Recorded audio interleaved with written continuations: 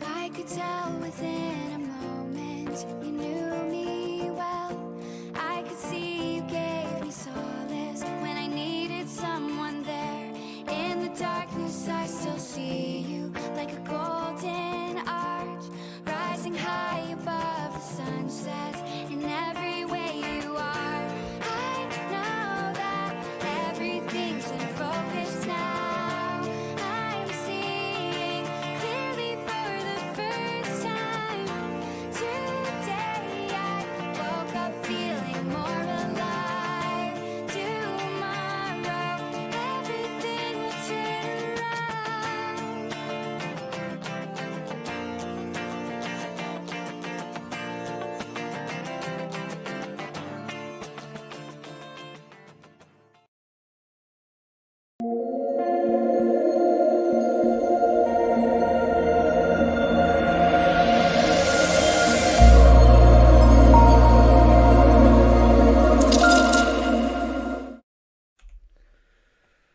Alrighty, ladies and gentlemen, boys and girls, looks like I've lost Godot for the first little bit, which is a bit of a weird champ, but we've obviously gotten over our technical difficulties, and we are here for the second last night of the first week here of Season 2 of the Oceanic Dota 2 League, and I'm joined by the first time by Mr. Godot. How you doing, son? I'm good, thanks. How about yourself, man? Yeah, not too bad, mate. We get to see some Australian Dota, we get to see some good Dota, and we get to have a nice little night of best of twos. So far, we've had basically most of the teams playing, except for, I believe it's C's Better as well as Spag and Sons, right? Are the last two teams to play? That's fair. Yeah. So, but first off, I basically just want to get your opinions on the team so far. Obviously, you watch the draft, you know how all these players are going through. You've played with a lot of these players before. You've played against them in pubs, all that kind of jazz. I just want to see how, after almost the full first week, how they're standing in Godot's books. You know, who are the winners, who are the losers, who's above where you were expecting them to be, and who's below where you were expecting them to be. Well, to be honest, I thought Adilo Chua and the Oracle Youth, which they're called Cute Anime Girls, I think. Yep. I thought they'd be like the two stronger teams because they have like more of the experienced international players. But that didn't really seem to be the case last night. Adilo Chua kind of like drawing very close second game as well. They almost got 0-2'd. And same with Cute Anime Girls, they just really underperformed. But I guess it's one of those things where you kind of need some time to get the teams to gel. And when you do have more experienced players, you have more opinionated players as well, which means you kind of need to work around them. Mhm. So it does take some time to get the synergies as well as like the comfort zone going on. Whereas the more relatively new players kind of gel better in a sense because they kind of just listen to the call and they play whatever is needed instead of having their own ideas. So less ideas, but more kind of confidence because they're just playing their comfort heroes. Whereas the other players, they kind of want to play their heroes, but they don't necessarily get them because obviously other people have different ideas on how to play the game. But yeah, they definitely underperformed to the expectations for everyone. I think most of the viewers would have been surprised as well. But tonight's game sees better. We haven't seen them play yet, as you stated before. It's a pretty interesting lineup as well because Silvos is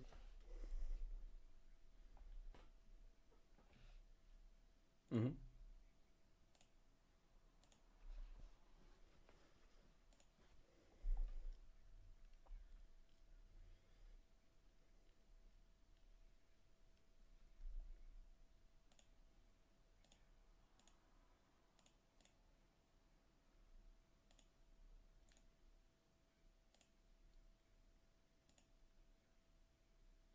Mm-hmm. Yeah, I'm not too sure how this will be lining up for these guys, but everybody else playing along at home can see the lineups here for C's Better. They do have quite a lot of core players. I know that Lon is one of those players that can really flex around quite a lot. I've seen him, go from threes to fours to fives and kind of bounce around a lot of these lineups that he's ever been in. So I'm interested to see how they do go about playing a lot of these games, because I think from what I've seen, I believe Reverie plays the 1 and Buzzkin plays the 2 for them. Obviously, Tekor is going to play 3 because it's Tekor, but yeah. So I think that is basically how it will be going here for tonight. Obviously, we'll have to see if that is how it does work for them, or whether or not it will be something slightly different. But the other team that we have for tonight is No BKB, which is basically, as you're saying at the top of the show, this is basically old Darkside, right? Yeah. Without music or... Yeah, I feel like this is Darkside revamped in a sense. They have Xavier and Basu from the old team, and they obviously have a lot of synergies because they play a lot together. Andros as well, but we're playing with them, I believe, with Crossfire. I could be wrong, or at least with some of them. I think with Xavier at the very minimum he was playing together with. And yeah, I mean, their lineup looks pretty solid. I don't really see a weak link. Even their subs are pretty interesting. They have Shreds SKZ, who's also a mid player and a flexi player, and Merchant as well, who used to play 3 and 4 in a lot. And I think they're pretty decent as well. So it'll be quite interesting to see. I think this will be one of those teams that will gel the fastest in the tournament, because they already have players who've played around with each other quite a few times. I think that's probably the biggest thing that's going to work in the favour here of No BKB, is the fact that they have a lot of good players and they have a lot of players that have played together as well. So that'll be one big thing for everybody to look forward to for No BKB. But boys and girls, we do have our first draft of this evening. No BKB going up against Sees Better. I don't know why every time I transition I lose you for like half a second, which is really annoying. Yeah, I'm not sure. Maybe it's a program. Unfortunately for... Okay, you're back now. So we're into the first draft. Is there much that you've been seeing from these Australian teams that is kind of out of norm for a lot of the pro data that's been going around? Obviously, there's a few bigger tier tournaments going on right now, so I'd be interested to see whether or not Australia sits kind of in a different stance to everywhere else. Yeah, I don't think Australian, well, at least not most of them, actually tend to follow the meta in pro games. There's always going to be like these trends in pubs, and they can apply those because it's commonly seen by a lot of players, and even the Australian region. But when it comes to like drafting and pick orders and whatnot, it's generally kind of just they go with what they're comfortable with or they're confident with, not necessarily what is actually going on in the pro scene. Same thing when it comes to like matchups. I don't really see your typical matchups. I've seen, like, for example, last night we were watching game between, I think, Adilo Chua, and they went for a Sven pick into Lifestealer, even though Lifestealer was third pick, and I feel it's a really terrible matchup to begin with, unless the Sven is quite ahead and he has a team that can create enough space for him to be able to just one-shot the backline and ignore the Lifestealer, but it wasn't really the case. So I felt it's better off if they're just following their comfort picks, because they kind of know what they need to do with those heroes, instead of trying to do what pro players do, because they're obviously not on the same level, and they don't scrim as much as the pro teams, obviously, because they're always boot camping and scrimming against other pro teams as well. So I'd prefer if they just keep to their comfort and play their own style or their own kind of way. So kind of gives them that confidence levels to actually execute and perform to how they normally do in their respective pub games and whatnot. Yeah, that really does feel like that's how, especially the first couple of weeks of OEDL is going to go, because a lot of these some of these players are new to the OEDL league, so some of them basically just going to have to try and rely on those comfort picks, because we've seen with a few players from season 1 as well, they did quite heavily rely on a lot of those comfort picks, even if they weren't, the best hero for the draft at that moment in time. It did. You can see between a lot of these players that are either night and day if they're playing on something they're comfortable with or something that's better for the draft. So I think a lot of these drafts will be seeing maybe some really weird stuff. If it might not look really good on paper, but the player might be able to play a little bit over the top, which is, I think, for this Sees Better roster, I think one of the players that really does slot into that category is Buzzkin, right? Like, he is a player that has looked pretty lackluster on a lot of heroes when he's playing things that are out of his comfort zone, but when he's playing on his heroes that he is good at and everybody knows that he's good at, he looks really, really strong. Yeah, that's the one thing as well to note is we don't really know who's going where, right? Like, we're not sure if Buzzkin's actually playing mid or not. I think that is his most comfort role by quite a margin.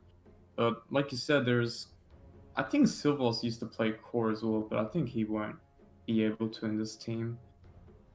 I just don't see how he can get everyone in their comfort if he's playing, for example, because he used to play mid, he used to play offlane as well, and I don't think he'll be able to get those two roles, so he has to play support, 1, 5, or 4, I guess.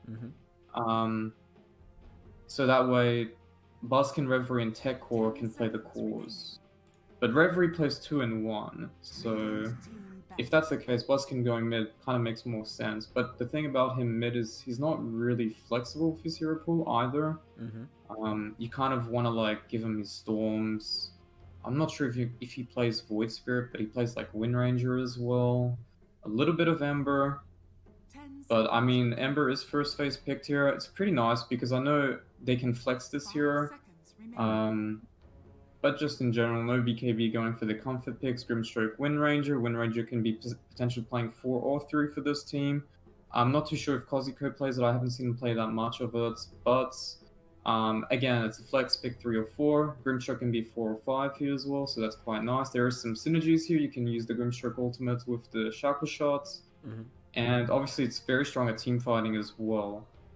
Deep pushing, very good at wave clearing if they want to deal with like if they want to play like a draft where they want to slow down the momentum and just drag out the game. These two heroes do very well at that. They can just clear the waves and split a little bit while their core or hard carry is actually splitting the game and just farming up in the meantime. Well, we have been seeing a few more of those harder carries. Like, you see things like Terrorblade and those Lunas and stuff like that, and those Spectres being a little bit more common now. So maybe some of those position 4s and 5s that can really just shove out lanes while a carry does sit in AFK farm is probably better for a lot of these players, right? Yeah, I think so too. Anti-Mage as well has been one of those heroes that's been picked up quite a lot by a few teams in Australia. So I wouldn't be surprised. That being said, Balsu is a pretty hard carry type player. He plays Lifesteal with Spectres, a bit of Morphling as well. I think I've seen him play Anti-Mage as well in the past as well. Not sure if it's one of his main heroes, but I think he can play it as well. Yeah, I think Balsu does spread his wings a little bit when it comes to that carry role. I've seen him try and branch out a little bit more. The Spectre ban here is a nice little one here for Sees Better. So I feel like they need to pick up their own position 4 here. Maybe something they can play a little bit faster with the Ember Spirit as well. Because usually you see sometimes these Embers go for like the Spirit Vessel builds and they just kind of run across the map and just fight around with the position 4. 10 seconds remaining. I mean, at this point here, they're not really showing too much. Just your typical support plus the flexi 1 or 2 position Ember. That being said as well, even if you just want to throw him at mid lane, he doesn't really do bad against most matchups. You can just always survive the lane or recover pretty easily. But I mean, this is the Pulse 4, the Initiator as well. That one hero that you're talking about that can actually run around with the Ember or even give him a head start in their mid lane if they want to chuck him up mids. But overall, I feel, oh, here we go, instant pick here, Puck. Oh, well, we know who's playing that straight off the bat here. You've got Kozzy on your team and you pick Park. Of course, everybody should know where this is going to be going. But, I mean, it is still another flexible hero. It's not like it does have to be in that mid lane. It's one of those heroes that can flex quite hard. But, as you said, Kozzy is one of those players that is very well known for his puck. So, I'd imagine... Is that a good matchup versus the Ember? I don't know. I'm not a mid player, so I don't really know all these matchups all too much. You can always outpoke him, you can always secure CS, you got the silence as well, which makes the Ember want to go for the Yules build-up, which is not necessarily a bad thing. But in that regard, you can't really play aggressively on Ember against the Puck, for example.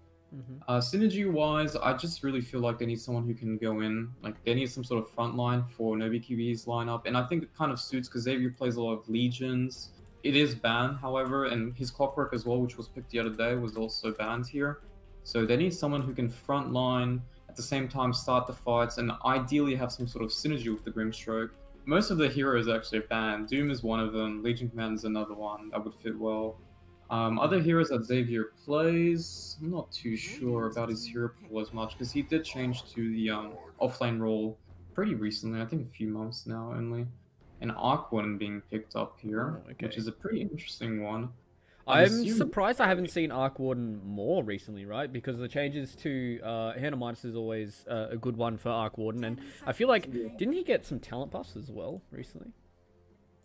He got some talent changes. He's got like a cooldown reduction now, I think at 15, it's 15%, or like a massive gain on attack speed, which are both really good, in fact.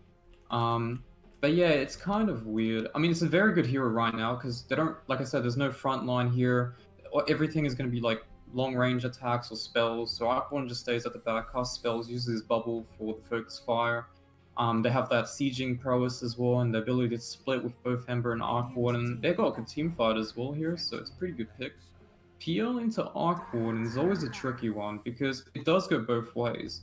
If Arc Warden gets a good start, goes for the Maelstrom, and he just starts to group up before the PL gets his 2 item timings, which is ideally normally Manta and the Fusel Blade, the Arc Warden's Maelstrom does a lot of work, especially when you have the Illusion up as well.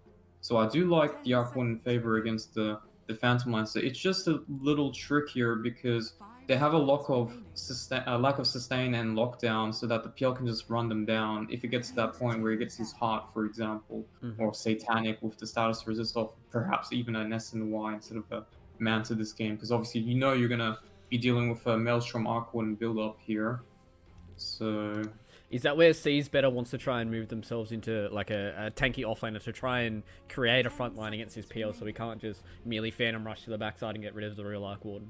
Yeah, I think that's all they need to kind of balance their lineup right now. They need that front line, someone who can start fights, and someone who can run at them if they want to start a fight, because you don't want to have a Puck being the one starting for coil. You want someone else to start so the Puck can get the back line ideally or follow up, and then the PL has more freedom in that sense because there's these 2 heroes already starting the fight for you, so the PL can get to the back line as well.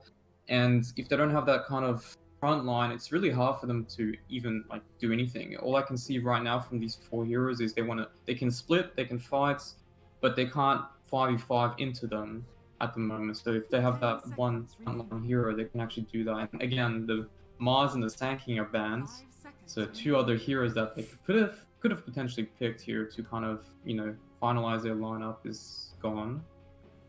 Also, Underlord getting taken out. Same with the Doom, Legion Commander. Pretty much all the strength melee offlaners are basically being taken out by both Seasbetter and No BKB. So both teams are kind of waiting for that offlane pick. I'm just trying to think of Xavier's heroes that he could pick right now. What about something like a Tiny? Is that good I was enough? thinking about Tiny as well. It does have some good synergies here. Fast tempo as well, which allows the full 1 play to come in from No BKB. And it is not necessarily a good hero to just tank, because you kind of want to go in and out with Tiny when you have your Blink Dagger. But it does kind of help in that regard, because you can start the fire, Puck and follow up. Everyone else can also focus their own targets, but they go for the Batrider instead. There are synergies, but again, they lack that oomph of like just having a hero in the front for everyone else to kind of just follow up. I'm not too sure about this pickup. It does have a good laning phase though, because it'll be most likely against an Arc Warden and Winter Wyvern. But yeah, I'm just worried about the mid to late game. If it gets to a point where they're equal net worth, they don't really have that ability to just sustain the damage output. Yeah, also it does feel like if Seasbetter are the guys who are being on the front foot and putting the pressure on a No BKB, it's going to be really hard for them to try and play the tempo that they want to, because, you know, running around with a Batrider and a Puck and a Wind Ranger, they're basically heroes that want to jump around the map and start killing people with pickoffs and stuff like that, and not really stand in the front line. Oh, okay, the Brewmaster. I actually really like this. Yeah, me too. Great way to deal with the PL illusions in the later stages, because you can go for the Radiance build up, or you can just dispel with your Cyclone Panda. On top of that as well, it's a really good matchup in laning phase. Tekko plays this hero really well as well. And they get another hero that can start the fight as well with the Earth Spirit, which allows the Arc Warden and Ember to do whatever they feel like in the fights. I'm loving the Seasbetter lineup right now, actually. This kind of just suits so well against the matchups of the PL.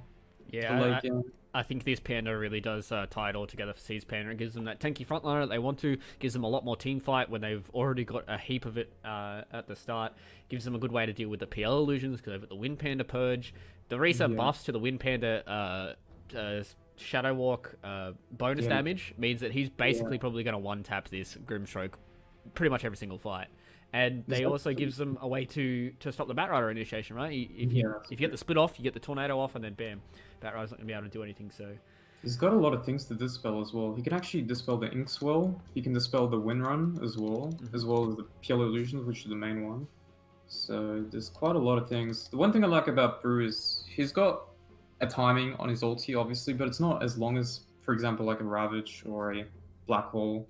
So he's not as exploitable as these other heroes mentioned before. But at the same time, it's even if he doesn't have his ulti, he's still available to fight because their lineup is pretty quick. Like they have Earth Spirits, they have Ember Spirit as well. Arcwarden is not really reliant on cooldowns either, and is a hero that can fight but can split as well, depending on the situation of the game. So I just don't really see any down timers on their lineup here, as long as they don't get too behind the laning phase. I'm just worried about the Batrider because the Batrider is a hero that can really snowball out of the lane. He's versing a Winterwive and Arcwarden most likely. But if he doesn't, and Arcwarden gets like a bit of a game, early game, once he hits his 6, the Batrider doesn't really do much to him. Yeah. So it really, this top lane is going to be dictating the early game here. And I'm wondering if they decide to do a tri lane first at top by Sees Better to kind of prevent the Batrider from snowballing.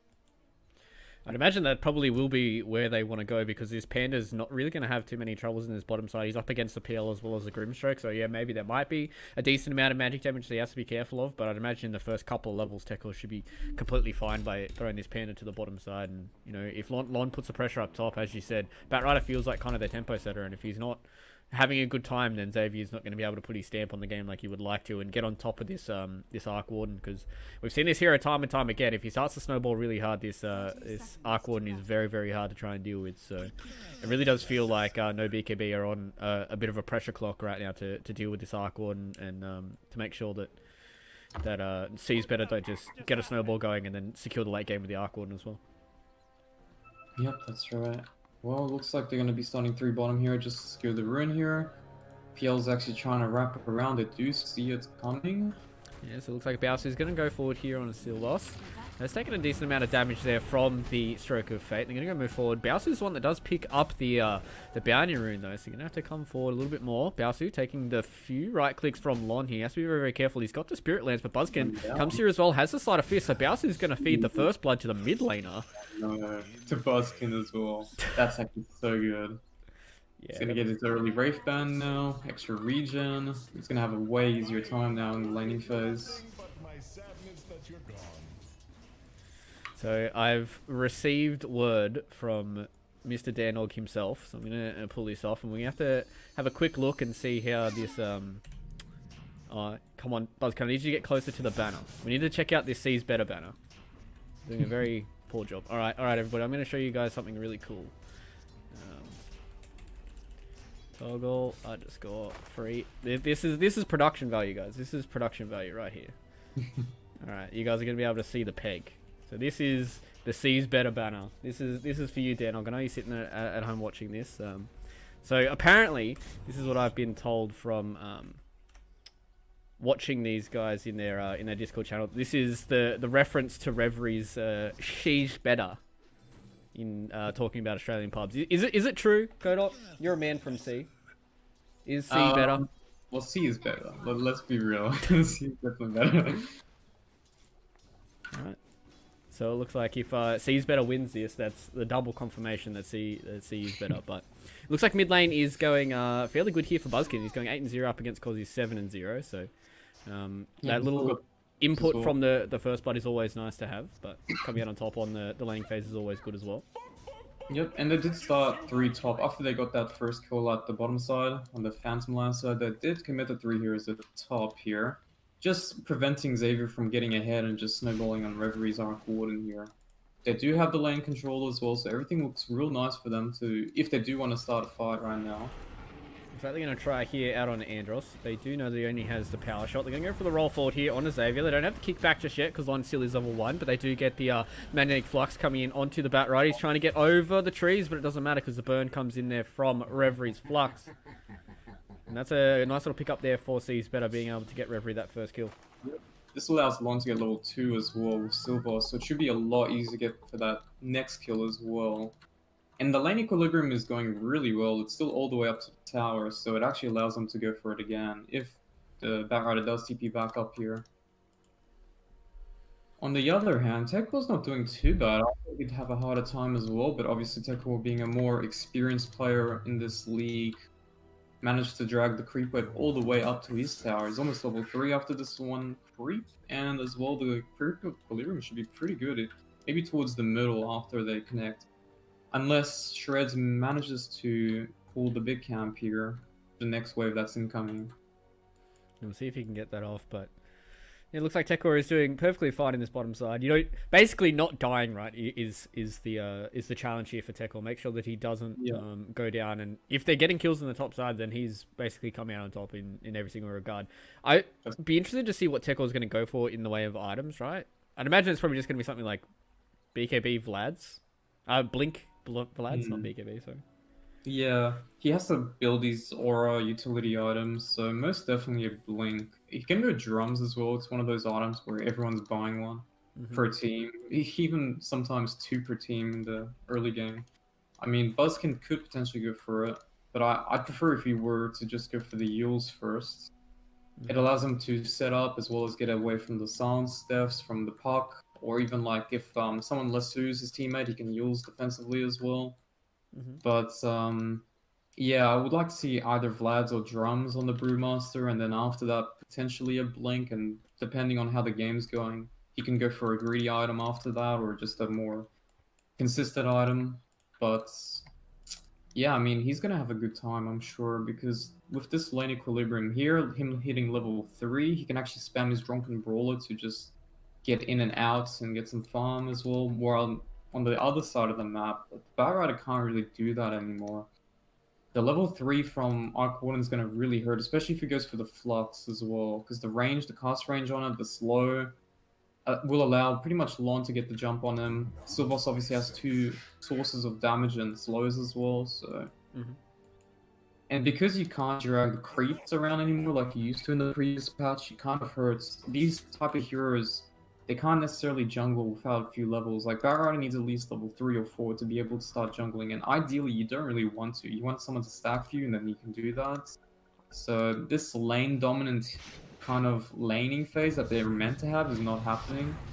Well, they're going to try and go here on Andros. They do realize that he's not level 2 just yet. He would like to get that little extra creep to try and get that win run, but they're going to come forward here. Lon, bring out the auto attacks. They're not going to be able to dive for it. So it looks like Lon's just going to leave that one be with Xavier respawning now. So Andros leaves to tell the tale. I'm like, no. Tekor in trouble.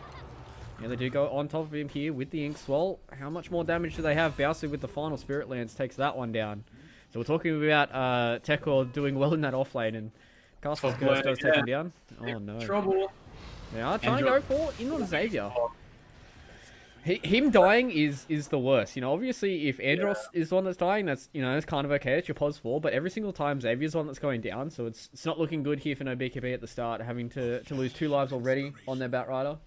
And he just TP'd in as well, so he can't even come up here and absorb this XP and gold. So Andros will be taking over this lane. He'll become the real pos 3 now.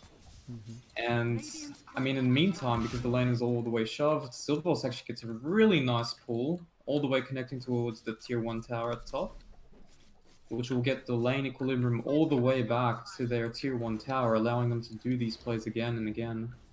Yeah, and that's the thing that No BKB have to be very, very careful of, is if they do try and contest some of these pulls, they're going to have to be careful about Lon potentially making his another rotation towards top, and, you know, same with the Winter Wyvern. She's got very, very good spells early on, and, you know, if Xavier oversteps the mark just by a little bit, he can get punished quite heavily. But now, it looks like Andros as well as Lon are going to try and put their attention towards the middle lane. It is going fairly even now between both these players. 23-2 against the 21-4. So Cosy as well as Buzzkin are fairly even in this regards, but it looks like they're going to try and go on to Xavier again in the top side. Does use that Firefly. Lon trying to go for the roll. Does miss, unfortunately for him. So Xavier getting himself into that little puddle. Gets away from the Seas better support duo. Well, so far, despite the fact that the top lane is going so well, PL is completely free farming at this point. Lane equilibrium is going really well, and looks like Lon is actually rotating towards the bottom side of the map. This Shred's out of position. If he does get clapped here, they could potentially go for the kill. Oh, they're going to go forward here. They do get the roll forward onto Shreds. They have to be very, very careful. In comes the Ink Swell as well, so Lon's going to be one that gets stunned up by that. You're going to look and try and get the Courier kill, but Lon, unfortunately, has to be careful. He does go down to Baosu. So the first rotation from Lon to this off lane doesn't work out for him. Yeah, now Baosu's kind of applying some pressure on Tekor as well. Tekor. Let's be careful. He doesn't have the Drunken Brawler. Baosu with the next Spirit Lance doesn't do all too much damage to the Panda. So he's okay for now. Only 1 level in that Spirit Lance, so it doesn't have the burst damage just yet. But yeah, I think he missed his Q as well. The Boulder Smash didn't actually connect on the Grimstroke then as well. but I don't think they would have had enough damage because of the magic stick charge that the Grimstroke had, and kind of allows them now to get some pressure relieved on the top side. Now Xavier can actually go up towards the top lane and actually get some CS. You can see they're putting a lot of pressure here out on the Andros. For every getting closer to that level 5. Having 3 levels in that Spark Wraith will be quite scary for them. Depends whether or not he wants to go for the Flux, but having that Purge up against Andros, if he ever gets clipped by one of those Spark Wraiths after using the Wind Run, that's when it's going to be basically curtains for this Pos 4, but Andros understands that enough, and they are starting to put the pressure back the other way here for No BKB. But now with the rotation coming in from Lon, realizing that the bottom side's probably not the best way to go for him, because Biasu is in such a strong position on this Phantom Lancer, so they're going to see if they can get another kill on Xavier, whose Firefly is starting to wear out. They're going to come forward here. They do get the stun down as well as this Boulder Smash. They get the slow there out onto the Batrider, looking for Andros as well. Big Dream Coil comes in from Kozi. That's a lot of damage there going in onto Andros, so Kozi's going to be able to clean up one. Biasu with a rotation as well. Wants to see if they can clean up any more of these heroes. So Silvos, he's going to try and send himself to the left-hand side to see if he can get the attention from Biasu, but looks like the Phantom Lancer wants some creeps instead. Oh, Kozi misses the orb, but eventually with the auto attacks, he does clean that one up. So the Puck survives, get themselves 2 kills out of that, and they're starting to even up this kill score a little bit here. Yep, and this is what I like about Biasu playing carry. He always comes to the side lane relatively soon, especially once he has a little bit of a lead. Allows them to kind of shut down the enemy carry, because Arc Warden against PL in the early stages until you hit level 6 is not ideal. Even if you hit level 6, you don't have the Maelstrom at that point to be able to push him out of the lane. He's got superior armor as well, so he can run you down with the Phantom Rush. So allowing this play, although the Brewmaster will get some farm and some levels, it will shut down the Arc Wardens to some extent, allowing them to also potentially get a tower if they do end up diving him and getting a kill. And that's the key, is opening space on the map so that they can control the map and get more farm. But top lane, at the same time, I say that. That is unfortunate here for the Grimstroke. He ran into a level 6 Reverie, so he's going to lose his life there to the first use of the Tempest double. But Biasu, level 7 on this Phantom Lancer, so he's going to come forward as well. Does purge off that Flux, so he's okay for now. And the Phantom Lancer is just going to go back to his farming ways. So, yeah, they do put a little bit of pressure on the Reverie, but he gets himself a free kill there onto Skits. So, you know, it's not really what they wanted to do up against this Arc One. They want to feed him any more gold, and fortunately for them, because he was able to pick up the kill there onto Buzzkin. But Tech One now with his level 6. Gonna see if he can catch somebody out here. He's gonna lose his courier there to Kozi. He wants to try and get this DD rune as well. Doesn't have enough mana for the split just yet. With that wand, we'll certainly give him enough. So a lot of movement here from No BKB, whereas the side of C's better are more than happy to just stay static in their lanes for now and farm up a little bit more. But it does mean that No BKB are slightly ahead in the gold. I think they're a little bit behind on the experience, which is... There's also a Midas coming up right now to Reverie's Arc Warden, which will be massive, because he's saving his ultimate right now. If he does die before he gets his Midas usage, that would be pretty big, and it looks like they're going for it. Buzzkin's looking for the Kozi kill. He did try to do a Galaxy Brain play and throw the Redman out to where Kozi's orb was going for, but Kozi, being the 400 IQ player, was able to get that done before he actually jaunted. So now they lose Skits again on the top side. Trying to put pressure on a Reverie, but Reverie seems to be able to turn around. This Arc Warden very, very strong early on. 4 levels in that Spark Wraith. Already has that hand of Midas up. As you were saying, they're trying to put the pressure onto Reverie. They don't want to have him just having a free fire Midas. Silvos taking a lot of damage from Biasu, but they need to make sure that they're not continuing to feed Reverie here. You know, Skits is trying to do what he can in this top side, but every single time he decides to show up in the lane, it seems to feed away a kill to Reverie. Yeah, I would like to see Buzzkin more in action as well. He's playing Ember. He had a pretty decent side top lane though. Seeing if they go on to Silvos here. He's not level 6 just yet, so Biasu will be able to get a free kill. And Lon trying to do what he can up on the top side here. But now with the Inkswell on top, they're going to be able to get the stun onto the Earth Spirit, and Biasu gets himself a double. So dominating spree already here for the Phantom Lancer. So both carries basically having the time of their lives right now. Yeah. They will get this top tower though, which will allow them to open up the space on the map. Reverie does rotate towards the bottom side, try to get a trade-off, but I don't think they have the ability to actually get this tower relatively fast enough. Kozuko also looking to go for the runes, the bounty rune top side. Buzzkin going in on him though. See if he can get the kill for this. Buzzkin was able to get the invisibility rune as well, so now with the Flame Guard, does have to use the Dream Coil, so Kozi Having to use a little bit of a cooldown to try and stop himself from feeding a kill there to Buzzkin, who is coming towards the top side. He's found Skits here as well, so he doesn't have the chain, so he has to be very, very careful. He wants to try and get rid of the Phantom, does get it done with the Sleight of Fist as well. Dodges out the Inkswell, so nice little play there from the Buzzkin. He's looking for another one, and I think the B-Claners in the chat are going to be pogging out very, very soon. No, but it's Andros with the Shackle from the top side. So the B-Claners were preparing their Pog chance, but unfortunately, it was not a Pog chant. I think you jinxed them, man. I did. I really did. I was trying to lead into this really cool PogChamp play, but unfortunately for me, Buzzkin lost out to the Andros. And now Silvos on the top side. He does get the right Phantom Lancer with the Winter's Curse. So he's going to keep himself alive for a little bit longer, and that's likely enough for him. But Andros, downtown. That was a nice power shot.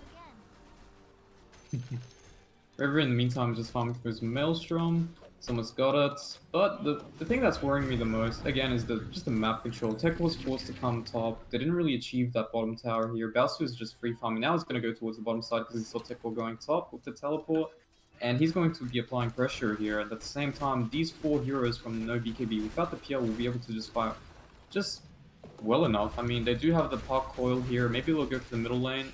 Here we go. Yeah, Dream Coil comes down here on a Buzzkin. Does only be leashed for a little bit longer. Lon does get the silence down, but unfortunately for them, that's not enough. And they do eventually get the kill onto the mid lane. Looking for another one here. Lon's the next one on the list, and they will be able to pick up the Earth Spirit Reverie. He's on the top side. Kozi, though, has to be very, very careful. It's a lot of damage coming in from the Winter Wife, and Buzzkin buys back as well. So they get rid of Kozi at the side of the fight. They're looking for Andros on the other side as well. Tekor, back on the left-hand side, is going to be able to get rid of Skits, and they will be able to clean up the Wind Ranger. Oh, actually, yeah, okay. I was going to say, Tekor, you need to clean that one up, buddy. They do eventually get 3 kills for it. It was a buyout from the Ember Spirit, but these early game buyouts, if you do get a few kills out of it, end up being much more worth for you than the enemy. Yep, they do end up getting the mid tower as well, trade from the bottom tower that the PL got. The PL is quite massive, but they do have answers for him this game. They have the Brewmaster, they have the Arc Warden's Maelstrom as well. Once they group up, they do have the additional front line, or at least more front line than the enemy lineup, so it'll be easy for the Arc Warden to just stand his ground because he has a lot of his teammates just kind of starting the fight for him, whereas the PL doesn't really have that. That being said, looks like they're forcing their way towards top from No BKB lineup here. They want to kind of gain the side of the map, and smoke comes out. Yeah, another 30 seconds until they have the Flaming Lasso, though, so it's going to be hard for them to try and clean up Bowser here. They do have the Shackle Shot from Andros, as well as the Fiddle's Embrace from Skits. This one with the Shackle, because if not, it's going to be a big waste of time. It's only a level 2 Shackle as well. He has to line this up nice and perfectly. Andros sitting in the trees as well, same with Xavier. Are they going to... Oh. No. Alright. Okay, that's huge. Because now they're going to rotate towards the bot side and pressure this tier 1 tower. And mid tower will just be fine because obviously there's no one there. Kazuko can't really apply pressure here alone. And especially since they TP top, they can't really connect towards bottom now. Yep, so a lot of wasted time here for No BKB. Tekor on the bottom side, just trying to put pressure in towards his tier 1 tower. Another 30 seconds until he has the split back up and ready. He's sitting on 1800 gold as well, is Tekor, so probably just leaning towards the Blick Dagger early on here. Especially once Reverie starts getting towards a few more of his items as well. Well, mid lane here, Buzzkin. Kind of scared of Costco just jumping in there, jaunting in and getting the coil off, so he actually reacted there. Does throw down another Remnant as well, but they're doing really well at defending this tier 1 tower here. Usually the mid tier 1 is kind of a turning point for a lot of these teams. It does open up quite a lot of the map, and you can see already that C's better. They've cleared up their own mid tier 1, and whereas the side of BKB, they would really like to claim this one, so that means that Baosu can really just take control of this enemy jungle here. Because he is quite big. Oh, that's he is. I would have liked Reverie to actually just help Tekor secure that bottom tower. He's just been jungling. I don't really approve of this. Like, sure, you want to safely farm, but you knew they were top because obviously the failed gank that happened in Buzzkin, right? So you have this timer where you can actually pressure the tier 1 bot tower, which he didn't actually exploit. So now just taking the jungle. The bottom lane was actually covered by Kazuko since only Tekor was applying pressure there. But they seem a little lost right now. Although I feel C's better are getting slightly ahead, and they do have better heroes in the later stages of the game to deal with the core matchups of obviously No BKB. But at the same time, it doesn't seem like they know where to play on the map. They're all just doing their own thing. As you can see, Teko's farming bot, Aquan, Embers on the top side, and Lon just covering That's a bit unfortunate. He just kind of ran towards the top bounty rune and didn't really pay much credence to where anybody else was, and kind of just walked into his death there. So Silvos losing out on that one. It's not good there for C's better, but as you said, they are still slowly starting to creep forward. They are going to try and put the pressure here on Nikosi. He doesn't have the Dream Coil. And they're going to make a Oh, play, they found him out. They've got him here with the Magnetize as well as the Clap on top, and they do a lot of damage there to Kozi. Unfortunately for him, using his movement spells a little bit too early on there. He's got fights all across the map as well.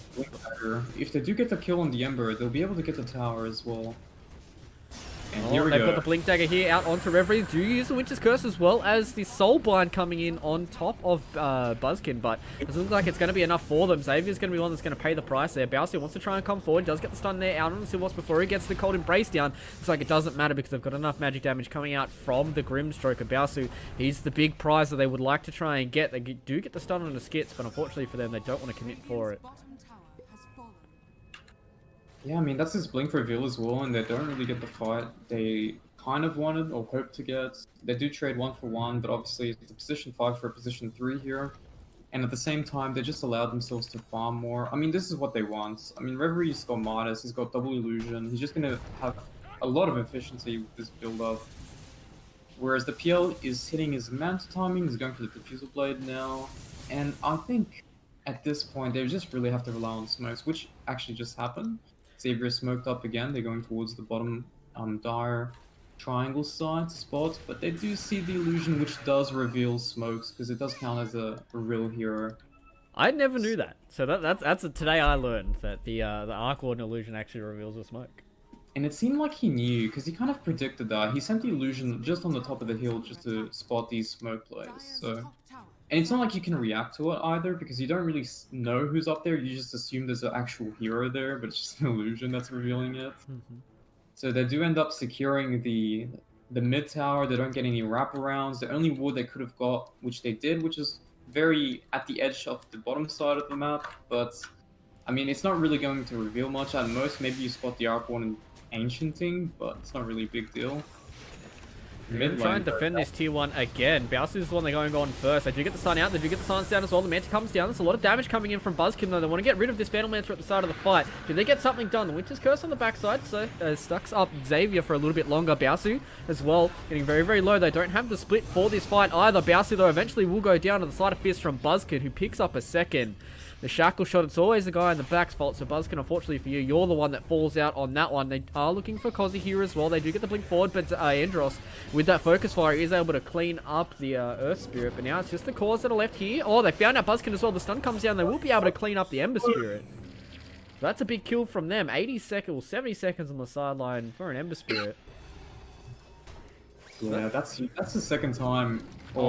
Tech. Oh, he gets caught out as well. They have the silence on top. They will be able to... Oh, no, Reverie! He comes in with the illusion. He's able to clean up the park. So Skits eventually will get rid of Tekor, but Reverie is looking for another kill here. TP is coming out here from Skits. They aren't able to get on top of that one. And Silvos going a little bit too far forward here. Probably will pay the price to Xavier. No, with the TP coming in from Lon, Xavier doesn't want to go too far into that one. So a few more scuffed old fights there for both teams. Does end up being... I feel like a fairly even trade. You know, you lose Kozi and PL for Ember and Tekor. Yeah, they were doing really good, but the Ember kind of overextended there. Got caught the same way as before as well, when he was looking like a pug play, just turned out to be a peg player. And I mean, right now they do have the Arc One Emgil, so this is the timing. This is the timing where PL just doesn't really have its impact, mainly because of the itemization that Arc One has gone for. So I'm really hoping they utilize this by grouping up. They do have the Brewmaster ulti as well, so this is the timing. This is the timing where they should be able to take the map or take fights if they try to contest the map, and it just gets more of the side of the map so that PL is starved and can't really kind of be as efficient as he would like to. But let's see what happens here. Is C's better or is he going to jungle? I hope he's not jungling because he's been doing a lot of that this game. So this is the time. He's got the BOTs as well. I think he'll connect because everyone's already on the bottom side of the map. So he'll be TPing bot, most likely. Oh, they found Kozi here with the Winter's Curse on top. Do they have another way of getting rid of him? They do, because they get rid of the orb. So Big play there from Silvox being able to take down Kozi on the puck there. Well, he's clearing out the middle lane here, and he's going to be most likely connecting after this triangle camp. I really like how they're moving right now. They're just three-manning. Both the Winterwife and the Earth Spirits always together with one other core. Either the Ember or the Brewmaster, they're always looking to do something, which is really good. You don't really want one of these supports playing on their own because they don't really have that ability to catch anyone, but if they're both together and they're connecting to one core lane, they always have kill potential, or they can back someone up if someone gets dove, for example, by the Batriders, Dagger, for example. They're always there. And, I mean, No BKB kind of respects that. They're scared that something might happen. They're not showing many heroes on the map by Sees Better, so they're actually just standing the high ground here. Yeah, it looks like now they are making their way towards top. Is Sees Better. They're smoked up here. Tekor has the split at the ready as well. He's going to go for a Radiance rather than anything else. So Tekor was a little bit indecisive on what he wanted here, so he's just going to go for the Radiance for the mischance. It's a little greedy, but I mean, it's going to pay off. Especially since he gets the PL will probably just have his Diffusal build up. I think he's got it now. Yeah, he's got the Diffusal Manta right now, So here we go, big fight incoming. Tekor needs to get this ultimate out ASAP. Coming forward here, does not get it off at the start of the fight here. We'll be able to get the problem split off before Skips gets it done on the backside, but looks like they're going to try and get rid of this Winterwife, and Silvox is still alive for a little bit longer. Finally comes down the Dream Curl from Kozi on the backside, and Baosu, though, he has to be very, very careful not to lose his life to Reverie as well as Buzzkin on the back, and they do eventually get rid of that. So one of the cores has gone down. They've only lost the supports on the sideline here. Frosty is better. Can Kozi get the blink away? No, he can't, because they do have the Spark right there as well. The Yules comes down from the Ember Spirit, so Buzzkin is going to look like, see if he can get it done. No, the Yules comes down there from Kozi with a blink all the way up to the high ground. So the fight basically only ended in Lon dying there for Sees Better, whereas the rest of No BKB are starting. Oh, okay, so we got the Sleight of Fist. He didn't get the Syrian Chains, though, unfortunately, for Buzzkin. Trusted he would have connected, he actually would have killed him there. But you don't know for sure, like, he just assumed he was out already. But, well, that's one fight going their way. PL just getting his Diffusal timing didn't really help him that much there. And that's what I was saying, there's a lot of ways for them to deal with the illusions this game. Arc Warden's Emjol, Ember Spirit as well has the Maelstrom build up. There's obviously the Dispel, there's AoE from both Winterwife and the Earth Spirit as well. So it's not really an easy PL game. He just needs more time for him to be able to get to that 3-4 slot timing where he can actually not really care as much for these counters and he can just get the backline and kind of pop them. But right now, I mean, I really feel Sees Better should push their advantage here. Try at least to control one side of the map, either it be the top side, get that tier 1 tower, control the triangle, or go towards the bottom side of the map and get some deep vision there and just try to go for the tier 2 after that. But they're just both teams of both farming. I think obviously efficiency wise with the Midas build up, you're obviously gonna get more than the PL, but at the same time, like, you do have the advantage here. You should be able to push it. And I think they're going to be connecting top. Looks like Tekor's just camping towards the top side, actually just waiting for an ambush. No, he's just going to push it out. He does have his Radiance build up as well. Yeah, so it looks like potentially Lon could be holding up for a smoke now. He does have his Urn as well as Veil of the Discord, so maybe now with the Radiance pick up from Tekor, they are feeling quite confident in the next team fight. They've got all their ultimates ready, same with No BKB, both teams have ultimates are plenty right now. They still are defending this mid tower quite a lot here, is Buzzkin. So maybe going to try and put their attention towards this top side so Sees Better can start clearing up this tier 1 tower because, oh, bottom side though, looks like Kozi has found out the Ember Spirit. He does get the Yule set up there. We'll eventually be able to get their Flaming Lasso down, but it doesn't look like they can get it done because the silence comes in from Lon. There's a lot of damage coming down though. There's a big Winter's Curse coming down as well here from the side of Sees Better. Silvos is able to get that one done, being able to keep his Ember Spirit alive for a little bit longer. Tekor's going to try and find somebody. And unfortunately for him, he doesn't clean that up. And it's a 10-second BKB used here by Reverie as well. They found out Andros on the backside as well. Doing a lot of damage to this Wind Ranger. They come in here. Is Kozi going to see if he can clean up anybody on the backside. Doesn't look like he can. Oh no, he didn't get the orb all the way out to the high ground. Unfortunately there for the puck, he's the one that's going to go down to their way. Something his TP no. So Skits gets out of that one. But it looked like basically as soon as that fight was done, Balsi just wanted to get out of there as quickly as he possibly could. He just can't really do much. He ran into the Brood. Brood has his Radiance build up as well. And, I mean, most of you do know that the Brew's ultimate works for the Radiance. I believe the Boulder Panda is the one that keeps the auras or any kind of utility item available. So Radiance still applies on the Boulder Hander. And I mean, it's just going to be very easy to deal with these illusions. I really don't see how they can fight right now. This is one of the things we were talking about during the drafting phase as well. They don't have a person who can start the fight, so it's kind of rushed. You see Xavier going in, but he can't really pop anyone, but he can't sustain either. Once he gets caught, he's just down straight away. And it's going to get worse. We see Lincoln Sphere now being built up on the Ember as well to deal with that. BKB is already up on the Arc Warden. He's also going for the Dragonlance, I think. No, he's switched it up. He's going for a Hex build up now. Yeah, I kind of like this. It provides them a little bit more lockdown against these slippery heroes like the Phantom Lancer and the Puck, but Lon, they do have a few illusions tickling him in the backside here. Reverie, though, does have his illusion here as well. On the backside, they hit a nice little Dream Call on too as well. Rolling forward here is the Earth Spirit, but on the backside, Bowser's going to see if he can get something done here. Eventually does take out the Winter Wyvern. You're probably going to lose Cosy on the backside here. W set that up here on both the cores coming out from No BKB, and they will lose their Phantom Lancer. Yeah, Cosy gets out of that, but they lose the big boy in Bowser. They don't want to lose any more here, and it looks like they eventually will. And it looks like C is better. They finally hit their timings. They finally hit the point of the game where they can start to end it up. Cosy, though, be very, very careful. That's a big slider for your Syrian Chains combo coming in from Buzzkin. Buzzkin and Tekor, they really want to try and get something done here. The 4 stuff on the high ground from Xavier keeps him safe. So Tekor is going to come in here. A lot of bonus damage from that Wind Panda. He's going to go back forward and try and get a little bit more done here. Has found Andros in the trees, but that is a nice little play there from the Wind Ranger. Getting himself away from the rest of C's better.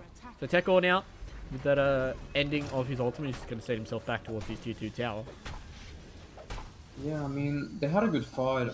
They kind of overcommitted again. Like, they went all the way up to India base. Lon just didn't want to give any mercy there, but he does pay with his life. And they do also utilize the Bruce split, which was unnecessary as well. That being said, though, I mean, the cooldowns don't really get hindered that much because they can always split the map with the Arc Warden's ultimates. So they're just going to wait it out a little bit. As you can see, Reverie's Illusion clone is already on the bottom side of the map, clearing the lanes. Now they have to just cover the lanes, showing their faces. Once they show their heroes on the map, then they probably can make a play with the Earth Spirit or the Wyvern's Curse to start it up. They are taking over the bottom side of the map now.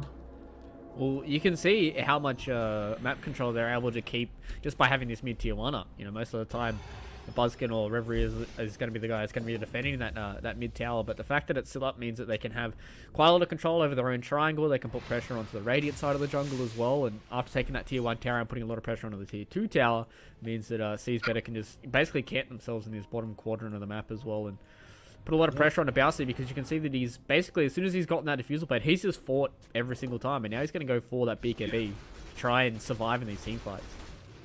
And their item timings are all coming up as well. There's Lincoln Sphere now on the Ember. Lotus Orb is online. Well, if he wants to buy it, he can get it on the Brewmaster for Xavier to deal with his ultimates. And then they also have the Hex up on Reverie.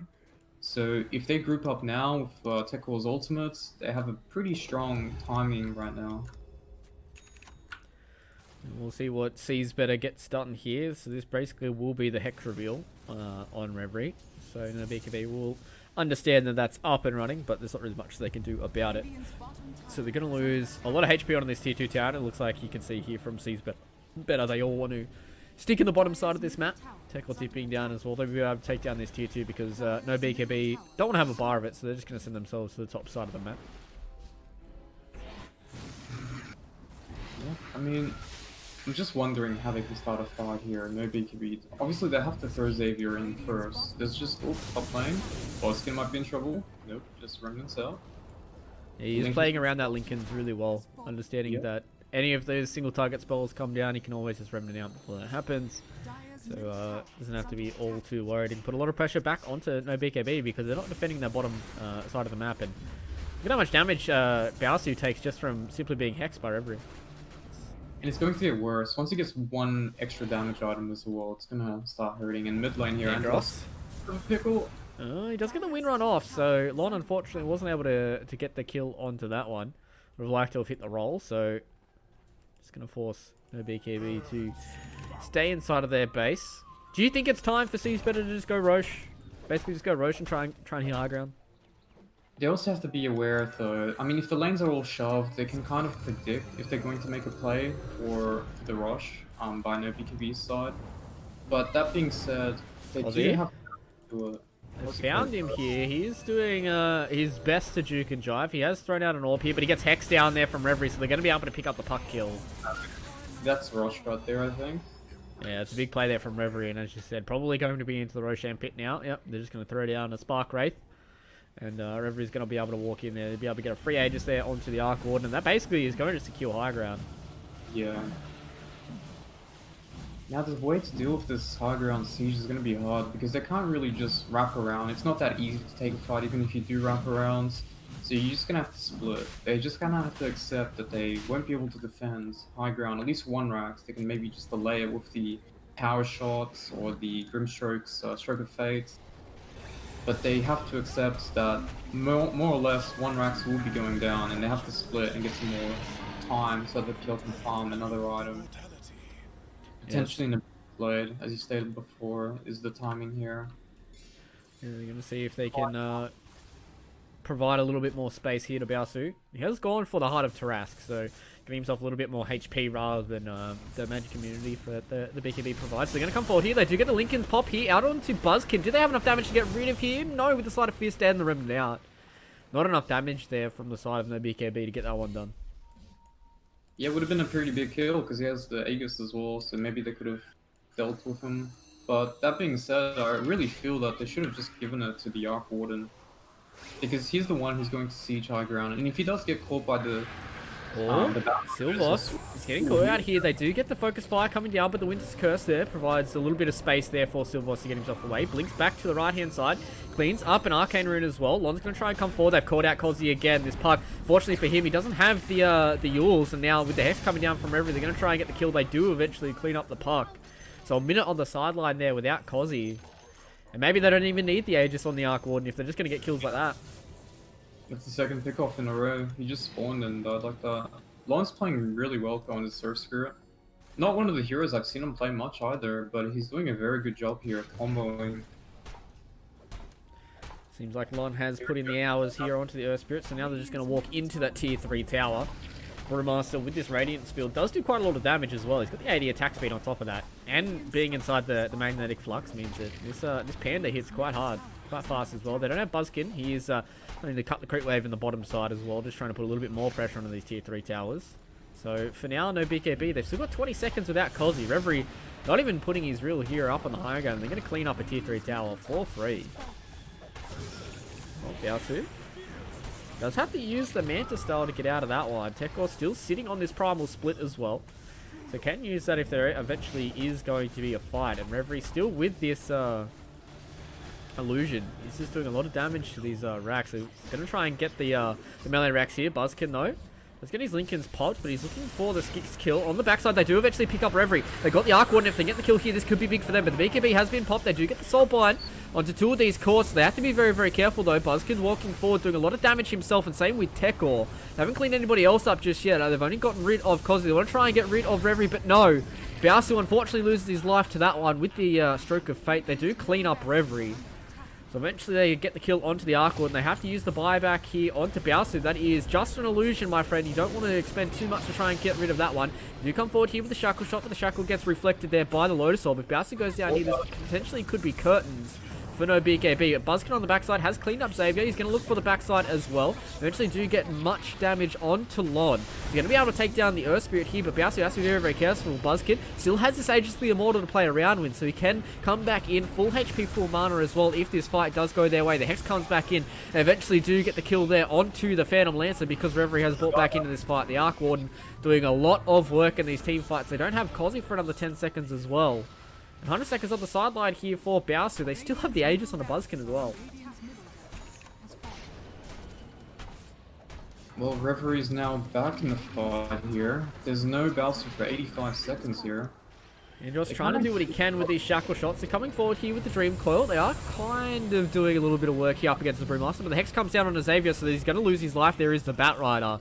And unfortunately for them, that's 70 seconds on the sideline without two of your heroes, and that's going to be it. GG has been called, and no BKB. They lose the first game up against C's Better. But they still were looking quite good at the start there. You know, Biasu's doing Biasu things by being a fairly strong position 1 player, but unfortunately for them, they just had to play into an arc wall. Yeah, I think he played really well, Baosu, honestly. Like, maybe there was a few things he could have changed.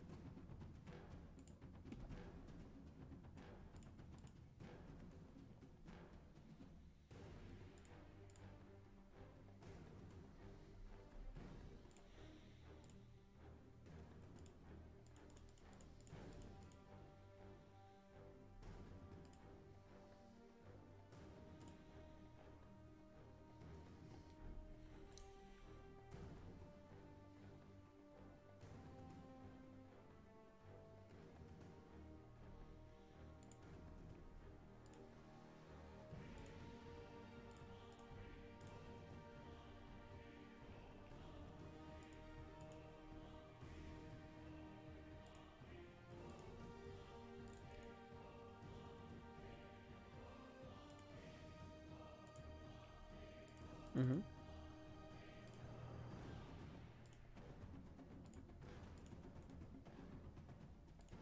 Yeah, well, we'll have to see if No BKB can pull it back here, or whether or not C's better is actually better than No BKB. We're going to be going to a short break, boys and girls. Make sure you join us after this.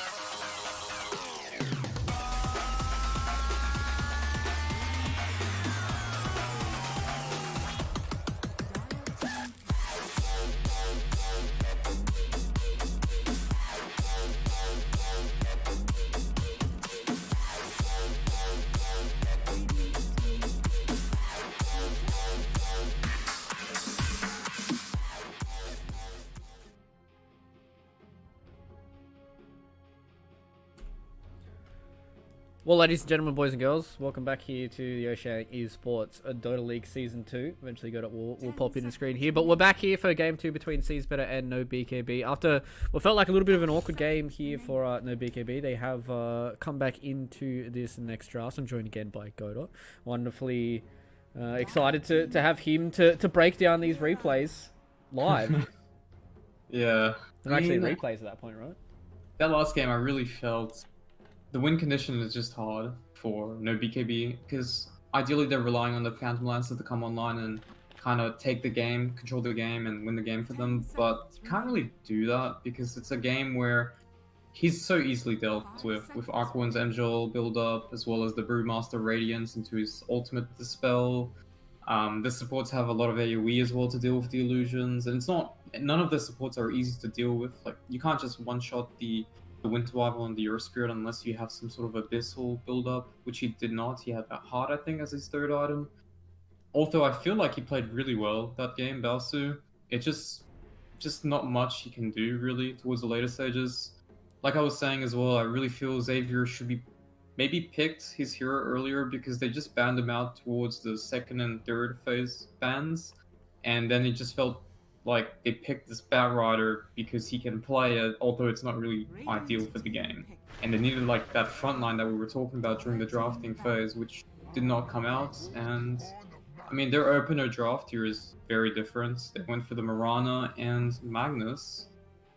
Previously, they opened up with, I think it was Grimstroke Wind Ranger, right? If I'm correct there. But, I mean, that being said though, Seas Better going for the Enchantress Tiny. I love these two heroes. I think they're so strong. They're both flexy as well. Like, you can run Tiny as a middle, a 3, a 4. Enchantress, you can play it as a 3, a 4, or even a 5. In most cases, this one is a 5. Strong, very strong laning, dominant heroes as well. And they have a lot of damage as well. Even though they don't necessarily need many items like Blink on Tiny or just tanky items on the Enchantress, and you can dish out a lot of damage for Impetus or your Stun Toss combo. But on the other hand here, a more flexy... I mean, this is more common in the pro scene. Magnus has been like prioritized pick or ban in the first phase in most games I've seen. Mirana's kind of fall off a little bit, mainly because of the nerfs. I think his arrow got nerfed as well as something else got changed. I can't recall exactly, but he's been getting a few nerfs as well. I do feel like that this is a little bit better for No BKB. The fact that Magnus has been picked up for them, it is a lot better hero for Xavier to play. It's a strong laning hero that allows them to have this tanky frontliner. It gives them good initiation, gives them good team fight as well, and it also provides them with Empower, which is one of the most busted spells in the game for players like Balsu who like to hit creeps and farm away until they get the that 3-4 slotted on these big kind of melee cores, and that's when they can start becoming scary. But also in the same vein, Seas Better have a really strong draft in this Enchantress. I know Silvos does love playing this Enchantress as well, so it's going to be a scary 5 for them to have. And then obviously Lon on the Tiny, it's probably, I would have to say, like one of his heroes that he's more known for, right? Like this Tiny, he's played quite a lot of that position for Tiny.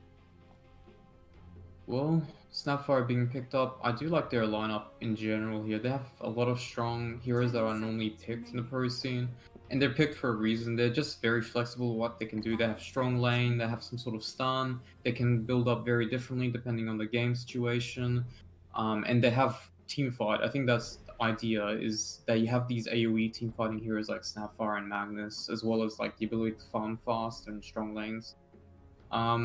That being said though, I'm not too sure where the Snapfire is going, because I know a lot of people have been doing Snapfire pos 3 as well as pos 4 and 5, but 3 has been actually a common rise now in both pro scene and in the Australian region as well. I see a lot of Snapfire 3. So we could potentially see that coming out from Xavier here. Whereas the Magnus as well can be played as a 3, it could be played as a mid laner. Not too sure if Koziko plays that as much, but I'm sure he can play it to some extent. And obviously, I think Andros will be playing Mirana. I think that's his hero this game. I think that's going to be the one that we kind of know for sure where it's going. Yeah, I do feel like they also have No BKB. Another important pickup for them is they've got Jiren back. So they have their main POS 5 back in the roster now.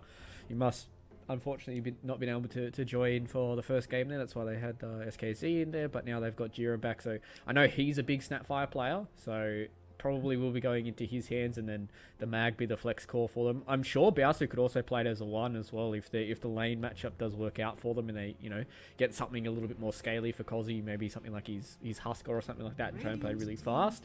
But we'll have to see how the draft does change here. So they're going to go for the Terrorblade here for Reverie.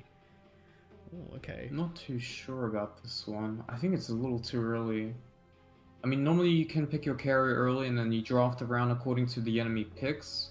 But I don't even think it's a good TP game, like, just judging from the 3 openers from No BKB. Snapfire and Magnus are generally decent against TB. Mirana, not so much. But, I mean, you pair him up with a strong offlaner.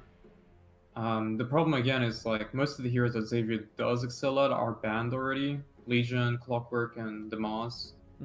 So leftover heroes that would be pretty good this game. Potentially something like Axe would be nice. The problem is the Enchantress plus 5 bullies a lot of heroes out. True. They already do have really good heroes at killing a TB, right? Because they've got a lot of stuns and they've got a lot of magic damage. The Snapfire can kill him from range. Notice that a lot of times Snapfire up against TBs, she starts spinning those big globs down, and unfortunately for TB, he's got nothing to sunder if he's just getting shot from 3,000 range away. So unfortunately for him, they're going to pick up the Sand King as well, which is quite a lot of magic damage again. So I'd imagine this forces the Magnus into a different lane, right? Like, you're not going to put like a Sand King mid or 1 or whatever, Yeah, this actually is a pretty good pickup. It synergizes really well with the Mirana. It's very good against TB in the laning phase. It combos quite nicely with the Snapfire plus 5 later on. You start the fight, and then Snapfire can use his ultimate as well from far away. He goes for the Veil build-up, which is perfect here, with the Snapfire and Mirana as well. So it's looking pretty good for No BKB here, draft-wise. They have very strong tanky heroes with decent lane dominance and team fight in the mid to late game. All they need now is a win condition hero. Because right now they have these 4 heroes that can do a lot of work towards the mid game, but they don't really have like a late game hero. So that's going to be Balsu's last pick here, which is quite nice. They changed it up a little bit in terms of like who they're picking their heroes for orderly wise. But a hero that's going to be good against Terrorblade, doesn't really falter too badly against Doom. Doom can be middle as well. This is one hero that's been picked for mid and off lane as well. But ideally a hero that can compete with the TB and doesn't really get bullied too much by Doom Tiny. What's it looking like? What's Balsu heroes? Lifestealer? I think Spec is open, right? Yeah, Spec's still in the pool currently. Yeah, this is definitely a Spectre game. Easy to play as well. They can just fight Spectre farms, haunts in later on.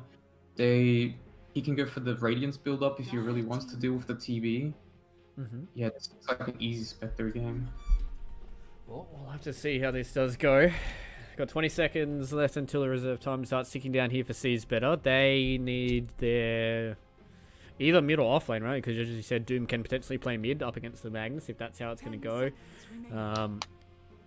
What are they looking for? What would be good? I guess another tempo hero, right? Another hero that can run around and kill people with the Doom and the Tiny. Puck. Okay. There we go. That works.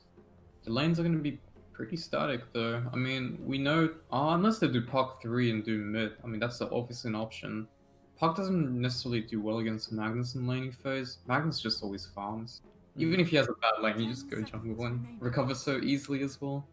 So I'm just wondering how they're gonna match this up. But anyways, here we go. Last pick. What's Balsu gonna pick here? Spectre's still in the pool. PA is still in the pool. It's another hero. Yeah, Juggernaut's still in the pool. Nakes is still in the pool. So a lot of these melee cores that do enjoy Empower. Yeah, I just think this is such a free Spectre game. His laning will be decent. Win condition is so easy later on.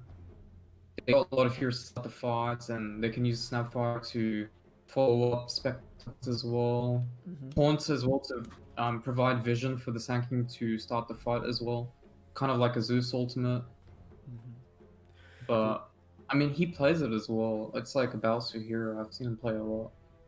We'll see where they do lean. They've got a lot of options open to themselves right now. It's basically just comfort for Bowser, whatever he feels like is the strongest hero for them. He does have to be very, very careful of like the Doom Tiny lane, which has, you know, a decent amount of magic burst early on. You know, you can put a lot of pressure with the Doom, with the Scorched Earth, and Tiny Avalanche combo does do a lot of work as well. And obviously Puck early rotations has to be careful. So see what No BKB go for here. They've only got 20 seconds left. Spectre still is left. Juggernaut's still good. Nakes is still good. Yeah, it's basically just whatever Bowser wants to pick right now. They're kind of just going through the motions and seeing where they end up.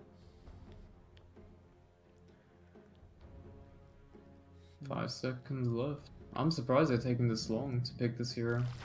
Nakes. They're gonna go with the Nakes. Okay. Heroes. So I guess they want the BKB against the TB Sundar and against the Dream Call as well. So I guess, you know, before Buzzkin gets Ags and Reverie gets a few items, you know, this lifestealer can put a lot of pressure on early with the Empower, right? Yeah, he's definitely a good early to mid game hero because his laning phase will be so easy against the Doom Tiny, double melee, strength heroes. You can just abuse your lifesteal against them. I just don't like Nakes into TB later on. Like, it's not a easy matchup because obviously later on, sure, you can't get sundered, but you can stay back with the Metamorphosis, and you ideally go for Skadi this game as well and tank up, just hit him from afar. I mean, it can work. I mean, the Nakes will win the lane. Ideally, he gets empowered, starts jungling a lot, gets his timings real quick, and then abuses that to get a lead in the game. But we'll see. I guess they just play really fast, right? Like they, you know, the lifestealer gets, you know, treads MKB, and then the Magnus comes forward with like Blink Echo and basically come in with the Xavier Blink Sand King, and that's when they try and get stuff done, right? Yeah. I'm just... The other 4 heroes are just perfect. I just don't see how they lose the early to mid game. Their lanes are strong. They can fight really well. Got a lot of follow-up. They're very tanky and hard to deal. The only problem is, like, it's pretty easy for the TB to hit, but the TB will have a hard lane this game, that's for sure. So it feels like No BKB need to put a lot of pressure on the Terrorblade, and then they've basically secured everything else. The win condition is really just TB, but I just don't see how the TB is going to get to that point where he can kind of carry the game alone. And Mag scales well, to be honest. Like, these days, Mags just get so many items, and they build up in a way where they're tanky, but they can right-click. So I don't really see them struggling that much against TB, even late game. I just feel the lifestealer pick could have been maybe something else that would have had maybe an easier time to play the game in the mid to late game. We'll see how this does turn out for No BKB. They really want to make sure that they don't, you know, come into this series going down 0-2, especially up against Seas Better, who this is their first showing for the Oceanic Esports Dota League. They would like to send this out in a 1-1 fashion. So we'll see if No BKB can come out on top with this one, or whether or not this will be a nice little good start here for Seas Better, a team that on paper look pretty strong, but whether or not they can gel it all together and get their drafts done is completely different matter. So so interestingly enough, Lon is going towards top. He has literally no regen. He's just going to run around with toss, I guess. Just try and toss people back into the Enchantress, but they've sent 3 heroes top here for the side of No BKB as well. Xavier's coming forward here. Oh, that's a big stun coming in with the arrow coming from Andros as well. Xavier trying to get the right clicks in. Silvos though, the last auto attack there from the Sand King is one that's able to pick that up. So big start here for No BKB. Yep, Fairy Fire also used there, so that doesn't help. Yeah, I guess they're gonna just start tri-laning top, utilize the toss and Enchantress to kind of get the TB a head start, especially since they can utilize Metamorphosis level 1 here. That's the only way they can really bully the Sand King out of the lane. So if they don't really do that, Sand King gets obviously level 3 pretty fast, just starts sandstorming. Most people actually, I've seen a few build-ups as well these days where they're actually getting Caustic Finale over the Sandstorm as well. But it just seems like a free Sandstorm laning phase for him. Well, I mean, going up against a hero that utilizes illusions is always good to have that Caustic Finale tech, although Taking the clicks here from Baosu. He's done about 60% of the HP here of the Doom, so he's going to have to chunk through this salve and probably a lot of his tangos as well before he can start putting pressure on this lane. And this seems to be a thing coming from Sees Better. They seem to leave Tekor to his own devices. I've seen this in lots of teams that Tekor has played for. He's kind of being left on an island most of the time, but you know, if you're something like a Doom, very, very early on, it's going to be hard for you to try and deal with something like a Lifestealer who just wants to be in your face and right-clicking, and a very strong position 5 in the Snapfire as well, who's just basically able to harass this Doom out. Yep, Metamorphosis being popped up, Sankey now playing very cautious here. He does realize that there's a Tiny lurking around, and here he goes, running up for toss play. He still does have the Burrow Strike in his back pocket though, so Xavier's just going to take a couple of right clicks here coming in from the Terrorblade. Has to use the Burrow Strike, but he didn't get all too far away, so Reverie's going to be able to get on top of him here. The last auto attack comes in from Silvos. So unfortunately for Sees Better, they didn't get Reverie the kill there, but you know, he gets the assist gold, so nice little start there. Oh no, Andros, they know that he's only got the Sacred Arrow, so this Marana has to be very, very careful. Finally, Reverie's the one that picks that one up. Would have been nice to have a double kill at the start, but you know, beggars can't be choosers, so Sees Better, starting off nice and early here. Easy level 2 here for the Tiny as well. He's going to get some regen coming out of his career now as well. He's got the Ring of Regen, building up for the Tranquils. They do realize that there's no Metamorphosis now, and there's 3 heroes top, so they need to kind of exploit this, especially since Tiny's not even here anymore. Yeah, they know where he is now after killing that courier there from Jiren, so be careful not to overstep his bounds all too much. But I think the hardest part here for Lon is he can basically only go to the side lanes. Like, he's not really going to be able to kill a Magnus. You know, once Cozzy's going to build up, you know, like double bracelet, he's going to go for Wraith Band as well, which I like this. A little bit of extra armor, but you know, this Magnus is going to get extremely tanky. You see already, he's almost at 1,000 HP, and he's level 3. So good luck trying to get that kill there. It's Lon. Caustic only being picked up second here. Just going to start trying to lane dominant here. The big problem here is, I mean, even though Lifestealer has a pretty decent lane against Doom, Doom will be able to farm quite a lot, mainly because of his Devour ability. Having a very fast 6, allowing Doom to get a good start here will make him play this game a lot easier in terms of like coming online quicker and setting the tempo faster. And that's one big thing to worry about. And even having a try here doesn't necessarily give TB much of an edge. It's only once he has the Metamorphosis online that he can kind of like push his extents. And again, for something here, they do get the Biter Strike as well as the Caustic Finale procs, but with the arrow coming in from Andros, are they able to pick that one up? Yes, they do. Xavier cleans that. Well, actually, Andros is the one that cleans that one up. So you know, this try is starting to work out here for BKB. Yep. He has to really respect the fact that without the Metamorphosis, without 3 heroes there, he needs to play very passively. And the lane was kind of pushing a read towards him, so he needs to just relax, be patient. Don't feed any kills here, because they already were 2 up at that point. Lon looking to toss, here we go. Oh, he gets Jiren here out underneath the tier 1 tower, so Reverie's going to come in with the Metamorphosis. He's going to try and get the Snapfire cookie coming out, but Jiren is eventually just going to lose his life here to the auto attack from the Metamorphosis. Big pick up there from Lon. Nice little play there on the Tiny. Yep. Playing very good. I mean, the previous game as well, he really knew what to do as a Earth Spirit, where to roam, when to start fights, when to follow up. And this game is also with that same confidence as the previous game. Seems like Lan has turned up today, not Ron or Lon. It's Lan has turned up. I remember, I think it was Danog was the one that coined that to me. It was Ron is when he's playing like a Papega, Lan is when he's owning, and then Lon is just regular Lon. So we'll see which one develops in towards the mid and later stages of the game, because we're just only 4 minutes in. But you know, right now Lon is doing a lot of work on this Tiny, and we can see that this is kind of just evening out to, you know, the mid and the offlane basically just being farm first. You know, the Puck's just going to try and do what he can up against Cozzy's Magnus, because basically the Mag's just going to sit here and try and farm. But speaking of the mid lane, Cozzy, he almost gets the stuck there into Buzzkin's Puck, but the Mag's basically just going to max in power and then just hit creeps until, you know, he's got 2 items, and then he goes around and RPs everyone and kills everybody. Well, Lon actually got the double wave, the double pull here, which was Buzzkin. Okay. Okay. Well, that's the revenge from the previous game, I guess. Yeah. So it looks like that ward that Lon put up a little bit earlier on was able for Buzzkin to play that little bit of extra aggression was able to get the kill there. He does pick up a Bounty Rune as well, but looks like on the top side, Bounty Rune looking for something. Lon unfortunately misses there onto the Avalanche, but now it's a big Burrow Strike coming in there onto both the heroes. They finally get the Dream Coil come down here. Is Buzz going to see if he can turn around something on this park. He does eventually get one of the kills. He's going to go into the Roche Pit. Fortunately for him, Andros is looking for the Silvos kill. Gets the triple leap in front of the... oh, no, that's not the Burrow Strike you would want if you're Xavier. Oh, the arrow! Oh! That would have been the most PogChamp arrow I would have ever seen if Andros hit that. Well, they do end up clearing the small camp that was stuck. That was a bit of an issue because they actually denied the whole wave previously.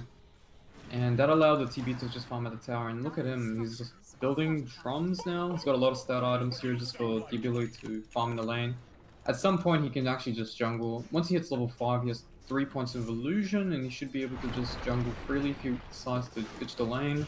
The lane, and Koziko now in trouble. Oh, that's a little bit unfortunate from him. He eventually does get the skewer out. Last auto attack's coming in from the park. They keep him alive and healthy. Lon, though, does dodge out the Scatter Blast, dodges out a Shockwave as well, dodges out an arrow on top of that as well. So Lon has got his Jordans on. He's tiptoeing around these spells like they're nothing. So That's 2 support heroes coming mid lane here while the TB is just free farming. And that seems to be what sees better kind of have over No BKB. Oh, it looks like there is a fight coming towards the mid side here. There's a big RP coming down as well. The arrow comes down. They are able to clean up Lon. And Buzzkin wanted to get the auto attack onto Kozzy. Oh, Silvos! Oh, the greed. The White Line Fever. Unfortunately for him, it doesn't end up in their favor. So that's a double kill there for Andros on this bottom. This is a really good start here for No BKB. They're putting a lot of pressure here on Kozzy, but fortunately enough for them, they're able to turn around a lot of these kills. And, you know, Puck's one of those heroes that really needs to put a lot of pressure on early, because otherwise you don't really feel the impact of that hero outside of, you know, basically just being a glorified route, AoE route. Yep, the Doom's pretty fat as well now. He's almost has his drums built up. Even though it's not necessarily a great matchup, but Baus actually...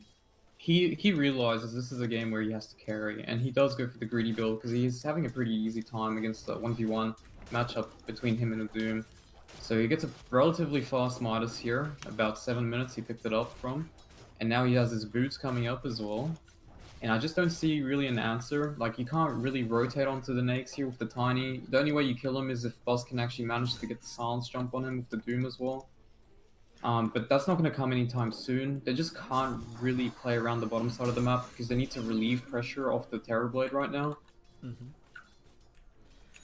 And that's the thing, you know, leaving them in these 1v1s, especially when you have these very advantageous matchups like Nakes up against the Doom, it does allow, you know, these much more greedier builds to come out. And we'll see if it does pay dividends for No BKB because they've got the Magnus as well, and I feel like every single time I see a Magnus, it just feels like it's so hard to beat that hero, simply because he makes it, like, if he's ahead, then it's, like, really hard to kill a lot of the heroes because they just do so much damage. But even if he's behind, like, you've always got to be careful of this RP. You know, one good 2-3 man RP is basically game-changing.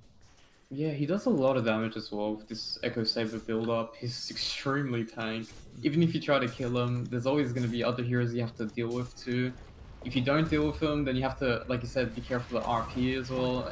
It's just, it's a bit of a new, and it's a high pick priority. And Balsu actually falls down here by just both Lon and Teko. I didn't actually get to catch that, I'm not sure.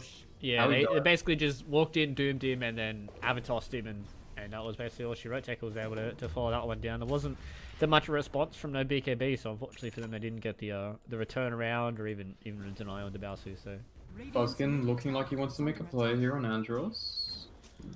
Let's be careful. Does go for the Dream Coil here. Does throw out the orb on top of that. But Buzzkin, you have to be very, very careful because last time you did this exact same thing and you paid for it. And he will pay for it. So... I don't know. I doubt that's worth, right? I mean, he does force some TPs, but it's definitely not worth it. That's the Buzzkin special right there. He plays very aggressive in the mid lane, but sometimes he just gets punished. So we'll see. Core has his drums. Lon going the back of Jira. Alright. Lon. What a hero. What a hero, honestly.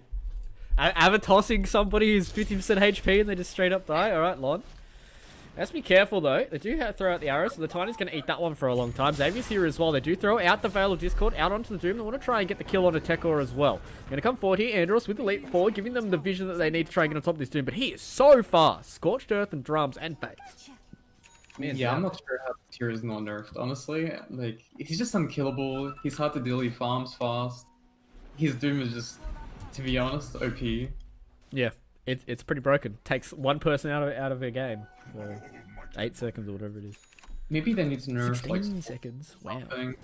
It just gives too much damage, health, movement speed. Well, not health now. Is it the Valve's the health? But it's still 14 regen health. Like crazy. It is pretty ridiculous. The spells that Doom has. I remember the good old days of level death. Still to this day, I have no idea what the fuck level death did. I just knew it was a single target spell that I could break Lincolns with. That's all I remember it being as. Oh, Bowser. He has had to use his rage towards the top side, but walking into the metamorph of a Terrorblade is never fun. I really feel like if he goes top, they need to play around him. Lon just gets another freebie on Jiren. Alright, so Lon's now level 6. I believe he was the one that picked up the tome, because I think Silvos is doing well enough on the levels. So having 3 levels in the Avalanche and the Tosh just means that a lot of those burst kills are pretty easy to get, considering that the Snapfire only has 900 HP. And he's looking for another one here in mid lane.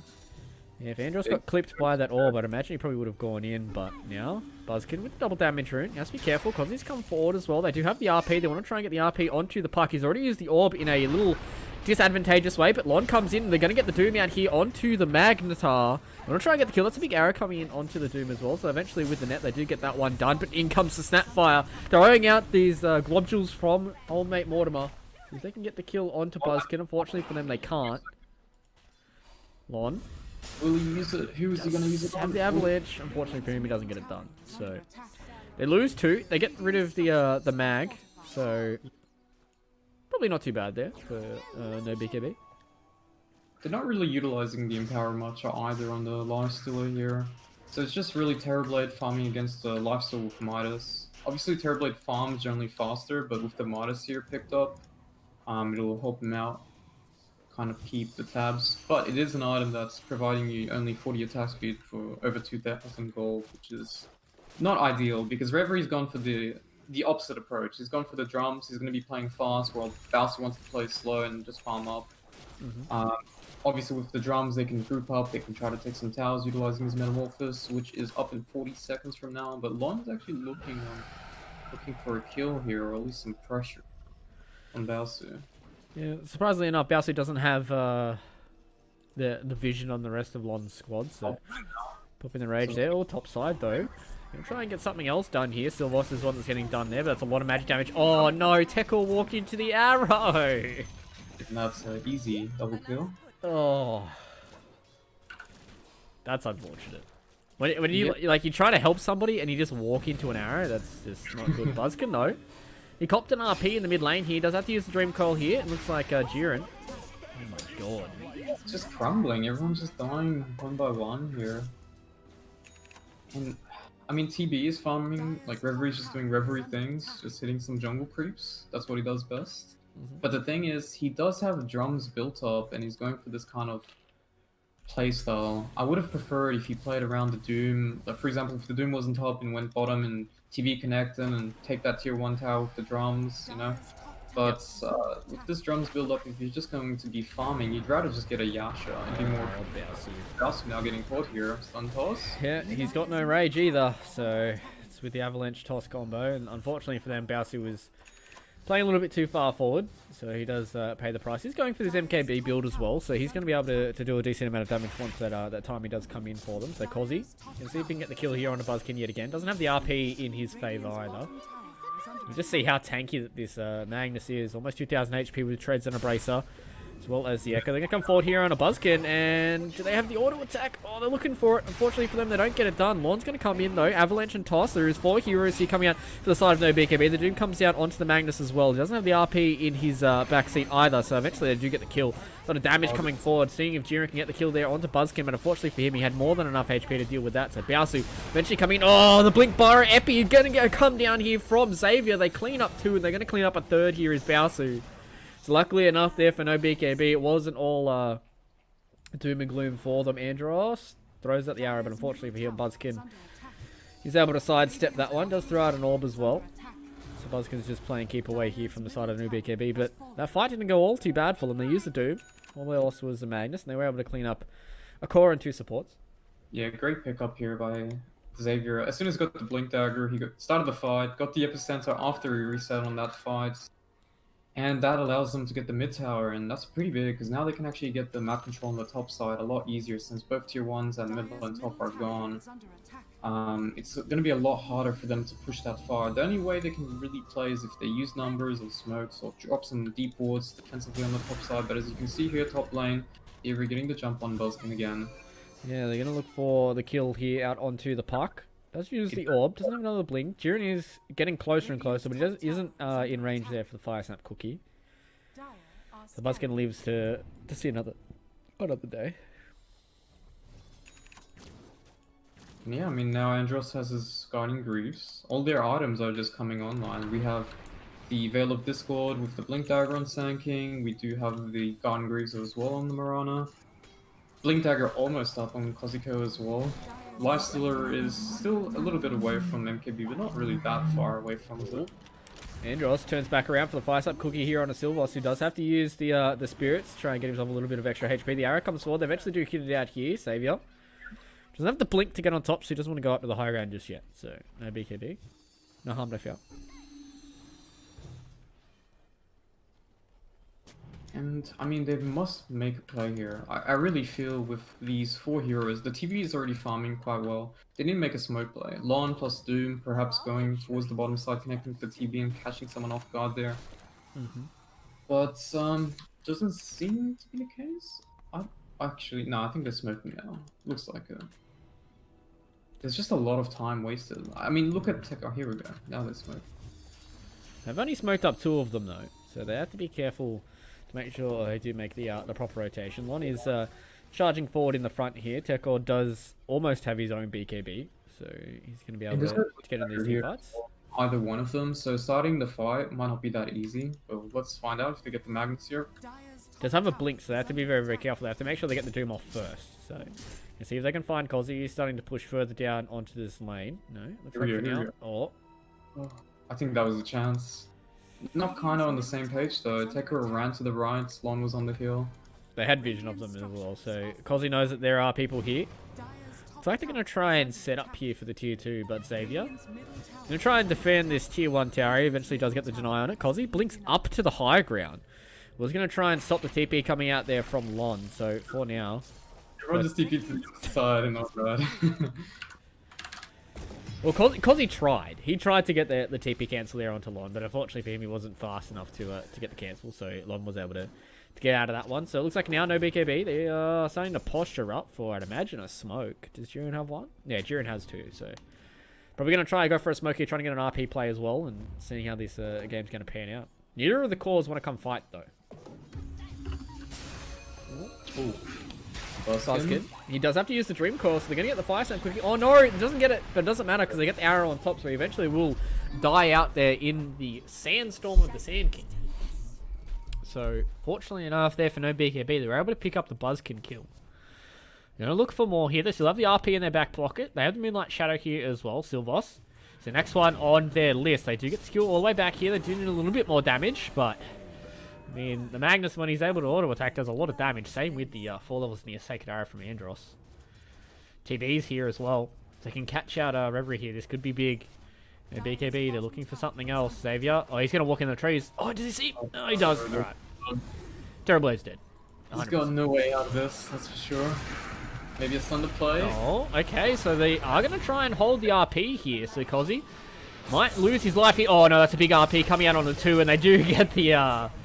They get the Mortimer's Kisses on top as well. Ron calls? I forgot. Ron? Is it Ron?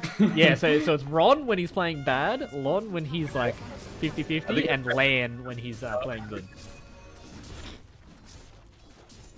So... And MKB built up now on Balsu. He's just got enough money. It's a pretty late MKB here for Bowser, considering how fast he did get that hand minus, but he's starting to get there now. And after that big team fight win there for No BKB, they are able to put a lot of pressure. Get a tier 2 tower as well. 5k net worth lead there for them. So feeling pretty good with how this game is going if you're a No BKB fan. Yeah, they just didn't really utilize the Empower next as much as they probably would have hoped for in the early to mid game after laning phase transition. But that being said, I mean, the top lane heroes, Sanking, even the...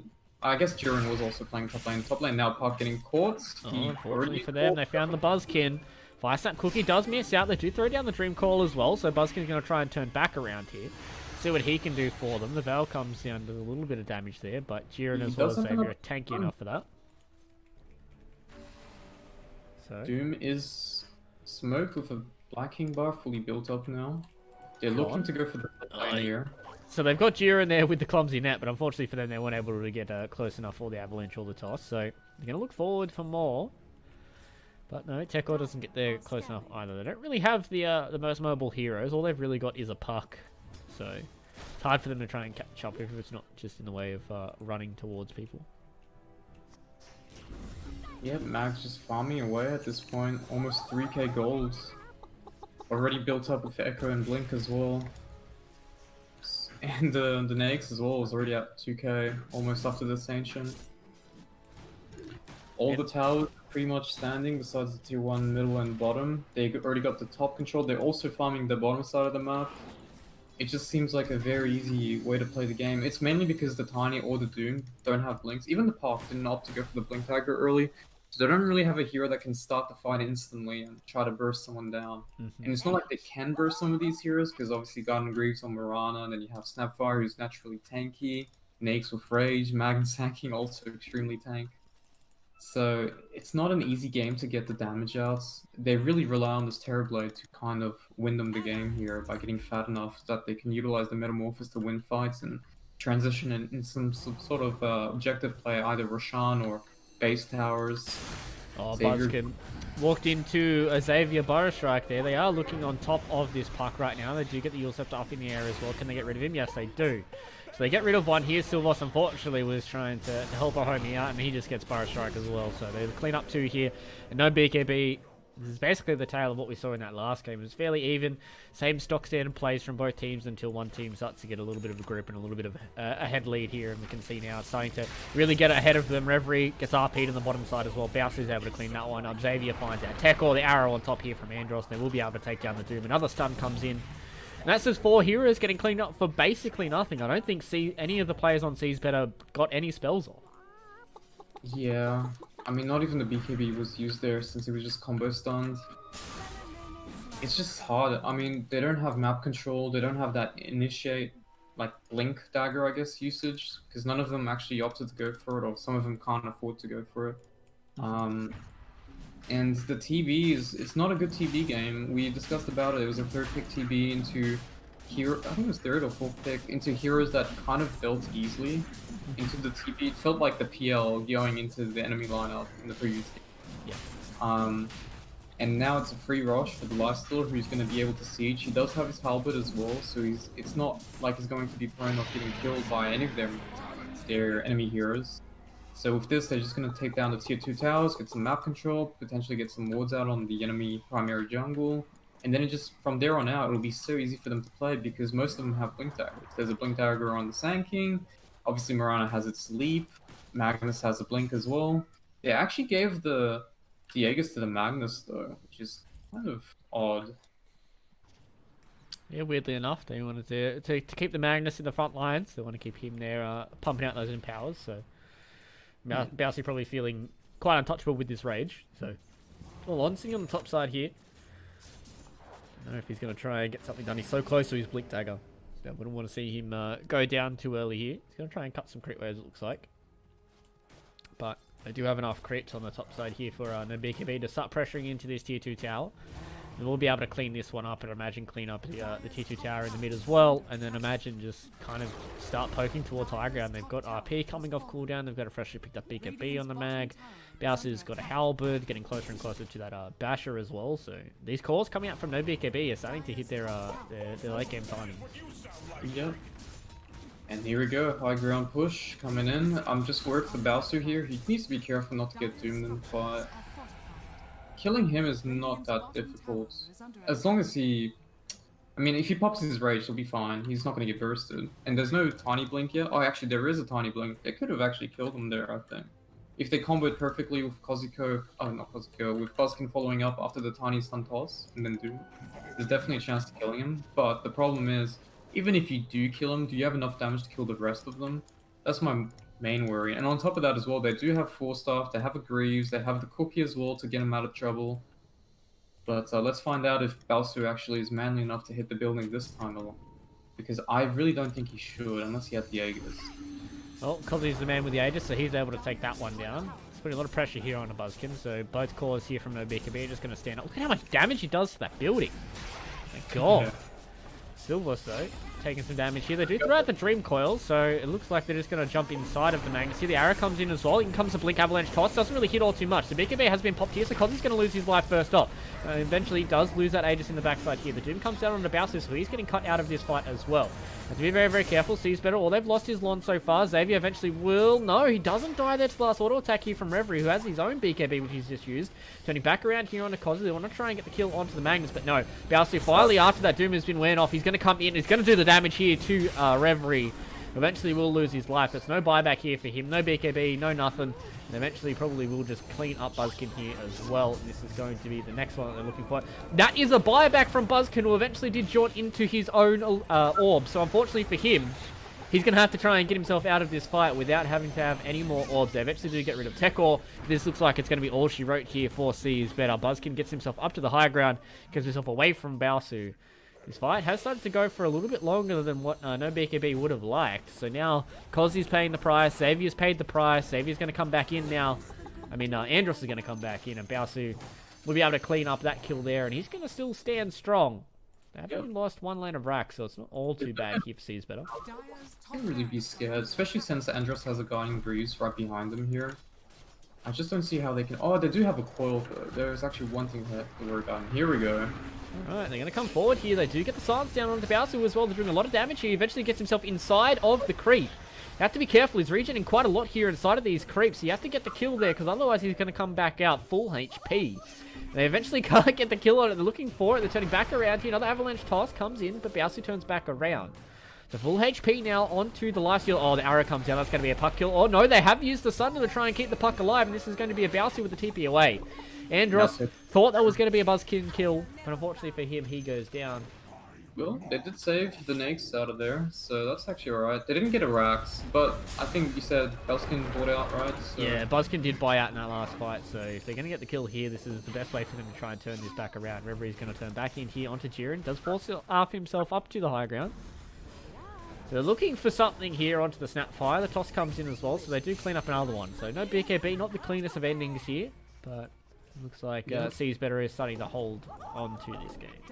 Yeah, the main problem in that fight is the fact that the lifesteal doesn't have the Aegis, because all they had to do really is send the lifesteal hitting the buildings, Magnus stays back, and they just wait for the enemy to either wrap around and they have a good positioning while they're waiting around and while Nakes is sieging, or they just have to accept that they can't deal with the Nakes and they lose the Rax. But because the Magnus had the Aegis there, they just doomed the Nakes, and the Nakes is forced to go back because he's scared he's gonna die if he gets shows his face back in the fight.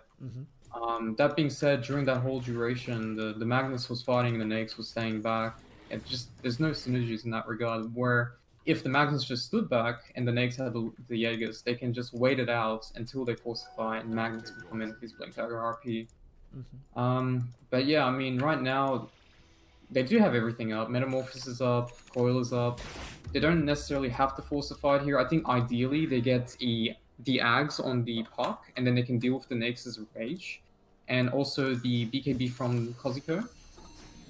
But until then, I just don't see how they can start an effective fight, because the only way they take a fight is Lon tosses them back, and then they have to walk in to help the person who's tossed in, which is what happened in the last fight.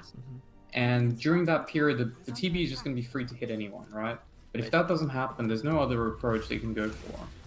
It's just a lot easier for No BKB to fight right now, mainly because of their heroes and the item advantage that they have compared to C's Better.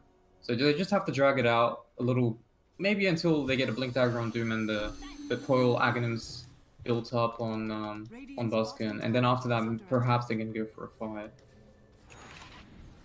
We'll see whether No BKB are feeling like they're still strong enough to start to close this game out, whether or not they want to sit back and farm for a little bit longer. Gaussy now is working towards that Abyssal Blade. I swear he had a Basher last time I looked at him, but seems like he doesn't. Probably coming out on the courier now, I think. Yeah, it is. Whole Basher completed now for the Lifestealer, so the Nates can start to lock down some of these heroes. Kozzy's going to go for his own Daedalus, so he's looking for the right-click damage himself. Buzzkin now has the completed Aghanim Scepter, so they can start to deal with these BKBs. Smoke now here from No BKB, so they're looking to see if they can get a kill here with the Blink RP. But the rest of C's better are starting to clump up a little more. Weirdly enough, Tekor did buy his own Aghanim Scepter. Does apply the break, so I guess that's kind of good. I don't know. We'll see how it does work out here for Tekor, but Xavier though. But he initiated here. The Smoker to see here. They found out the Sand King as well. They're going to be able to catch him out here with the Rim Coil as well. So whoever using that Metamorphosis, this is a good time for No BKB to try and disengage. Can they get anything else done here? Looking for more. They do find out Jiren here. They can get underneath the Sentries. They're going to be able to catch down the Snapfire. No. Buzzkin gets hit there by a big old arrow. So that's a 5-second stun for him. They do throw out another tree here from Lon. Oh, they want to try and get on top of this Snapfire so bad. They want to try and get rid of her, but unfortunately for them, they can't get it done. It looked like they want to do a turnaround here, actually. Jiren. Have another blink coming off cooldown here for Lon. They're just going to toss in the puck. Alright, so Jiren's going to be able to catch that one out. So I do get two of the kills there for No BKB, but they didn't catch anything else for that. It's a BKB as well, Metamorphosis used for Xavier, so for Reverie, so they have to be very, very careful for the next couple of minutes. They don't want to overextend too much. They don't want to put a little bit too much pressure on No BKB, because if they try and take a fight without Meta, without BKB, TB feels quite weak. Silvos's courier is just okay. I was gonna say his courier was just sitting AFK. He did have a book on that as well. Well, it's getting to that point where they're dragging the game long enough. Maybe around the 40 to 50 minutes is when TB is just going to be really hard to deal with, unless they get a good jump on the Sanking Nate's bomb. But that being said, they just don't really. Once he gets, for example, 1 damage on him and 1 health item, can be. Well, he's going for MKB Satanic, which makes a lot of sense. And then after that, it's just, you can't kill TB, but at the same time, you have to deal with them, and you can't utilize BKBs or Rage to kind of negate some of the, the damage, spell damage coming out, mainly because the coil just stops you in place. But here we go, Smoke Play with the Moonlight Shadow coming from the Radiant. Do they have to stun? Yeah, they do. That's a Buzzkin kill. And the tip as well, coming out. It's all about psychological warfare. Oh, they found out Tekor as well. They do get the RP coming down as well. They do have a nice little stun there coming in from the Avalanche. So Tekor using the old BKB, but unfortunately Lon cops an arrow on the sideline, so that's 5 seconds without him. Can they get the tiny kill? Can they get the Doom kill? So no BKB doesn't catch out on that one. Lon getting the Avalanche down as well with the blink away. So no BKB. They use the RP, they use the BKB on the Magnus, and all they get is Buzzkin for it. They're going to turn into the Roche Pit now. Yep. And let's see who actually takes this one. I really think they should just give it to the Lifestealer. He's got Abyssal as well now, so you can play very aggressive with the Aegis. There's also Cheese as well, so you can give that to the Magnus this fight. So he's the one that picks it up, because he's the one that's made space for it, so I'm leaning towards him picking... Actually, no. Yeah, alright, so because he's going to pick up the Aegis again. Oh, I'm not sold on this, honestly. I mean, the last fight was pretty evident, the mistake, but, I mean, now the Lifestealer's a little tankier. I still think he's prone to getting killed if he gets jumped. If he gets doomed and coiled, and they aim him, for sure they have enough damage to deal with him. Especially since they have Metamorphosis up now, right, I think? Yeah, Metamorphosis is right now up. So here we go. Puck is dead though, so that's actually one thing they got going for a few seconds. We're going to use the glyph here to try and give themselves a little bit more time. Oh, they do have the Abyssal coming out here on a Silvos, and that's going to be a dead Enchantress.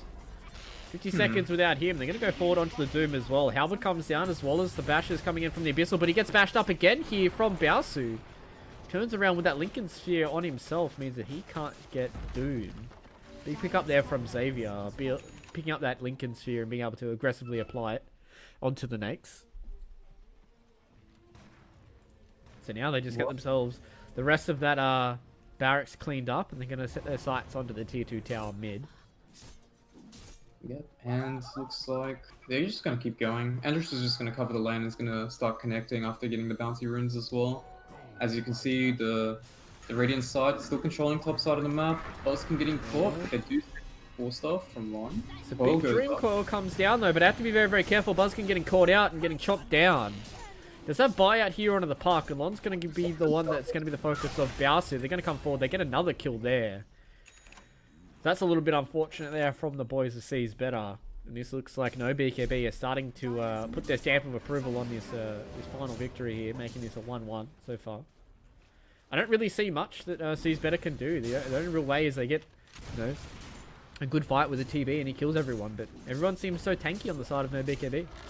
And they keep getting killed one by one, and then they're never 5 men together to actually start a fight or defensively react to a fight. So, I mean, Tiny still doesn't have buyout. Looks like they're going to come forward here. I do see an Abyssal Blade comes down.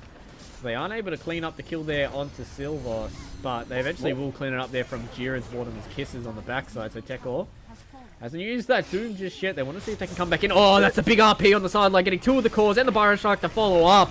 They eventually will clear them down. It's 110 seconds without a Buzzkin, and it certainly looks like it's going to be curtains for the side of Seas Better. Bowser's sitting in the front side, just fighting out everybody. He's looking for the kill here on a Tekor. He has to use that BKB to get himself away. So Reverie with the meta though.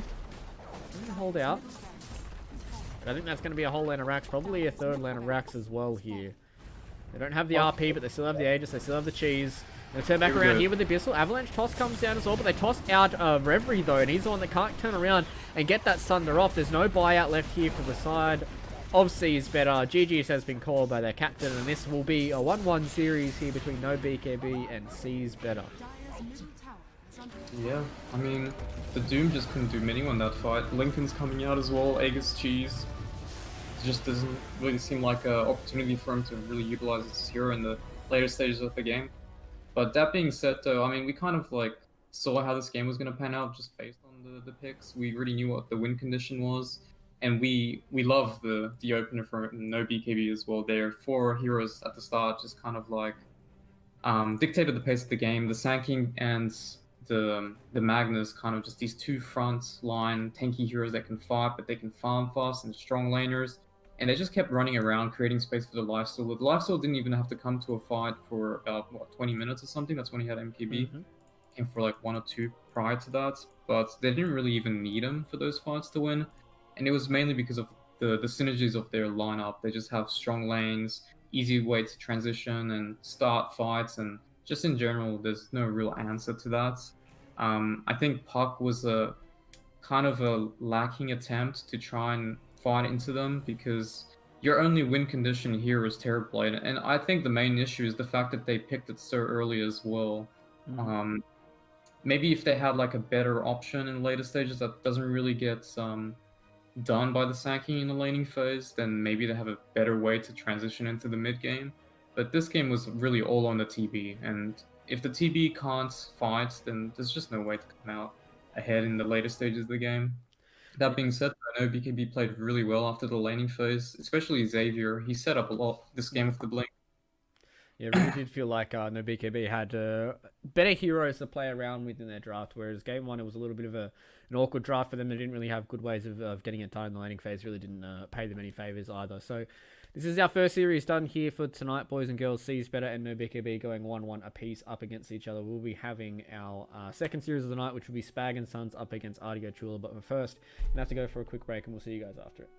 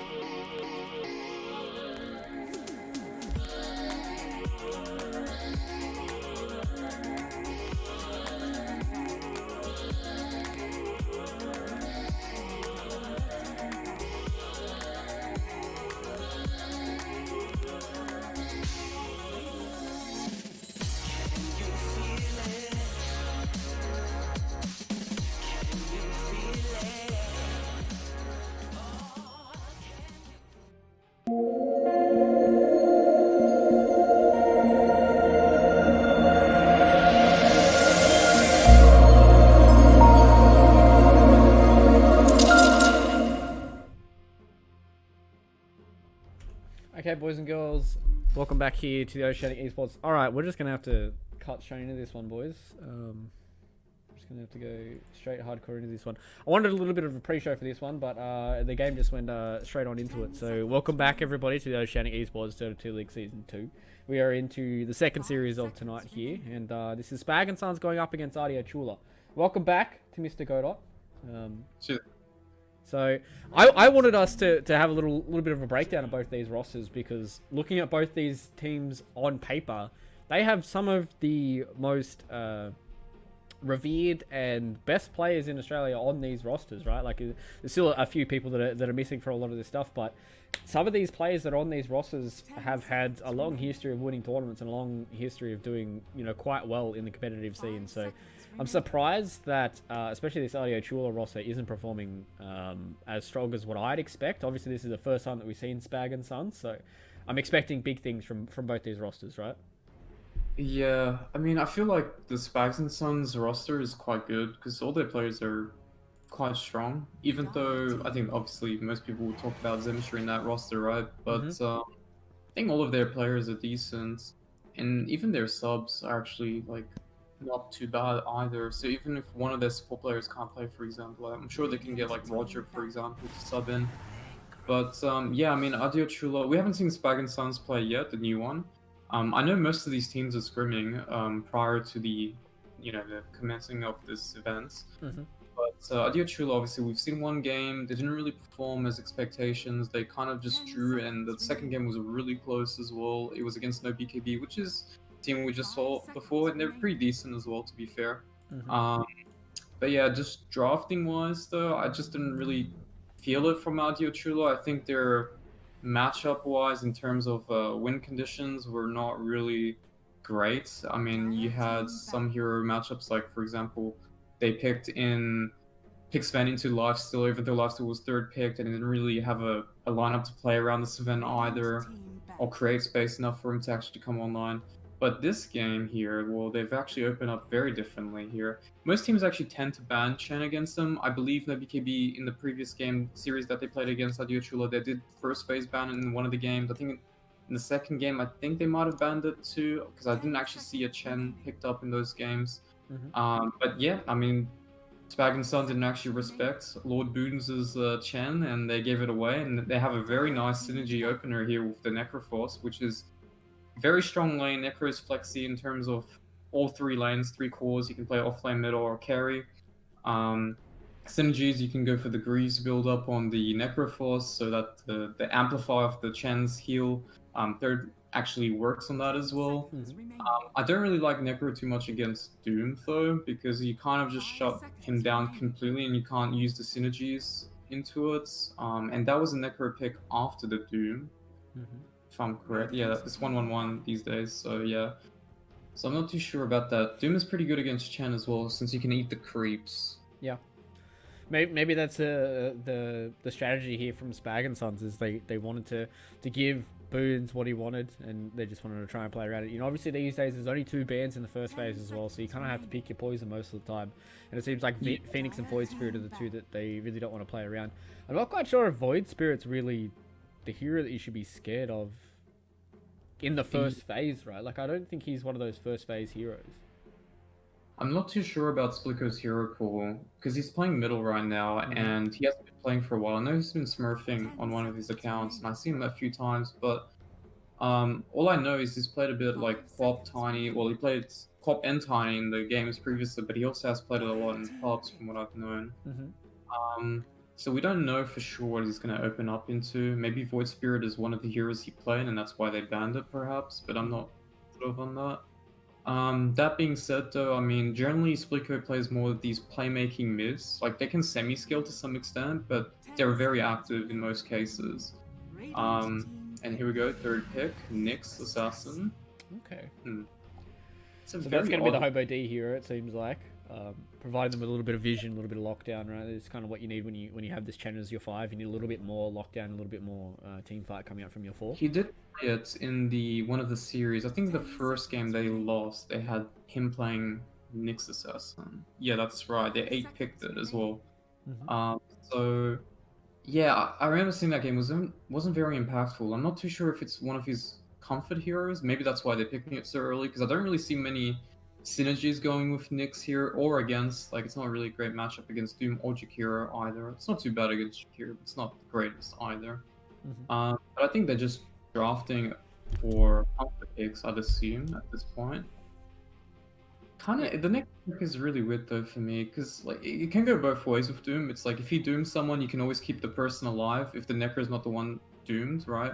But at the same time, Doom ideally wants to doom the Necro. So if you do that, you kind of shut the whole strategy, the synergies down completely, and you guess don't that- even have to kill the Necro either. I guess that kind of opens you up to, you know, I've noticed that sometimes with the downside of Doom is sometimes there's too many targets for you to Doom, right? Like, as you said, if Necro is not the one being doomed, he can keep people alive, but at the same time, you kind of want to Doom him, and then you can pick up another hero here for Adilo Chua, which, you know, the Doom has to kind of pick his poison, right? Like, do I Doom the Necro to try and get him out of the fight, or do I Doom somebody who really needs to be doomed? You know, something like a Void Spirit or Ember Spirit or something along those lines that has a lot of mobility and a lot of usefulness in team fights. So we'll see what Lord Boons can come out here on the drafting side.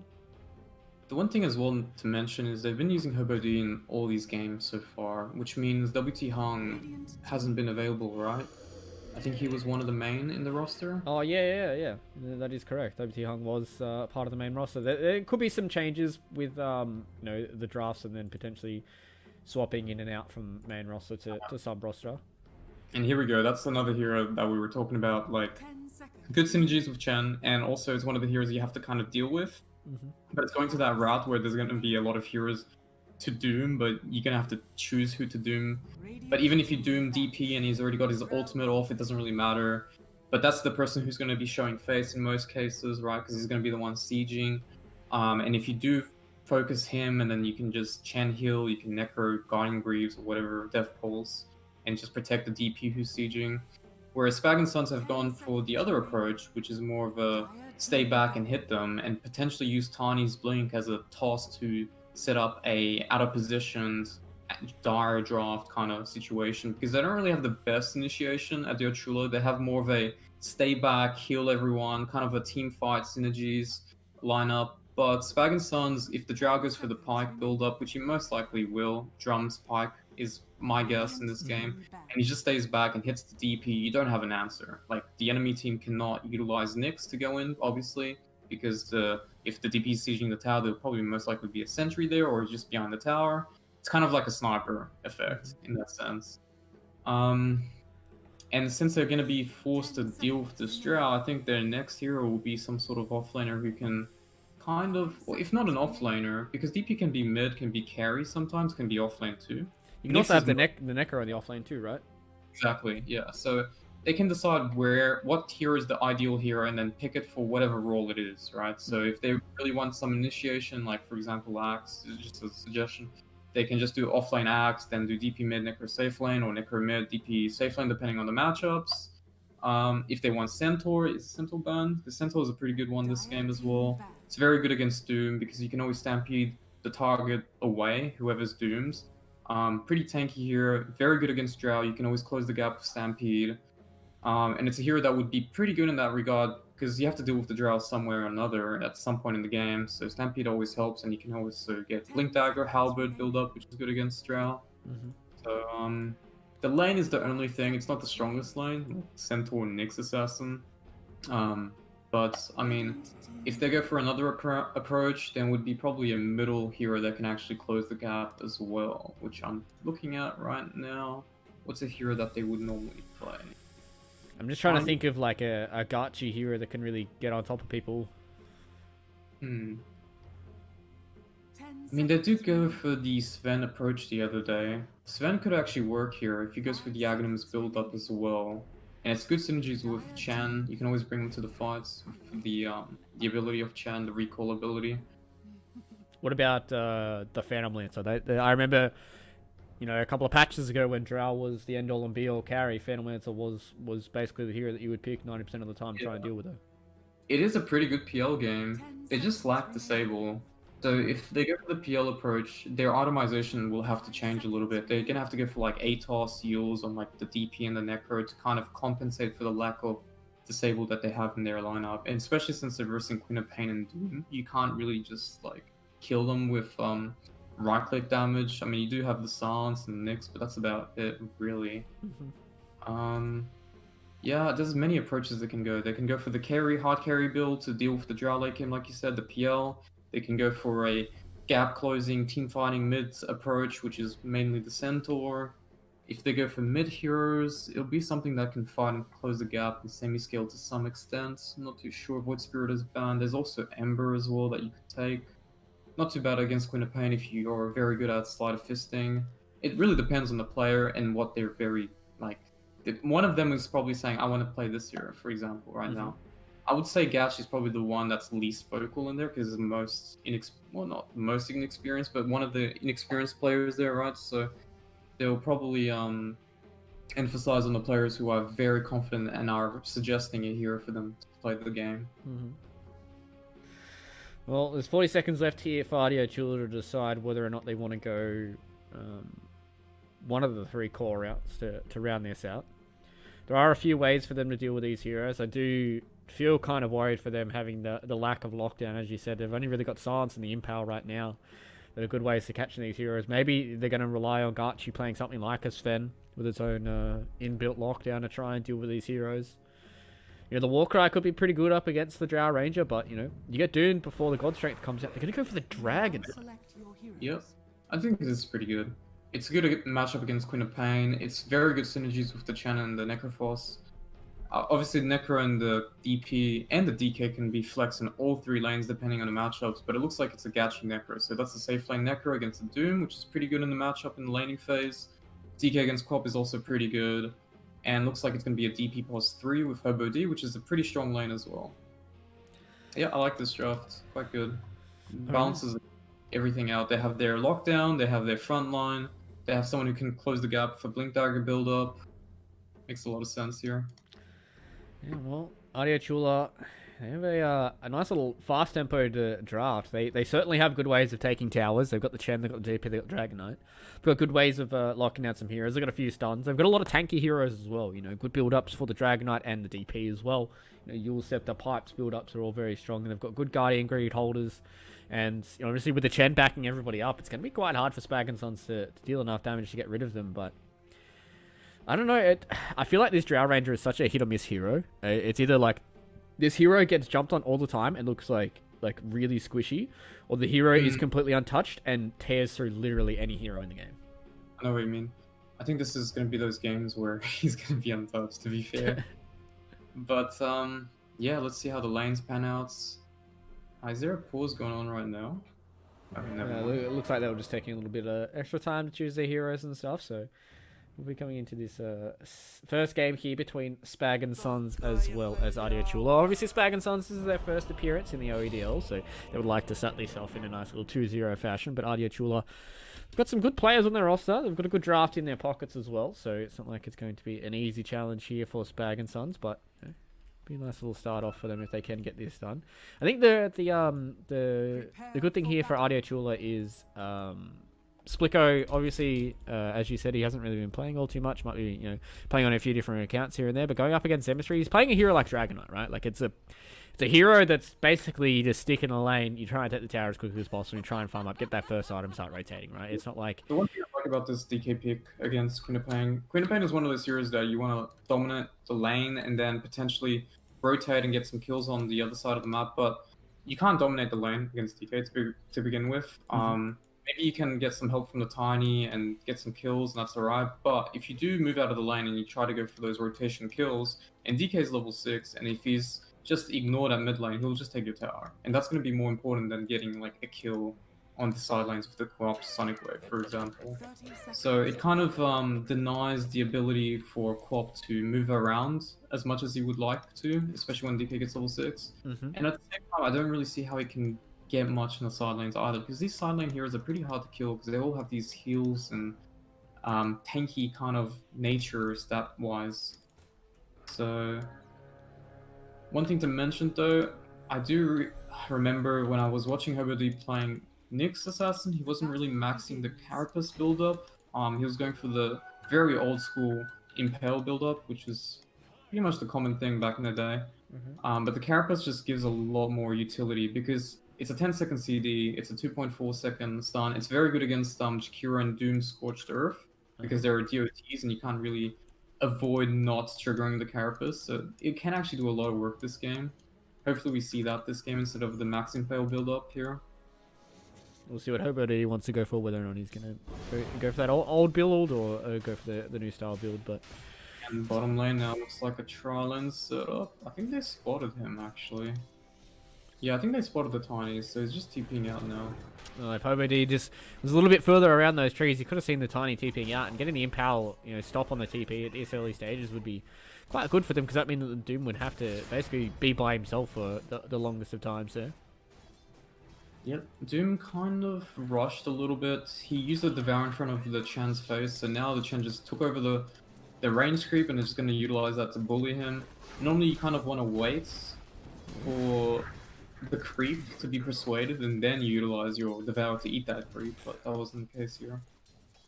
You kind of a game of chicken, right? Where it's like, Farnsworth really wants to devour that creep off cooldown, so he gets the bonus gold, but at the same time, you kind of have to wait to utilize it up against the Chen. So, yep. So we'll see what Boons can get done here. He's just trying to utilize that range creep to put the pressure on, but doing a pretty good job here, actually dragging the creeps all the way around so that the Doom has an easier time to farm close to the tower. But yeah, I mean, the Necro is just going to be untouched in a matchup like this, double ranged against the Necro Chen. I mean, against the double melee lineup, which is, I don't know. I mean, in the end of the day, the idea is that they just get levels and farm, and then once he hits level 6, they can maybe utilize the co-op rotation with the Doom to kill the Necroforce and take the tower in that aspect. But yeah, I mean, it's just going to be hard, mainly because of what we talked about. The DK will be punishing the middle tower if that happens. However, though, Zemistry getting a lot of damage here on Splicko. yeah, that's 2 levels in that Shadow Strike as well, so Splicko's taking quite a lot of damage from that. 9 and 4 up against the 7 and 2, so Splicko's not falling too far behind here up against Queen of Pain. This is... And I don't see a salve coming out. Okay, it is now. It's just coming, but it's a little late, because now Zemistry can actually... Oh, he Shadow Strike to creep. Well, I was about to say, this is the perfect timing to abuse him before the salve comes, but yeah, that's kind of griefing his lane a little bit there.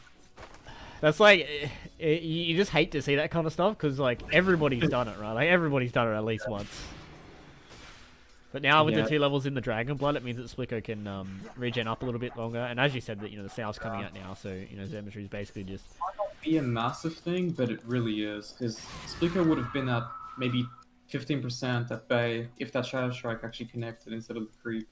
Mm-hmm. But unfortunately there for Zemistry, a good old Shadow Strike to creep. Yep. Looks like now on the top side, Doom is trying to get stuff done, but Garchi's basically free farming this top side, 14 and 6. He does lose his courier there to the Doom, which is a little bit unfortunate there. So this is basically what the Necrophos is going to do, right? He's just going to build up a few stats, going to make it hard for him to kill. He's going to get that level 6, probably move into a few more of these aura items, and I imagine as soon as Adilo Chua get all their level 6s, they're just going to start face rushing into towers, right? Yeah. Essentially, it's all timings they line up. Well, this game precisely is just timings. It's just get 6, utilize DK's Dragon Form to get a tower in middle, or apply pressure so that the Necro can pressure the top lane instead. And I mean, Spag and Sun has to react. They can't just give a mid tower for free, so they probably will commit numbers at mids. Boon's actually just helping us secure the runes. Splicko gets the illusion rune, which is quite good. Allows him to farm a lot easier and deny as well. But at the same time, Gashi here, just having a free lane against the Doom. Pizza. Oh, get some pizza. What kind of pizza, I wonder. Oh. Splicko's just... that's actually funny. But, yeah. I think these lanes are going fairly okay. Obviously, Hype Man, Mr. Stars, doing pretty well on this bottom side. 21 and 5 here, up against, what's Riz sitting at? 17 and 1. Riz is one of those offlane players that I always enjoy watching lane. I always enjoy seeing how he puts the emphasis of his hero onto the enemy safe lane. I remember watching his Slardar gameplay. That's some top tier juicy shit, But I'm just interested to see how who's gonna make the first rotation, right? Like on the side of Adilo Chua, are they gonna go to Garchi's lane to try and shut down the Doom, or are they gonna send everybody towards the bottom side, shut down Hype Man? Like, where is the first tower pressure gonna be coming from Adilo Chua? From Adilo Chua, it's mainly gonna be mid. I mean, the DK is not really going to rotate towards the side lanes, or at least most likely I don't see that happening. He's just going to keep staying middle and force them to either stay mid and just trade farm, or Zem's going to run around and DK's going to take the tower. But, I mean, the most likely scenario is middle or bottom. DP's level 6 as well is one other way to kind of pressure the laning phase. But if they do go for the bottom play, it's most likely going to be Chen rotating bot with the Necro getting recalled or something like that, while the DK sits around middle. But yeah, we'll see. I mean, in most cases as well, Adilo Chua shouldn't be on the reactive. They should be making a play as well when the Doom level 6 and top lane. Gachi getting jumped by the stun toss, but it doesn't do enough. And Gachi's just going to regen everything up by using a Death Pulse and also lasted a few creeps here. He's got 2 levels in that Death Pulse now, so he does a decent amount of the regen. And Boone's just trying to get his farm on. He's just getting some high tier creeps now, just trying to farm up a few of these small camps, trying to get a little bit of net worth into this Chan's pocket. Yep. Demonstry did have to walk himself back to base here, while Splicker just continues to regen up in the mid lane. And the great thing here is he doesn't really have to play the lane anymore, because Necro is just not prone to getting killed here unless Doom is level 6. Here we go, Boone's middle lane here, DK's level 6, securing the wards. Now he's going to apply some pressure at the tower. It is a catapult wave as well, so he's actually timing this perfectly. He does have the heal creep as well, so he's actually going to heal him a little bit here. Yeah, it does have the mana regen as well on that heal creep, which is probably the most broken part about it. Giving 2 mana regen and an AoE to somebody like a Dragonaut who really does not like having low mana. So Split now, he's putting a little bit of pressure here, but they've already taken care of the catapult, so Zembatri's tower is going to be okay here in the mid lane, especially with Victorize coming in. Only level 2 on the Tiny, so it doesn't have the kill threat just yet, but just being able to have a body in the front lines alleviates a bit of pressure there. Well, I mean, the Tiny does force to be mid at that point in time, and Necro just 1v1s the Doom at that point. But now Victorize looking for a kill here at bottom lane. See if he can get anything done. He's only level 2. Riz has 2 levels in that Spirit Siphon, so he's a little bit tankier as well. So you can get a little bit of the mana back in their pockets. Victorize just really doesn't seem to be doing much here on the Tiny. He seems to be a little bit lost. He's kind of poking his head here, poking his head there. Now he's heading back towards top. I guess he's going to try and get something done here with the Doom on Farnsworth. And they're going to come forward here. They do get it out onto Gachi. They do have the Avalanche and the Toss. Doesn't throw it out there, unfortunately, for Victorize. So looks like Gachi's going to be alive for a little bit longer. Do they get the deny? He comes in with the Impale as well. Gachi is juking around, but eventually they do get the kill there. That's the first blood. 7 minutes into this game. Victorize was the one that was able to pick that one up. So, as you said, Godot hits level 6, and that's when Gachi's able to be killed. And this is great, because they can't be reactive. They can't just be allowing the enemy team to siege towers and poke the towers, because if they just react, they're just going to reset everything. Everyone else in the side lanes will farm, or whoever's getting caught is not really going to care too much, because they're not prone to getting kills. And that's why you were saying it's pretty hard for Victorize. Like, it doesn't seem like he's doing much. It seems like it's lost, and it's mainly because it's really hard to find any kills in either 3 lanes. DK is extremely tanked. Necro is just unkillable until obviously Doom is level 6. DP is as well in the same kind of situation. Spirit Siphon just allows him to withstand the damage output. I think Victorize maybe could have exploited the mid lane a little bit more in the early stages when the DK was extremely low. But besides that, there's not really other opportunity here for him to get ahead himself or his teammates. There's a bit of a scuffle going towards mid lane. Semistry tried to get on top of Hobo D, but unfortunately for him, Spike Carapace was too good. Oh, Splicker though, he's found out Spag here. He doesn't have a level in the Dragon Tail though, so he has to be careful finally with the Dragon's Breath. Oh, the last auto attack. I don't think he's going to tick down that at a Corrosive Breath. It looks like actually will. So luckily enough for Splicker, about a year or 2 ago, they did make that lethal. Yeah. So now with the double damage rune, he's going to try and put a little bit more pressure towards his tier 1 tower. Do have Victorize in the mid lane as well though.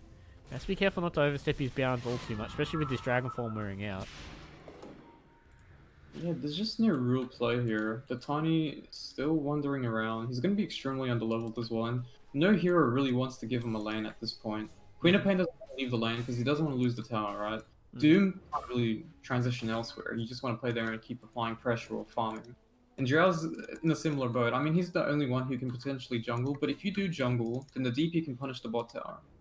So there's no real lane you want to leave, but I mean Zemistry is forced to jungle here just to allow him to get some levels, which is I think the right play. You can't just have this tiny level 3 constantly for like 10 minutes. So, but that being said now though, the DK will probably start applying pressure with the Chen behind him, and DP is also applying pressure at bot. They actually just completely ditched the bottom lane here.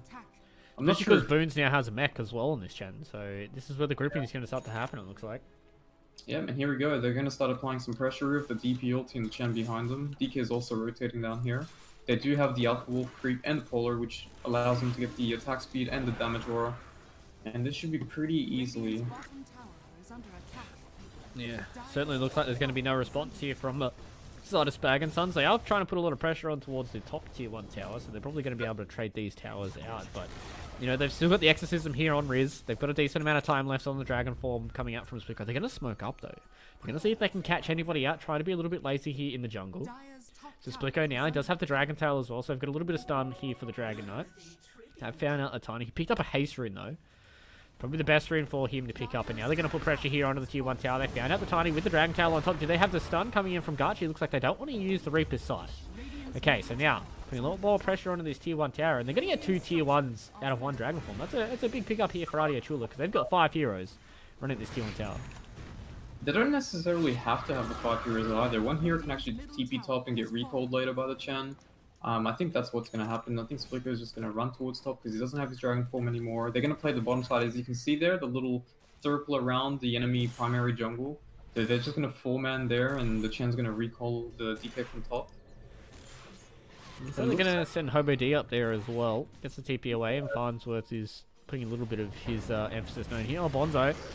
Going to be able to cop this one. The Chen comes in. He does have the mech as well, so he can keep himself alive for a little bit longer. Same with the Hand of God. He's not going to use it just yet. The Hand of God eventually at the end there does clean him up, so they're going to have to commit quite a lot here to try and get rid of the Chen. Eventually there with Avalanche Toss, sending Garchi towards the backside. So Riz, what can he get here in the turnaround? Can he come in? That's a big, nice little ice path there from Spag. Hobo D on the backside has found out the rest here of Spag and Sons, so Chen had to use quite a lot to keep himself alive for a little bit longer there. They don't get anything in return, but, you know. Yeah, I mean, it's just a 1 for none, and they do utilize Sonic Wave as well as the... No, that's about it, right? I think. Yeah, it was just a Sonic Wave for that one, yeah. Oops. The only thing I was a little weirded out by was the fact that the next TP top... I know he was trying to set up for a kill on the Jirao, but at the same time, they did have the map control. If they just played around there, he could have connected mid, wrapped around them when Chen got caught, and then maybe DK could have connected as well, and they could have taken a fight there, but because he TP'd top, he just couldn't connect there. So let's see how they're going to play on the map, because it's very important. When you play these timing lineups, you don't really want to waste your time just farming, trading farm. You need to actually be ahead and constantly push your advantage in terms of either taking the map control or taking more towers, or at least farming it for your next item so that you can, you know, once again group up as your lineup requires you to do so. And they do have a lot of small items like Mechanism. They have the drums on the Necroforce. They actually have 2 drums as well. They got drums on DK as well. Yeah, so it looks like they're going to try and utilize the early pressure from these sat items. You know, have nulls, some braces, some drums, and see if they can push into these towers. They are waiting 50 seconds until they have Hand of God. They don't have Vendetta either, so they've still got all their other pushing ultimates, and maybe just waiting for... Actually, no, I was going to say, maybe they're waiting for level 2 of the Dragon form, but Splico's still 2 levels off that. Yeah, they're just farming the map, playing in the little groups. Splico and the Hobodu Nix is actually just playing around the top side of the map. Necro is just jungling around there as well. Chen is also just farming. But it looks like they are going to start connecting at some point. Is there any smokes? I really think they should try to utilize the smoke now and connect towards bottom side. Especially since that bottom lane is so shoved already by the Death Prophet that they can opt to go for this tier 2 tower here. And yep, here we go. Gachi and Nyx making their way down bottom, and TP recall. Yeah, they almost got the Chen stomp there from Boons as well onto Zemistry. Probably would have been a really big pick-off if they got the, you know, the Centaur double stomp. They got the Dragon Tail on top, but it looks like they're just going to commit the Dragon form and the Exorcism here. Zemistry is bottom. And the good thing about that as well is they're actually pushing the other lanes out before they make this play. Therefore, you can't actually trade by splitting the other side of the map. You can only get some farm while they're taking your tier 2 tower. They do have some creeps towards the top side, but they're certainly not going to do as much tier 2 damage as what Adilo Chua are doing right now. We are going to clean up a tier 2 tower. I know where Zemistry is. Speaking of Zemistry, he's building towards a Spirit Vessel, so he wants to play that fast tempo Queen of Pain. Not going to go for the usual items like the Yules and stuff like that. We really want to try and deal with this massive amount of HP regen that they do have. Hobo D, he's looking towards mid. Can he get much done? They get the Impale. They get the stun coming down as well. He does get the Spike Carapace stun here out onto the Queen of Pain. They're looking for the Centaur Stomp, but unfortunately for them, Chen wasn't close enough for that. Victorize finds him out. That's an Avalanche Toss combo. Boons overstepping his bounds just a little bit there. They didn't really have the damage coming in from the cores close enough for that kill. Yeah, a little bit of a miss marker there, but also their other teammates weren't there. DK went top, DP's lingered around bottom, and Necro wasn't really close by either. So it doesn't seem like they had the tools to actually go for the kill there. Middle lane now is going to be transitioning into a push here. Drow with the Dragonlance build up. He's going for Manta now. Doom goes. That was a nice Carapace there being used by Hobo D to come in with a big silence out on the 4 as well. To turn back around. They don't have the Exorcism though.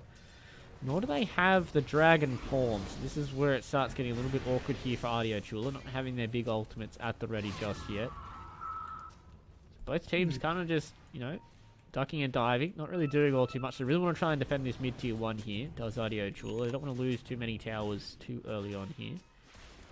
Yep, I mean the DK almost has his blink dagger. I think he just got it. Yeah, he just got his blink. So they're waiting on that before they start the fight. They can start the DK and then Nyx can follow up. Oh, it's an Impale coming in. They do get the Avalanche Toss, but they catch out Splicker as well. So Hobo D, they do eventually get the Spike Carapace down. Doom on the backside, try to get something done.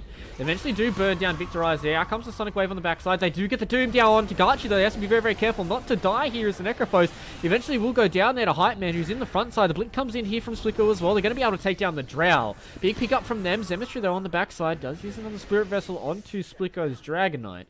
So he's going to have to be careful. That's quite a lot of damage being burnt down. Zemistry blinks behind the tower. Does he get the auto attacks? No, he gets inside of the base. So unfortunately there from Zemistry, he doesn't clean that one up, but he does have another blink off cooldown now, so he can get away from Riz as well. So Zemistry really starting to push this Queen of Pain, but they eventually do get the Drow kill. They return it with a Gachi death, so not the worst there for Spag and Sons. Yeah, pretty equal the trades. I mean, it kind of surprised me that Victorize actually had picked up. I was talking about the DK just getting his blink dagger, but the Tiny also had his blink just then.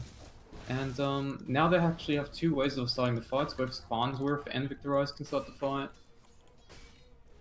A lot of sentries being spammed here by the Dire side. There's 4 on Hobo D and 2 more on Boons. So now they're just trying to reclaim the bottom side of the map here. As you can see, DK setting up here, looking for a chance for a kill. Everyone's rotating in besides the DP. You can probably get recalled in. Not yet. Doesn't have the Dragon form though. Another 30 seconds till Splicker has that at the ready. They're going to come forward here. Silence comes down as well as the Avalanche Toss. So Splicker has to be careful. This Dragon Knight doesn't want to go down all too early, and they're going to get the Reaper Sight there onto the Doom. But Hype Man though is walking forward, trying to get the kill here out onto the Dragon Knight. They're keeping him alive for a little bit longer, and he eventually will die there. To the magic damage coming in from Spag. Not having the Hand of God is hard enough for them. So Gachi now has to be careful. He does not have the Ghost Shroud, but they eventually do get the silence. Oh, this is a lot of damage coming down onto the Necrophos. Have to be very, very careful. Riz is turning in with the Exorcism, turning back around here onto the side of Spag and Sons. They want to try and get rid of everybody. The Drow is the next target here for Riz, coming forward with another Spirit Siphon. Getting on top of this Drow Ranger. How much more damage can Riz do here? Does have another Crypt Swarm coming off cooldown there. Eventually will get the Yule Scepter up. So going to be able to take down Hype Man here. That's a big setup there for Adilo Chua. They do lose 2 of their cores for it, but Riz being able to get the kill there on the Hype Man. Nice little injection of gold for that Death Prophet. Yeah. I mean, it looked pretty grim at the start because they kind of predicted that the DK was going to jump the Doom at middle, and the Tiny kind of baited it out, but dragged out the fight. Riz came in, cleaned up a few kills there. And they're still applying this pressure. DK's actually got his ultimate up. Oh, Riz! He's getting caught out in the mid lane here. You have a Yules and you have a wand, but it doesn't matter if you're getting chains done there. Big play there from Zemistry as well. Hobo D's the next one on the list. He doesn't have the Spike Carapace coming off cooldown in a second. Eventually does get it down there. Get some stuns coming in as well. Splico finally on the backside here. They're going to try and catch out Zemistry, who has blinked forward onto the tier 2 tower. And unfortunately for them, they can't chase him down because Splico doesn't have his blink off cooldown because of a lot of dots coming in. Well, they've kills there, I He's believe. found Right? Spag. Can he get the kill in the trees though? Shakiro does throw down the ulti. HY, send trees. Unfortunately for them, they don't get much else out of it. Oh, the projectile speed of Dragon Tail. Splicko getting some wins and losses here from Dragon Knight patch notes. But still, I mean, they did force the buyout on the DP. It was a 2-for-1 trade after Spag died there at the end. Dragon Form is going to go down. Exorcism is kind of up soon. They do have Doom. I think they need to try and exploit this downtime on the Dragon Form right now. They do have the Doom. They have plenty of smokes, I believe, still to be used. Blink Dagger on Tiny's been up for a while, and here we go. It looks like they're grouping up to make another play here, or at least to try and get this tier 1 tower at mid side. They really want to try and commit to this tier 1 tower, as you said. A lot of these ultimates starting to come off cooldown. They've got the Doom back up ready. Got the Sonic Wave back up ready as well. Hobo D, though, sitting in the sentries. He can defend this. There's still so much HP left in this tier 1 tower. They're going to have to basically win a pretty good team fight for this to get done. Oh, the Blink Avalanche toss comes in. Too many Blink Daggers coming in for this regen room. Hobo D is looking for something else, though. Turns back around. Doesn't have much else to help him. They don't want to use the Hand of God here to save the Nyx Assassin, so Hobo D is going to pay the price there. Fortunately, they didn't come out on top. They don't have Gachi for this either. Boons can recall him in if they want to try and defend this tier 1 tower for a little bit longer. But without Hobo D for 20 seconds, I'd imagine this tower is done and dusted. Yeah. I mean, Splitco is lingering around, but I really think they should just try to split a little bit. The problem about this lineup is they don't have the best wave clear either, so splitting is an issue for Adilo Chua. They're really good at team fighting if they synergize their heroes, right? But Gachi is a little bit of trouble. Zemistry is actually connecting here with a Vessel. This is just a free kill. He's got the Centaur Stomp as well, so he's going to be able to get that one down. Spirit Vessel on top here from Zemistry. He'll get his mate's rotations, and this is kind of the downside like you were talking about in the draft, but they've tried to turn it back around. He has Adilo Chua. They picked up the captain in Spag. So Gachi for Spag trade. I think you're going to be happy if you're Spag and Sons for that one, but it's exactly like you were talking about in the draft, right? You know, it can go one of two ways for the Necrophos. Like, you get doomed and you're a melee creep most of the time. They really need to abuse. I mean, both lineups have their, pros and cons. Obviously, when you're talking about the Chula lineup, is their team fighting, their synergies, and their heroes just combine into a very tanky kind of damage dealing over time lineup where you can't kill anyone, but they can kill you over time with their def. What's it called? The aura. It's called Heartstopper aura, and then you got the exit as well, and the DK damage over time as well. You don't really have massive bursts, but if they group up, it's like a death ball, essentially. But the weakness is when they're forced to split up, is a bit of a grief, because Necro can't just, like you said, split. DP can't split. One catch by the Doom or Doom plus Tiny, it's a kill, guaranteed. And they have a lot of mobility as well. They have Blink Daggers on both Doom and Tiny. They have Blink from the Queen of Pain's abilities. He's also picked up his Orchid as well, so it's going to be a lot easier to deal with the back lines if he tries to jump on the back line, which he has been doing without it already in these last few fights. But yeah, Halberd being built up is already completed by Splicko here. And they look like they want to make a smoke play from the looks of it. Yeah, Splicko is pretty big here on the Dragon Knight, so he has to put his team on his back here. And I have not felt the power of this Necrophos just yet. Just like every single time he's getting doomed up. Like, he's not with his team right now either. They do have the recall from the Chen, so there is ways for them to play around it. But so it makes it a little bit hard for them to get anything else done. I'm going to look forward here. Here we go. Zemistry is on the high ground, so they know that somebody is here. They're going to come forward here. They have used the Exorcism as well, so they're going to get on top of Victorize. But it is only both these supports they found out because Zemistry was able to get away from them by sneakily being up on the hill. I don't know if that was intentional or whether or not it was just a lucky happenstance, but... Coming. But there's no... Is there a ward? There actually is a ward. They saw that smoke. The hill ward. Oh yeah, they would have, yeah. And they still run into two of the supports. Yeah, it's kind of... It seemed like they wanted the setup, but it was a bit too late because the Doom wasn't there, the Drow wasn't there. So they should have just backed away and waited it out for a better chance. And because of that, they get punished. Your 2 towers down. They get control of the triangle as well, perhaps. But the upside is they did commit Exorcism and the DK form, so they might make a play now. Oh, they have to be careful, Adilo Chua. They don't want to overstay their welcome just now. They do get the stun out on the Farnsworth, but Zemishra, oh, that's a big Centaur stop coming out from Boons. Is it enough to save his life, though? I don't think it is. I think it's more than enough just to get them away from the rest of the team of Adilo Chua, but right now, we weren't able to save the Chen. Right now. Yep, they're going for the rush. It's definitely still fightable, despite the fact that they don't have Dragon Form. And I can't see them just giving this up for free, because then they don't have a way to deal with the Queen of Pain. Because most likely he'll be taking the Aegis, and he'll be just jumping the back line with no cares in the world.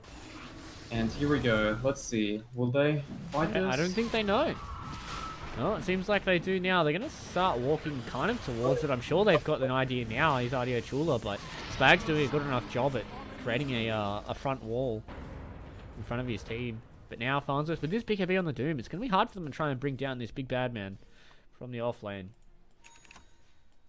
And now with a 5k net worth lead here is Spag and Sons. I'm sure Hype Man is more than ready and raring to start joining these team fights, because Zemishra has been doing the bulk of the work. Same with Farnsworth here for Spag and Sons. And once this Drow starts turning up, where the damage issues really aren't going to be there for Spag and Sons anymore. I really like Farnsworth. He's such a good player, honestly. Ooh, nice toss combo here. All the way back. Oh, they found Splicko. Doesn't have a BKB to get out of this. They have the Hand of God, but it doesn't matter with the Spirit Vessel. Oh, they get him away just in time. Hobo D creating a little bit of space. The Doom eventually comes down there onto Gachi.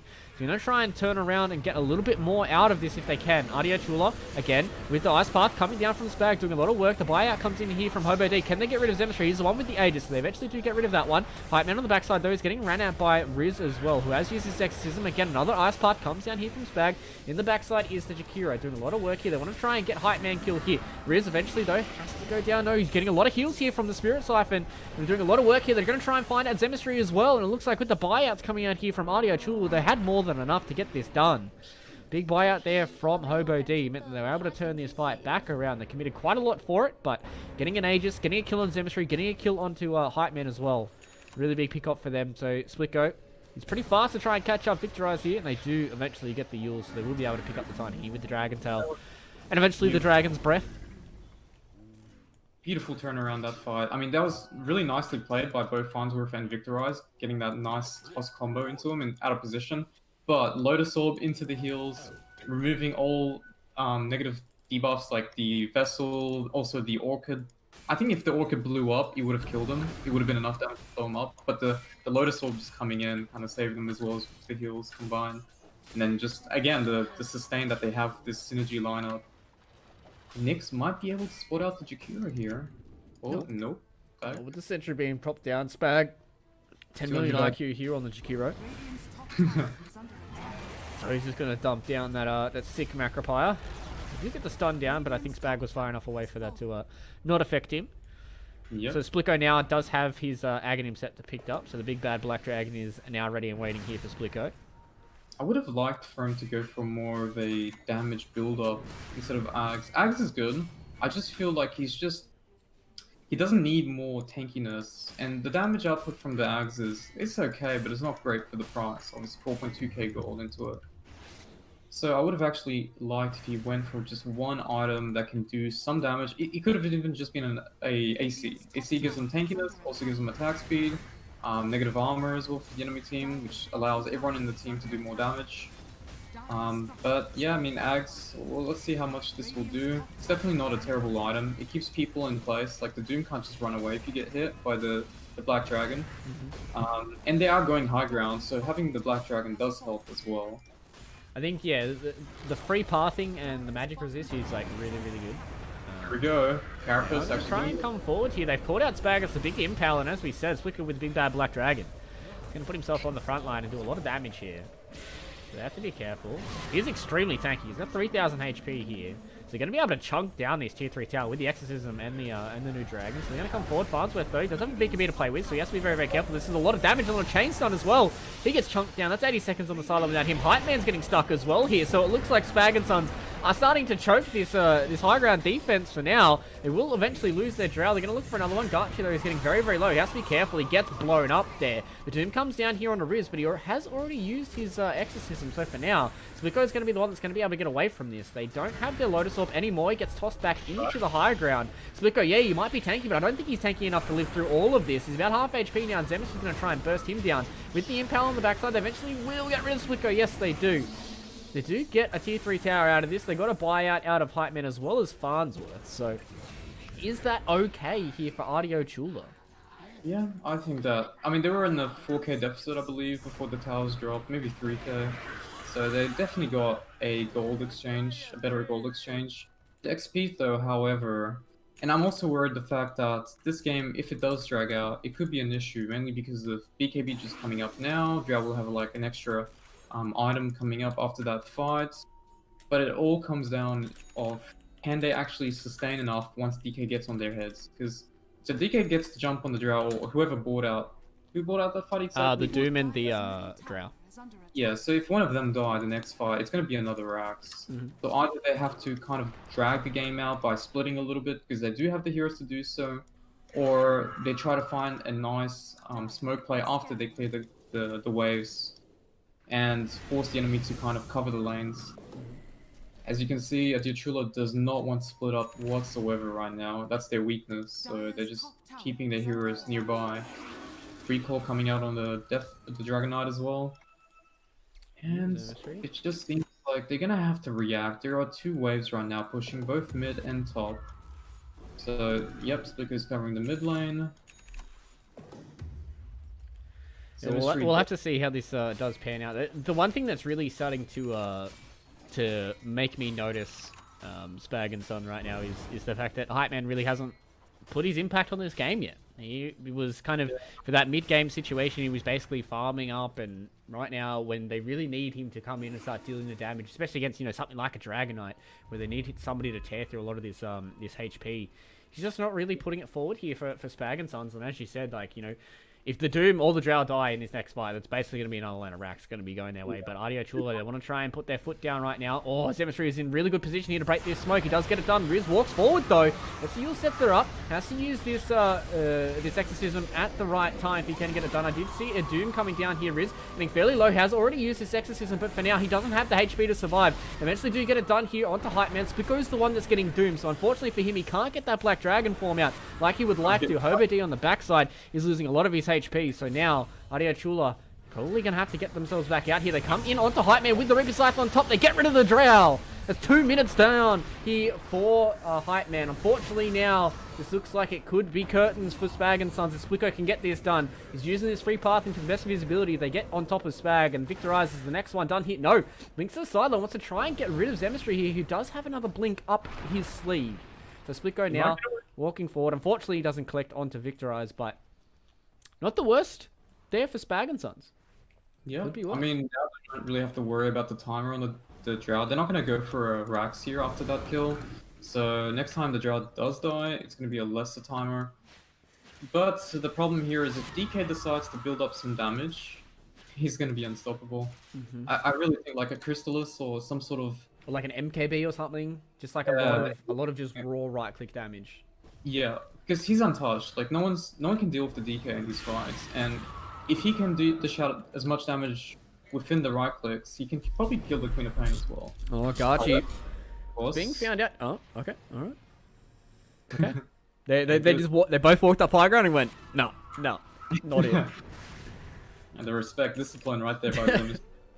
That's the. I don't want to be the guy who dies at 32 minutes because I walked up high ground. We all know that feeling. We've all had those games where you're like, this is good, I swear, you walk up high ground, walk into 5 heroes, and you're like, well, maybe I shouldn't have done that. But Zemistry is running into 5 heroes, whether or not he likes it. The other way, the Impale comes down here from Spiko. Do they have the damage? They do! They've cleaned up Zemistry here. They're looking for Victorize on the backside as well. The rest of Adilo Chua are starting to walk in here. But it looks like Farnsworth has found an old buddy in Riz on the top side. They don't have Doom to play around with here. Nice little Centaur Stomp gets him a little bit of distance between him and Riz. Does have that Yule Scepter coming off cooldown in about 10 seconds. But unfortunately here for Mr. miss to Farnsworth. He's got 40 seconds till he's got a TP. So he's basically just going to get chunked down slowly but surely here by Riz. They will eventually catch out this Doom on the top side. If he can play around here, this might be pretty cool. He does have a Centaur Stomp, a little bit of Blink off cooldown. Does have the Doom waiting up as well, but no. Eventually do find him out in the trees. They've got the stun, they've got the kills. And that means that Doom's going to be dead here for 70 seconds. Spliko again has that Black Dragon off cooldown now, so he can start putting into these towers. Yeah, I mean, he's going for the AC build-up. It's okay. I really think he should just go damage, because no one's doing anything to him in these fights. That being said, though, the AC does help everyone in the team. Extra armor, negative armor for the enemy team, which amplifies everyone's damage. Exorcism included as well. And it's a blink into the backside here from Spliko. Riz has used that Exorcism as well. So they're coming into the back part here. They have the Reaper's Scythe. I wonder if they're just going to use it on the Tiny. No, it looks like Victorize was not the prize that they would like. Sagachi holding on to that Reaper's Scythe now for potentially the Drow or the Queen of Pain, who is starting to respawn right now. We've got 5 seconds left on Zemistry. He still does have Buyout in his back pocket as well. With this Exorcism starting to not have much of its use left, really want to try and get as much out of this as they possibly can Adilo Chua again.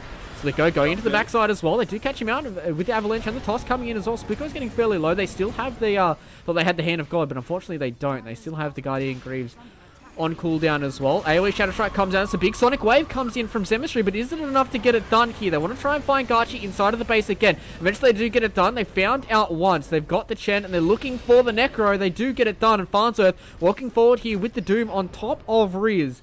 So they want to try and get the Death Prophet as well. So they get 3 prizes for their high ground defense. All they lose is a whole lane of racks and a tier 3 tower in the mid side. So not the worst here from Spag and Sons. And now they're going to walk their way into the Roche Pit, which for those of you playing at home, it just spawns in front of their faces. Oh my god, that's so fortunate.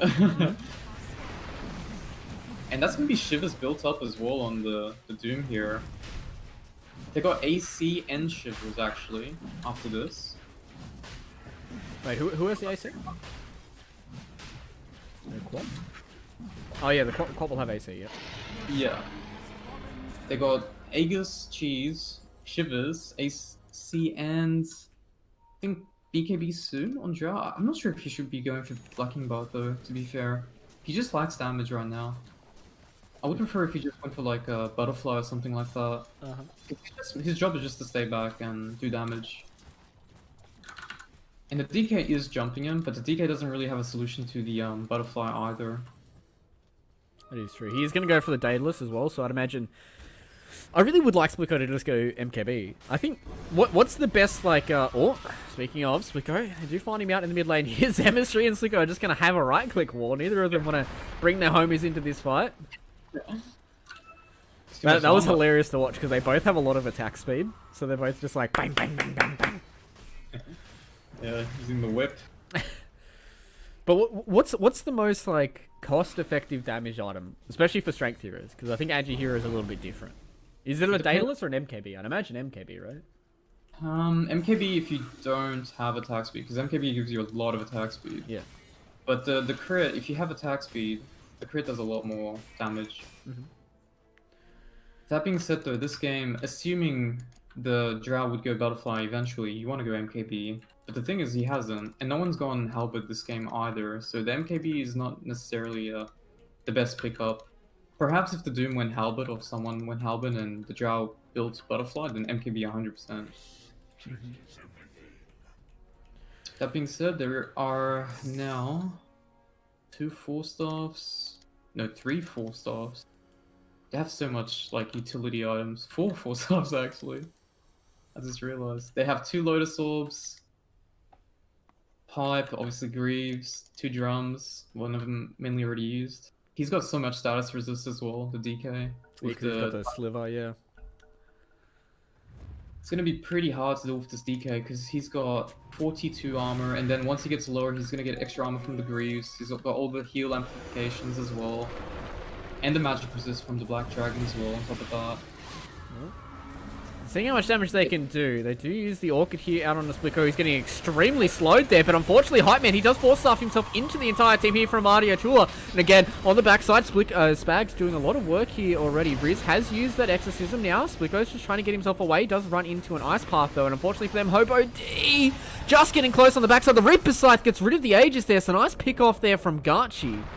So Adilo Chua eventually get the first kill of this team fight. And it looks like they're going to try and go back in for another fight. Riz, unfortunately, though, does not have much left on this Exorcism, so he will not have that ultimate ability for this fight. Victorize, though, goes down. That's 90 seconds without a Tiny now. The Force Staff, again, gets himself out of that Ice Path. Garchi, though, already going to go down. He has used that Reaper Scythe, but it doesn't really matter. And this will be the eject button here from Adilo Chua. They've lost one, they've lost two. And Spliko with the TP out. Hobo D's is going to go, all right, guys, I'm going to be your sacrifice. Get away from my Spliko. And they're going to get out of that. So they lose two. They lose an Aegis and Victorize. But again, these fights aren't extremely clean here for Adilo Chua, so they can't end the game. Yeah, and it's going to get harder as well. As soon as the Quinnipiac gets to 25, the fear, once he jumps in, is just going to fear the backline and just kind of cause chaos in terms of like the lineup being broken. The Drow's already doing a lot of damage, even without like an actual damage item. Drow ultimate is kind of ridiculous. The damage output it gives. But on top of that, they did get rid of the Aegis and Doom was used. Perhaps they can try again on the Drow this time, utilizing the Necro ulti and just killing him off instead of the Aegis. Alright, Spliko jumps in for a Halberd, and unfortunately, Mr. Hype Man, you cannot Manta off Halberd. So he does just have to stand there and wait for the disarm to get rid of itself. So they get a tier 3. They don't get much else out of it. They are 8k ahead here, is Spag and Sons, so they're okay with how this game is going. They are sitting kind of on the precipice of a loss or a victory here. It does feel like, however way any of these team fights do go, it's probably going to lean to whichever team will win the game. You know, it feels like Adilo Chua are basically one good team fight win away from taking the entirety of the base, and same with Spag and Sons. The problem I see here is the fact that a lot of the heroes are starting to become kind of redundant. The Chen is one of those heroes that is very good when you're with your teammates, but if one of your teammates die and the lineup kind of breaks, then you have to just back away. Chen does nothing, essentially. He's only good for your team, but on its own, it doesn't really do anything. And the Nyx hasn't really gotten any items as well, so his impact is going to be pretty low in these fights. Like, he's not going to really get a good stun because he doesn't have Blink Dagger. He doesn't have Axe, so he can't just be a nuisance. So you have these two heroes that are kind of losing effect right now. Oh, that's unfortunate there. So, we didn't pick this up, but Spell Prism dropped for Spag and Sons, and Hobo just picked it up. Oh no. So they get 5 tier 4 items for Adilo Chua, whereas unfortunately for Spag and Sons, they only get 3. Yeah. As a Spell Prism is really useful as well for something like a Jakiro. Yeah. They should give it to the Necroforce, actually. Maybe swap the Quickening Charm for that. I think he is, maybe? No, he's not. I think you should give it to him. It does give them pretty low cooldown Impale, you know, 11-second Impale, and gives them a 40-second Ventata. It's pretty good here. Yeah, So the carapace action's like pretty low, 6-second downtime only, or less than that actually. They've got a Willy Shaco as well here, so whether or not they give that... So they're going to give that to the Necro, so he's going to have almost 3,000 HP, but they might have given that to the Dragonite. They need beautiful. Their final tier 4 item. Chat has been talking about a Minotaur Horn. So I feel like that would probably be the most broken. What's another tier 4 item? Maybe like a Leveler would be really good, even Illusionist Cape would be pretty strong. Havoc Hammer. Havoc Hammer would probably be the best. Yeah, Havoc Hammer is pretty broken. I think like Havoc Hammer, Leveler, or Minotaur Horn would be like probably the best for Spliko. I like the Leveler because they're having some issues going high ground, and it kind of buffs up his damage output as well, especially since he's going crit now. Getting that attack's really quite nice. And yep, he's actually not even saving from bio. He's gonna straight bio. Oh, they get the Prince's Knife. Okay, so that's not too bad in the grand scheme of neutral items for the side of Adilo Chua, but yeah, would be nice for. True. Wow, actually Hyman's going for a Divine Rapier, 2k off. I don't know if that's it, Chief. Like, yeah, I don't know. Surely he could just go like a, as you said, like a butterfly, right? Yeah, butterfly's perfect here. They don't have any way of dealing with B-Fly. There's no MKBs or nothing like that. Like, sure, like I'd imagine maybe if he sees Spliko like picking up a Daedalus, you'd go, okay, I'm just gonna go butterfly now. Yeah. Well, he hasn't revealed it yet, so there is time to adjust. But I actually think he's going to go for Divine Rapier. I have a feeling. Well, it's the Hype Man special. I've seen it before. So we'll see if he goes for it now. Oh, okay, he's bought the Demon Edge. Yeah, there we go. That's pretty much confirmed now. Well, okay, so we're going to see a Rapier. So Hype Man says, alright, in the next 10 minutes, either I'm going to win or I'm going to lose. He does get stunned up there by the Impale. They do catch out the Drow Ranger here. If he goes down, probably not the worst for them. Oh, that's a big stun coming in from Farnsworth. Catches out too. They do get the Doom down onto the Necrophos before anything else can get done. But on the backside, Spliko's doing a lot of work there with especially picked up Daedalus. They have to be very, very careful. They eventually do lose out their Nyx Assassin. And again, another Sonic Wave on the backside. And no, Spliko is getting stuck between 4 heroes here for the side of Spag and Sons. He cannot do everything for this team. Unfortunately for him, he goes down. They keep Garchi alive outside of the Doom, but they lose their damage dealer. Are they going to lose more? Not quite sure if they will. So, big pickup for them. They did lose Zemistry out of that. So, Hobod and Zemistry go down. Same with Spliko.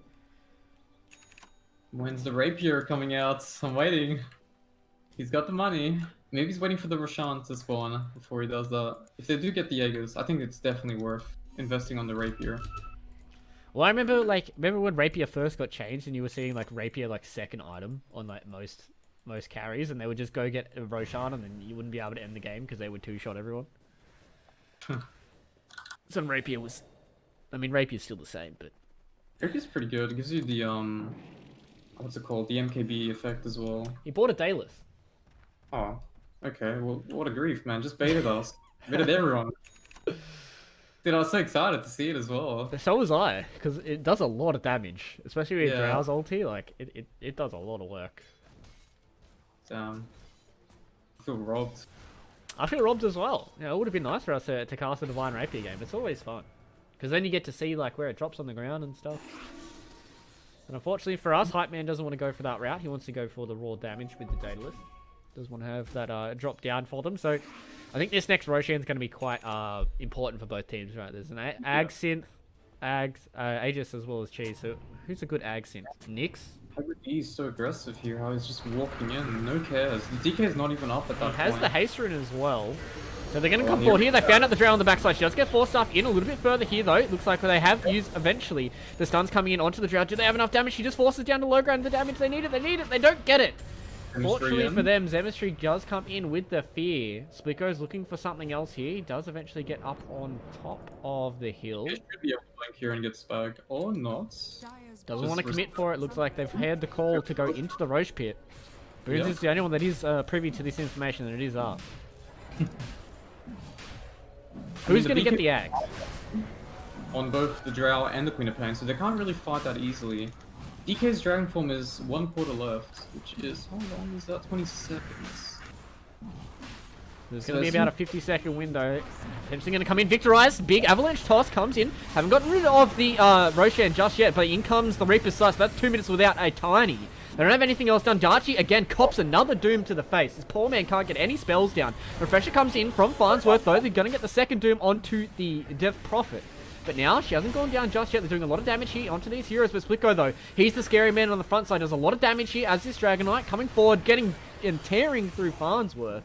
So they do get rid of 2 here. So they've lost the Doom and they've lost the Tiny. And the Sonic Wave on the backside. Zemistry blows up the Death Prophet, who buys back because they do know that the Roshan is up here. Spag, though, getting stunned up by the Nyx Assassin. Another force up into the hill. And looks like he's going to be able to get himself away from this.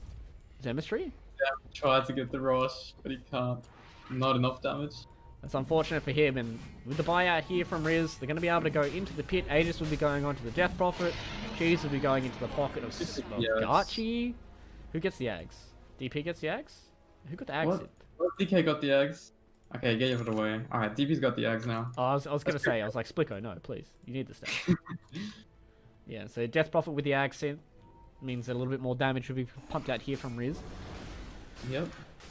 40 seconds until they have 2 of these heroes up here. Looks like it could be pretty hard for Spag and Sons here. They're hanging on tooth and nail to this game, but I think right now Splitko is just too strong of a hero. Multi-shot comes through. Hobart is trying to get the stun out there onto that, but unfortunately for him, he doesn't get that done. Zemetry's going to try and deal with this crit wave on the top side, but eventually they do tear through the barracks. Looking for the third one here to secure the Mega Creeps here for Adilo Chua.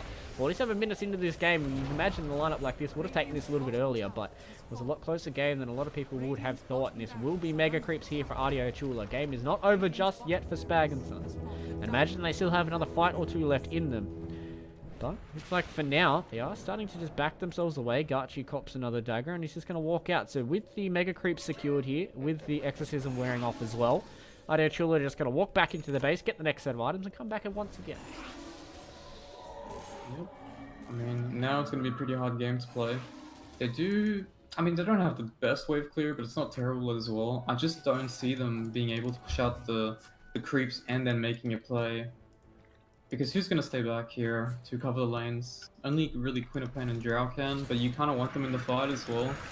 They can go for BOTs, I guess, but it might not be that easy since they want to save for buyouts. See how this goes. I mean, you gotta go back for the rapier, hi man, come on. Goes for Lincoln's, weirdly enough. Oh no. Yeah, surely this would have been like rapier territory, right? Like you got mega creeped, like you're like, oh, we don't deal enough damage. You just go for the rapier. Like you gotta lose. Like if you lose the next fight, anyways, like what's Lincoln's gonna do for you? Rapier. I mean, before it was like, okay, fair enough. You wanna go with the safe approach, go for Daedalus, you know. But now, Lincoln's... Oh no, Adilo Chua, they found out Zemistry here. That's a big impale coming down in from the next assassin. Doom comes down on the Splicko though. They have to be careful not to lose their Dragonite too early here. The Hex comes down as well. It's a lot of damage coming in from Zemistry. Hype Man cleans that one up. Rapier or not, it doesn't seem to matter. And Garchi's going to be the next one on the list here for Spag and Sons. Adilo Chua, they thought that was going to be the game ender, but unfortunately for them, they bring Spag and Sons back into this game. Double kill there for Zemistry. That play could have worked if the Necrophos was closer. He would have been able to get the Reaper to scythe, but he wasn't there. Therefore, not enough damage, and obviously the turnaround came upon them. They do still have the Doom, mainly because he's got Refresher. He's trying to get his 25 as well here. Have a gem dropped on the ground as well. Would like that that extra 25 for them, but games like these, I've seen these turn on their head very, very quickly. You have to be very, very careful on how you play out these last couple of fights. Riz is going to come forward. Buyout's going to come in here from the rest of Adilo Chua. Riz, though, fortunately gets done by the Nullifier there. They have to be very, very careful. In comes the Reaper Scythe, and that means Victorize. He's going to be dead for 2 minutes. Zemistry doesn't really have much mana. Blinks onto the right-hand side, but Splicko follows him. They do get the Dragon Tail stun. They get the kill onto the Queen of Pain. The buyout comes in from Zemistry, so he's going to be able to defend against these Mega Crits. Farnsworth with the BKB and the TP away. They have no way of stopping that TP. So for now, they only lose Zemistry and Victorize. Zemistry does buy out to defend against these Mega Creeps. So there's still another fight left in. Again, buyouts has been used here from Adilo Chua. So if this next team fight goes the way of Spag and Sons, like the last one did, this potentially could be game over for Adilo Chua. Essentially, none of them has buyouts at this point. Yeah, none of them actually. Oh no, they found out Splicko! He's got caught with the Nullifier and the Fear as well. They do get the Lotus Orb on top of the Dragonite, but he's just gonna die! 2 minutes without the Dragonite, farming fairly greedily onto that Ancient stack. Someone has to cover the lane. Oh, the Fear is coming in onto Riz as well. You have to try and get out this Death Prophet. She does have the Aegis as well, though the Doom comes down onto the Nyx, and they're gonna be able to get rid of Hobo D as well. Riz, he's just gonna lose 2 of his lives. Aegis or not, I don't think this matters. Garchi is on the bottom side. He's going to try and push into the base, but I don't think it really matters. This is not looking good. There's going to be a TP back in here from Zemistry. Garchi, you're going to be able to waddle yourself into the base, but is that going to matter? I don't think it does. They're going to be able to clear out these Mega Creeps, and that's it. No cause besides Gachi. Gachi cannot fight alone. Alright, well, let's find out. Maybe we will see the Rapier still. He's almost got it as well. Nah, the Hype Man's got money and he's got time to build it. It is 90 seconds until Riz is alive. Another 70 seconds until Splicko is alive. Surprisingly enough, Splicko hasn't gone for a BKB this game at all. Understandable that, you know, most of the game he didn't really need it. But I think now in these later stages, a 10-second BKB is kind of game-winning Farnsworth, though. Finds out a creep. Look at Bonzo. Booze. Oh, he wanted it! He wanted it so bad. Booze is going to throw his life out for this one. Does not have buyout on the Chen. I don't think it really matters all too much. He's just going to try and stop this for as long as he possibly can. He's a Chen, right? Like, it doesn't really matter, you know, him in these team fights. Like, you know, Hand of Gods, whatever. All those 2 cores, or 3 cores up, I guess. Here we go. Gives him a little bit of time now to get Riz back onto the field. 54 seconds until he's alive. Hobo D pulls some of the creeps, doesn't pull all of the creeps though. So there will be creeps now for Spag and Sons to come into this, into the base here. Hobo D throws out the impale, but no, Farnsworth does spot him out here. He has the Prince's Knife as well, so he's going to be able to catch out the Nyx Assassin event. So he does get into his vendetta. Right, let's go. Straight throw. I've got the right idea. Guys, let's follow him. Alright, okay. They don't want to go straight for the throat. They want to try and get themselves an equalizing rack. So they are up against Mega Creeps here, so they have to be very, very careful though. Coming in, Victorize has caught out Gachi as well. He's getting fairly low. The Lotus Orb comes down, gets himself away from the silence, but the stun is there from Spag. You're not going to be able to catch out all too much here. They do have Zemister on the backside who has finally come in though. 7 seconds until they have Riz. So they can start to fight when the Death Prophet is up, and that's it, Spag and Sons. They're just going to walk out. They can't get anything else done because they got the Mega Creeps inside of their base. Lurking around. Oh, he's getting spotted out by the gem. He's dead. He got... Okay, there's a Rapier on the Drow. We have Divine Drow. That's it. That's it. That's what the chat wants. Alright, so Hype Man now has elevated his status from Pusser to now cool. I don't know where else you go from there, but he's got the Divine Rapier, and that means that now his next fight from Adilo Chua has to be good. It has to be a solid win for them, because otherwise they're going to lose out. They actually need someone to cover these lanes. Oh yeah, Zem's going back.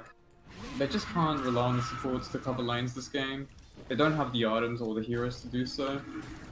So they're very reliant on either Zem or Hype Man to kind of take care of these creeps and then connect with the team. Ideally Zem, because he's got the blink and BOTs as well.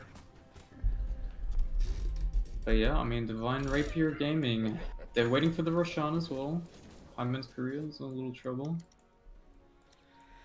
As soon as they clear these two lanes, they should be looking to make a play.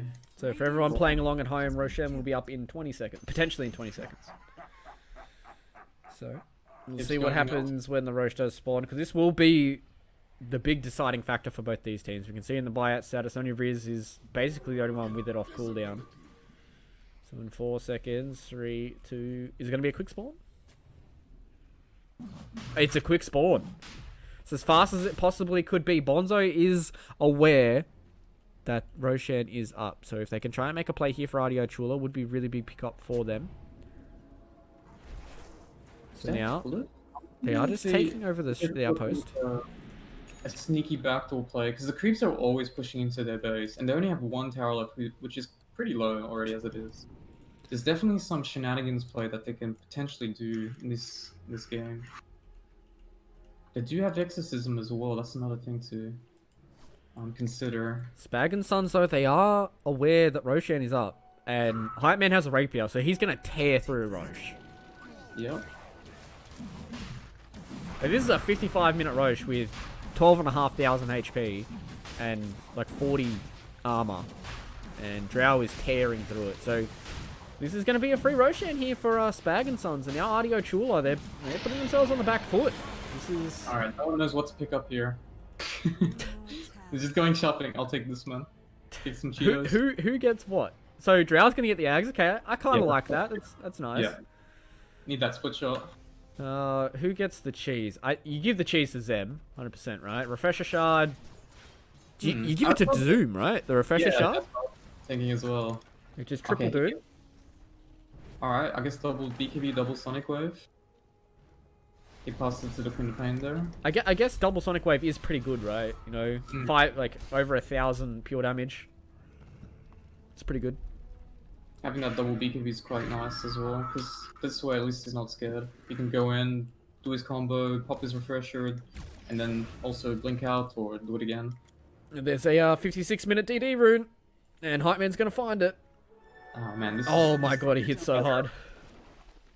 This cannot get any better right now. Aghanims, Rapier, Aegis, DD rune. He crits for 2.5k. Oh my god. Alright, this is it, guys. Here we go. They might do a wraparound here.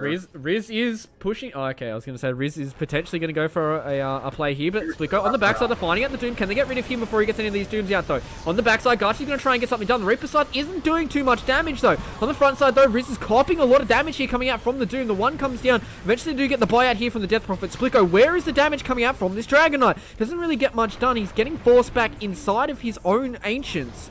And again, he's going to have to stand back. He wants to try and get rid of this Divine Rapier, but unfortunately for him, he's gone down 2 of the cores without buyout. And this Divine Rapier DD rune here for Hype Man has probably just called the GG. Oh, actually, yeah, the Necro has no buyout. Oh no, they both have buyout soon. Both DK and Necro, like 10 seconds, both of them. They have one more fight in them, but there's no Dragon Form here, which is a big problem. But Riz? look at Riz. Riz is going for the big play. He's running himself towards bottom. Whoa. Going for the tier 4s. Oh, Dragonite does buy out. Can they get this done? They pull him outside of the base. Riz doesn't have to do the big GG play. That's half HP on the Ancient as well. Man, I don't know where this game is going to go. I cannot tell you who's going to win this game. This is definitely still going both ways, honestly. Do they have Glyph? They still have Glyph though, right? I think? Radiant? Neither team have Glyph. Neither team have Glyph. Oh my... Yeah, that's the play then. Let's just go in. YOLO all in, I think. This is the play. It's the time to win for Adilo Chua. They have the creeps as well inside right now. So... Let's see if they make a smoke play and attempt to make... Do they have the damage to kill this building fast enough? Yeah. Maybe with Exorcism and Dragon Form, right? They got Exorcism and Dragon Form by the time they get down there, but if they run into Spag and Suns, I think they're done. They lose the game. Oh, here we go. Smoke's coming out. Drow has to TP back in, so they know where the Drow is. They have smoked themselves closer towards the base here. It's coming. Do they have the back door, though? Door will be coming off cooldown. They need creeps inside of the base. They're just sitting here towards the bottom. There's no way. They can't kill it through back door. It's regenning too much. They need the creep wave to come bottom. Yeah, now they can't. There was no protection before, that's why. Are they going to go now? The creeps aren't close enough. Splico, the creeps aren't close enough. They're going to try. They're going to try through the back door. There is no glyph here for either team. They use a BKB here from Zemistry. They're doing a lot of damage to this Ancient. This is where the fight ends up here for Spag and Sons. Do they have a damage? It looks like Adilo Chua. They're chunking through the Ancient. Can they get it done? Splico, no, he gets burst down. Do they have enough? They do with the Exorcism. Adilo Chua with the YOLO smoke. They don't give a shit. They're going to go in. They're going to take your Ancient. Now that is a good ending to a good ass game. Woo! Honestly, I don't know. I really thought Adilo Chua had that game initially, and then I was like, okay, maybe not anymore. Because they kind of did a lot of execution errors, but that ending is just perfect. That's what they had to do. There was no glyph. They couldn't do anything else. They've got these heroes that are really good at taking buildings, so they just went, screw it, we're going to go through it. They burnt through quite a lot of the HP through that back door, but then creeps came through because obviously Farnsworth couldn't deal with that bottom creep wave, so the back door eventually burnt out, and then it's just too much for them to deal with. What? Yeah, that was insane. Dude, what an ending to that game. I want to see more of that. That was dope. Well, game 2, I'm sure it's going to be a bit demoralizing because I'm sure they thought they would have had that at some point, Spags and Sons. And they played very well. I mean, from behind especially. Farnsworth honestly played ridiculously well this game. But, yeah, I just think Adilo Chua could have definitely closed the game a lot earlier. There was a lot of execution errors in both fighting and some pickoffs that dragged the game out.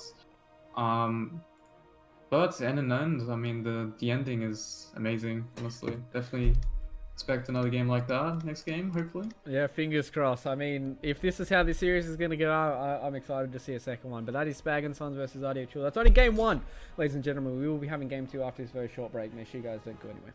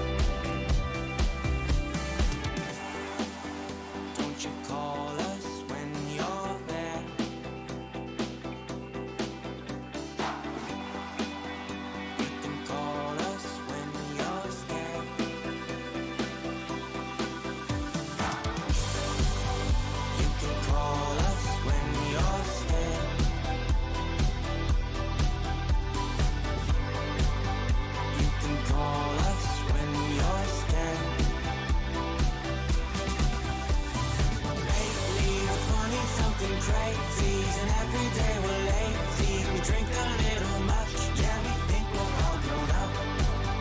But we'll call you when we're scared. Lately, we're 20-something crazy, so weekends get too hazy. We laugh a little much, yeah, we think we're all grown up. You can call us when you're scared.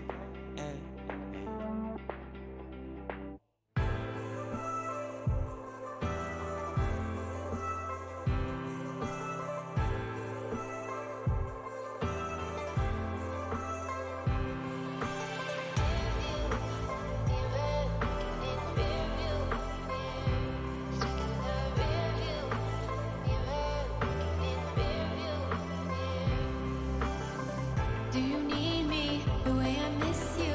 'Cause I can barely.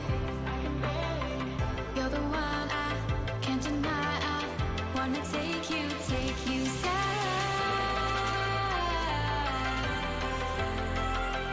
Take you sky.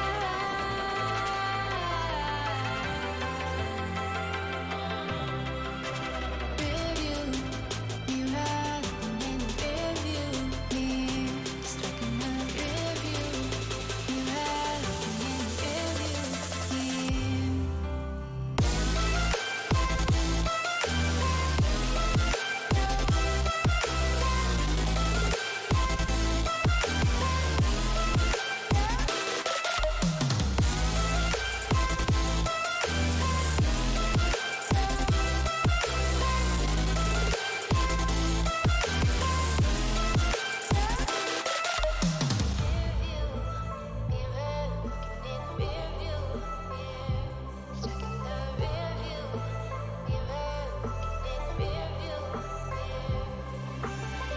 Do you need me the way I miss you? 'Cause I can barely. You're the one I can't deny. I wanna take you sky.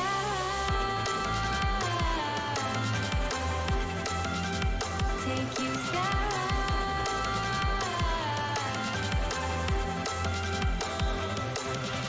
Rearview mirror, looking in the rearview mirror. Stuck in the rearview mirror, looking in the rearview mirror.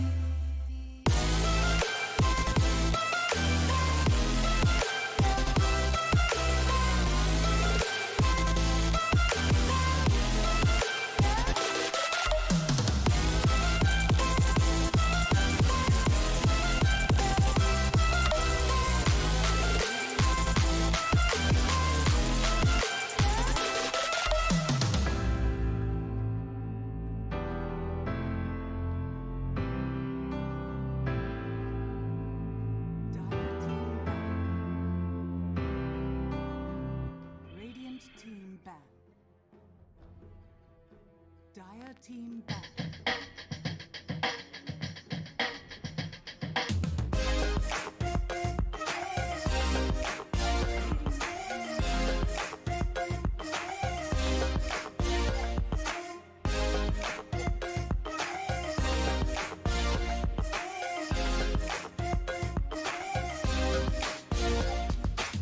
When we were young, everything went our way. Now we grow old and something slips away. A different story told from day to day. I can't read what you're telling me. It's so clear to see. Well, it's so easy. Look at you and I just know. But it's not easy to stand beside and let you know. 10 seconds remaining. Alright, boys and girls, welcome back here to the Oceanic Esports Dota League. It's Season 2 time, and it's the final game of tonight. I'm Fluke, I'm joined again by a Godot mate. I don't know what it is. Every single time I have a new co-caster, there's always one game that is like the most insane shit ever. Like, Yeah, it happened it with LY last time. I had like a 60-minute back and forth slugfest. Now we've got like some base race. Like, I don't know what it is with UX pro players or pro players, whatever you guys want to be called. You very high MMR players. But you guys bring the good games in. I mean, I'm all for it. Well, I hope this game is like that as well. But, I mean, it's kind of hard to come back from that because when you're in a winning position and you just drop the ball like that, feels really bad morally or mentally at least. So, well, let's hope they're not mentally shocked by that one, Spaz and Sons, and we get another good game like that. That being said, though, both lineups have opened up differently this game again, which is pretty good. I'm quite surprised. Normally, in most of these OEDL games, I've noticed there's always a pattern between the first two picks, but not really been the case in these past few games that we've been casting. We see Magnus Winterwyvern opener now with Adilo Chua. I think Magnus is just so strong as a hero altogether. Obviously, you need players who can play mag. If you can flexi the mag, even better. It gives you a lot of opportunities to kind of play mind games with your enemy, because you can obviously put it carry. Some teams do that in the pro scene. You can put it mid, obviously, which is the most commonly seen role for Magnus, and offlane as well. Not so much as the pos 4 and 5, like back in the day where you'd see like PA mag almost every game. But yeah, I mean, Oracle picked up here by Spags and Sons. I mean, it's not a terrible hero. Overall against Magnus and Winter, you got the damage throughout the Winter's heal embrace, cold embrace. You also can purge out the empower.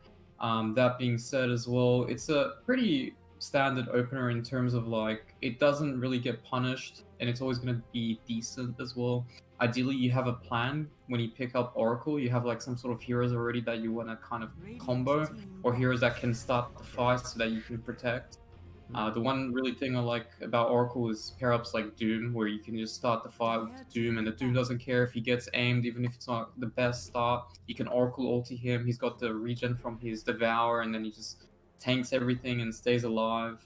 Obviously, there's other pair-ups where you can synergize with healing, like Juggernaut Oracle is a pretty common one.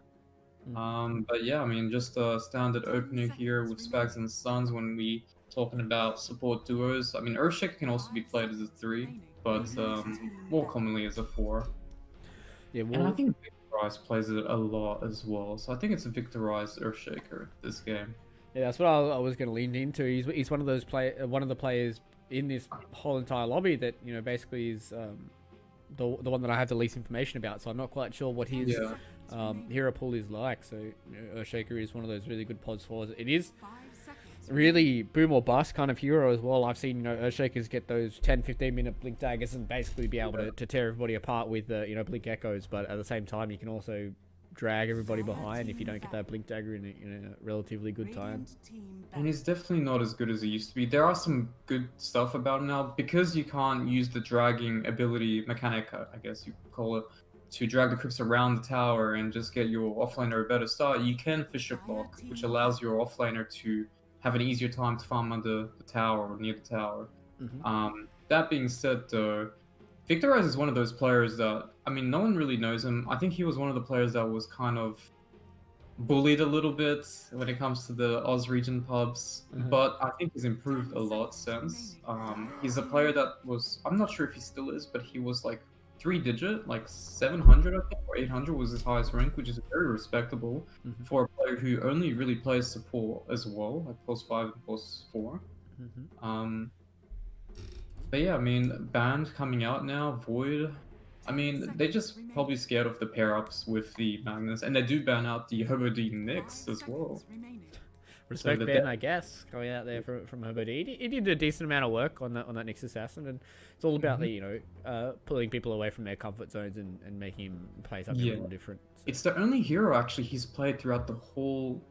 I think it's maybe he's played something else, but I remember in the first series he's played Nyx. I'm gonna have a quick look just to double check. Well, I know he also does play Winterwyvern, but you know that's another hero that can be played as a 4 or a 5. But I know Boone also plays Winterwyvern. Yeah, he only played one SB game. Every other game has been Nyx so far. Okay. So maybe Spirit Breaker's on the cards here for Adilo Chua. I mean, it's pretty good to pair up with the Magnus. You know, you can always get that the nice RP in the charge through as well to get the chain stun set up and stuff like that. Is a big bruiser to kind of deal with this Oracle. You know, you always just charge him in the backside, so the Oracle has to, you know, either ulti himself or use spells in opportune ways. Well, Timber's an interesting one. I'm not too sure who's going to play this, because I know Heartman will definitely not play it. So it's either Zem or Farnsworth. Wow, I think it's a Farnsworth hero. I think Farnsy does like playing Timbersaw a little bit. I'm loving Spag and Sun's lineup right now. They have synergies, strong lanes, easy win conditions. If Timber is a flexi pick, I think Zem can also play it. But assuming Timber is a flexi pick, they can't really just 5 seconds be remaining. throwing the Magnus mid, because if Timber goes mid against Mag, he's just gonna get rolled. I think Mag can just go to the jungle eventually, but Timber will have a free lane, and he will dictate the pace of the game in that regard.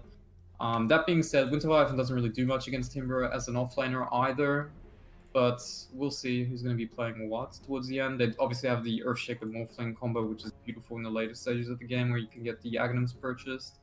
But on top of that, they do have the Oracle Timber combo, the Oracle Morphling combo, just to protect them and dish out the damage as much as they can. Oracle Timber is so nice. It's kind of like the Doom Oracle that I was talking about. Timber can just go in and start the fight, be a nuisance. Oracle can back him up, and he will not die no matter what. That being said, there is a lack of lockdown coming from Adilo Chua, and they still don't really want any reliable stun. Right now, it's just these kind of ultimates that can kind of pin you down. Winter's Curse, RP, Pango Roll, but not the best kind of heroes to deal with Timbersaw and Morphling, of 10 course. seconds remaining. You know, we'll have to see whether or not they can 5 have that seconds Morphling remaining. counter, like most people do like to see, but or Dieting whether or not back. they'll just try and outpace the Morphling. I've seen that time and time again. You try and get this Spirit Vessel early on. You make sure that you just put a lot of pressure on the Morphling and see if you can kind of take him out in that way rather than having to deal with him Radiant team as back. a Well, Dire team He Direct back. actually counter. plays anti-mage, right? It's a pretty damn good anti-mage game right now. It's good against Morphling, it's good against Timber in the laning phase. He's going to be able to free farm easily. He's going to have Empower as well this game. The only problem I see with the anti-mage pick is that they probably might not be able to fight in the mid game. And anti-mage will be forced to split and just find the right chances. But that being said, 5 Magnus will seconds farm remaining. relatively fast this game. The issue is the Timber. The Timber, we don't know where the Timber's going yet. If they pick anti-mage and then they pick, like, for example, a Slaughter, and the Slaughter goes up into the anti-mage lineup and Timber goes into Magnus, their game is just done. Yeah. That being said, though, we don't know where the Magnus and Pango's going, right? Because Splicker also plays Pangolier. Yeah. I believe Riz plays Pangolier as well. So they have two players who can flex the Pango mid or offlane here. 5 seconds Yeah, and remaining. same with the Magnus, right? Like that's the biggest thing with a lot of these lineups is being able to flex them, and Pango, Magnus, they're all really good at flexing into a lot of these other lanes. So Yeah, so there's a lot of mind games here that they can utilize. And because they got the last pick, I mean, it's going to be more favorable for Spag and Sons because they're going to actually see what's going to be coming out here. And after the last pick, they can decide or think about who's going where. Ideally, I would really like some win condition. It's just easier to play the game if you have a simple win condition like anti-mage. But the downside of the anti-mage, like I said, is they can switch the lanes, right? And yeah, that could be an issue as well. So we'll see what Adilo Chua want to go for here. In their last game, they went for a kind of all-out strategy, and now they are trying something a little bit different. Let's go anti-mage. I don't know. Anti-mage into Morphling is that? Well, Anti-mage got banned by Spag and Sons. So. Very favorable against Morphling, but the problem is you don't know for sure it's Timber offlane. It's very good against Timber as well, and they have a lack of reliable stun. But I don't know. I don't think they'll go for the anti-mage approach. They might go for a team fighting carry. Yeah, okay, that works too. It's like kind of just as good, right? Because it deals quite well with like the Earthshaker. You can find the Oracle in the backside as well. Take actually out probably those better kind of than heroes. Because you can fight, and it's a good matchup against Morphling in the later stage of the game, mainly because of the cloud. You don't really want to go BKB on Morphling in most cases. The problem is if the game drags out and Morphling gets fat and gets his Ags, it's going to be very easy for him to deal with the Ricky as well because of the Fisher cast range. Mm-hmm. That being said, though, I'm not too sure how their lane will progress. We don't know for sure he's offlane as well. They can decide to pick something to do with the Ricky Mara. Yep. But the offlaner is Farnsworth, and from what I know, he's normally pretty static with his heroes. Like, he's not very flexible, but he's very consistent. Yeah, Choose your he's always one of those. When I watch him play offlane, he's always like one of those players that is like, I don't want to say like greedy, but he's like very good at farming. Very, very good at getting himself top of the net worth no matter what hero he's playing, and getting himself into a good position where he can carry for Yeah. his team. Well, I think both lineups are pretty good. They both have their own win conditions. I still favor a little bit of Spag and Suns, mainly because their lanes will come out ahead. That being said, though, Adilo Chua can make a lot of plays with the Clockwork 6 and Riz obviously on the Pangolier. But I just feel like it's a little easier to play with Spag and Suns lineup, mainly because the matchups in the laning phase and then transitioning from the lanes will be easier than Adilo Chula's gameplay, because they obviously have to rely on Gachi to get that defusal timing. And Splico kind of needs to communicate this game with Gachi to get those empowered. You don't really want to have a Magnus on one side of the map and Ricky on the opposite side of the map, because then you can't utilize empower to its full potential, right? So ideally you want Splico and Gachi to play kind of around each other and having their own farming patterns where they can actually take one side each, but then they can connect to each other. Yeah. And the rest, it just comes down to the 3 other heroes from Adilo Chua to actually dictate the pace of the game and fights as they please in terms of levels and whatnot. So I think HoboD has a pretty big task this game. I think a lot of it is on him this game. And it's kind of scary to me because he's one of the most inexperienced players in this team, and if they have to rely on him, I'm not going to say it's a bad thing. It's probably something good for him to improve, obviously, because he's got to have more responsibility this game. But it's definitely scary thinking it like that. Yeah, it does kind of feel like this Clockwork. I mean, Riz to a certain extent can also play the same kind of way that the Clockwork can, right? Like basically him, Boons and OBD can all just kind of run around as this 3-man ball and just try and get stuff done. But we'll see how Hypeman can play out this Morphling. You know, I've seen it before. And sometimes it's good, sometimes it's not so good. Yeah.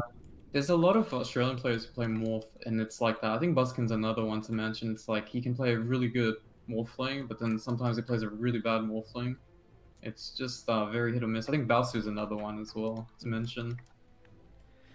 Morphling's one of those heroes. It's if you have a player that can really use it to its full potential, it really shines.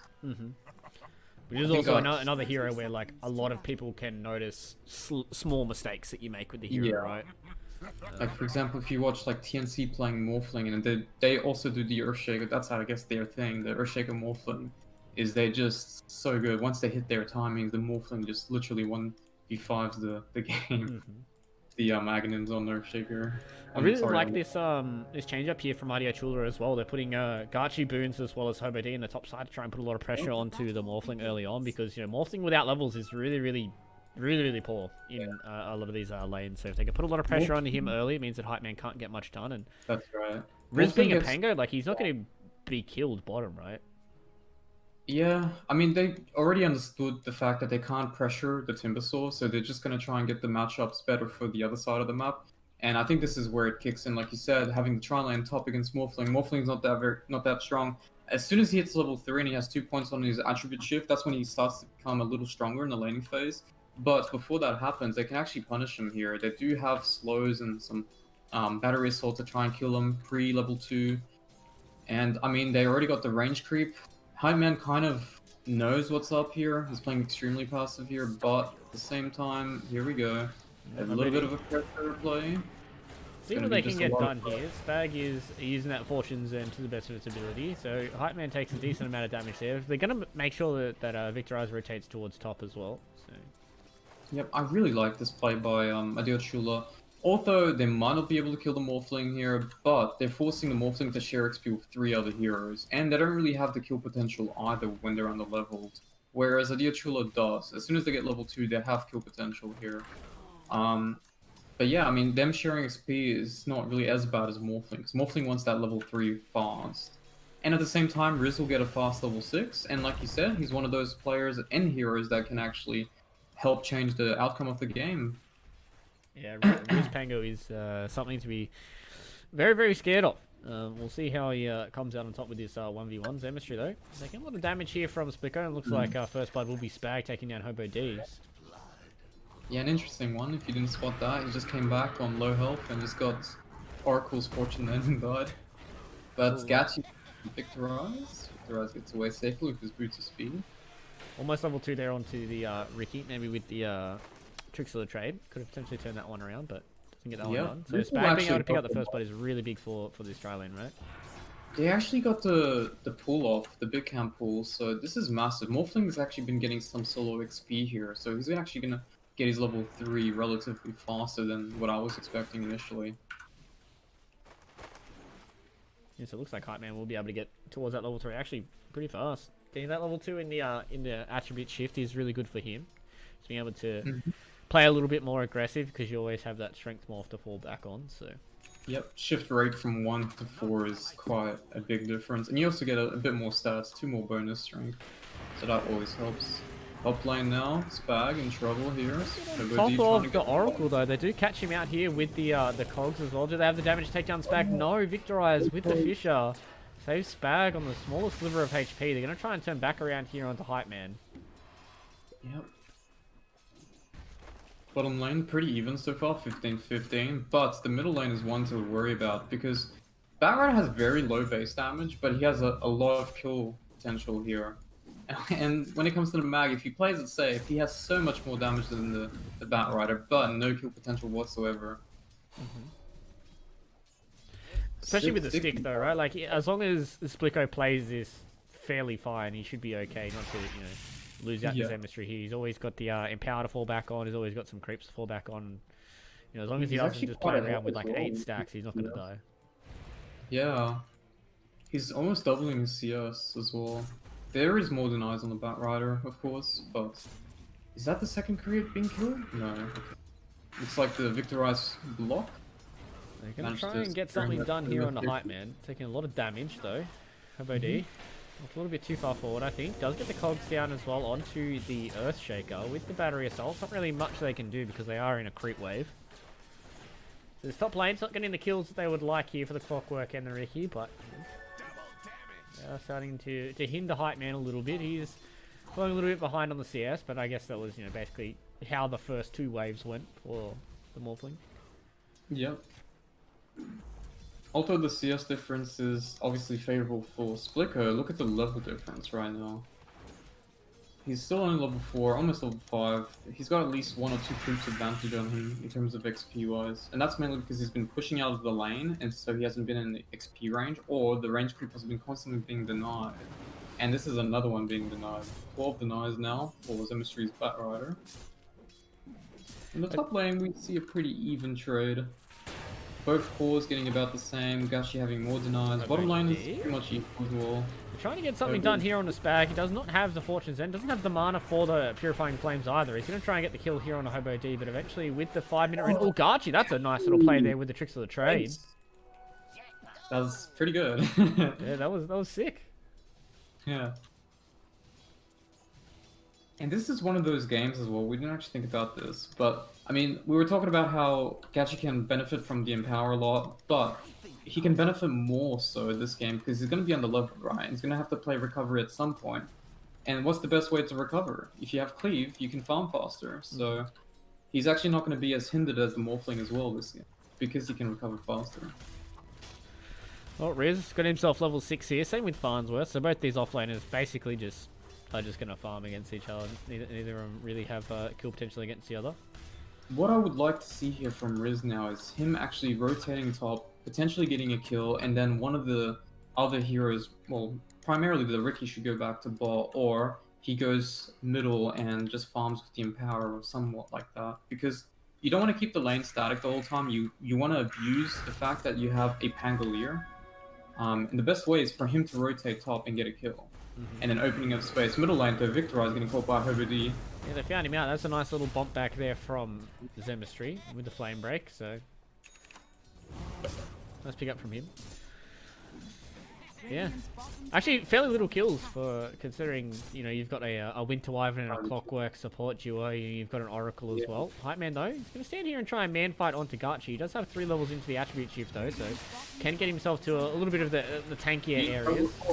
Spag missed the E, but it's a little bit unfortunate there from Hobo D, but looks like Hype Man, though, if he's the one that goes down, this could be a worthwhile trade here for Adilo Chua. He does not have that much to transform back into, though. So have to be very, very careful. Gachi Turning back in. He does not have the backstab though. This is the worst part about playing Ricky. Level 6. Oh, he's getting caught out as well with the Fissure on top, and Victorize picks that one up. So Hype Man pushing the pressure off his hero. Here. Victorize here actually still going in deep.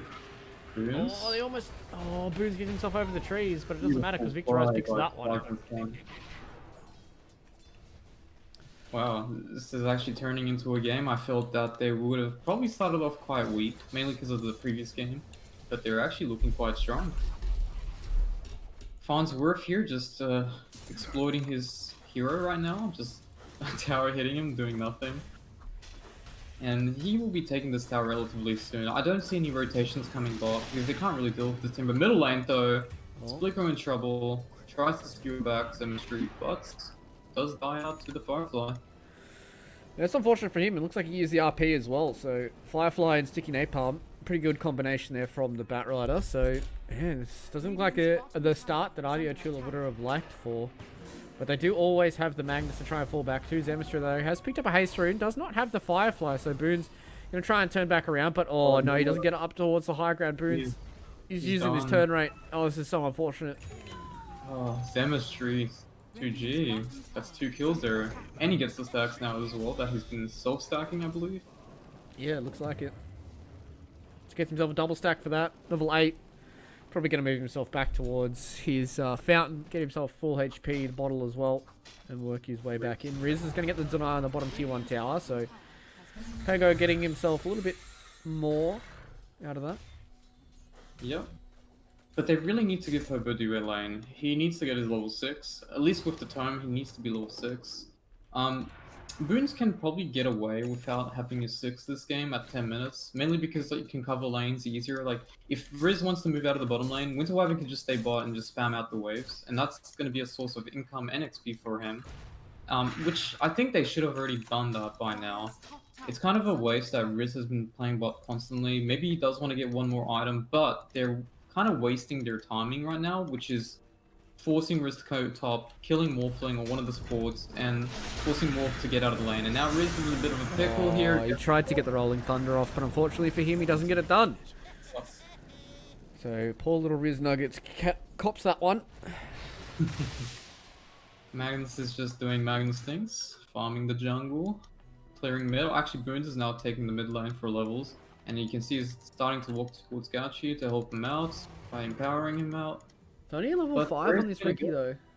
Yeah, exactly. There's really nowhere to go because Hobody wants a lane, Winter Wyvern wants a lane. No one can go bottom right now besides potentially Winter Wyvern just to spam it out.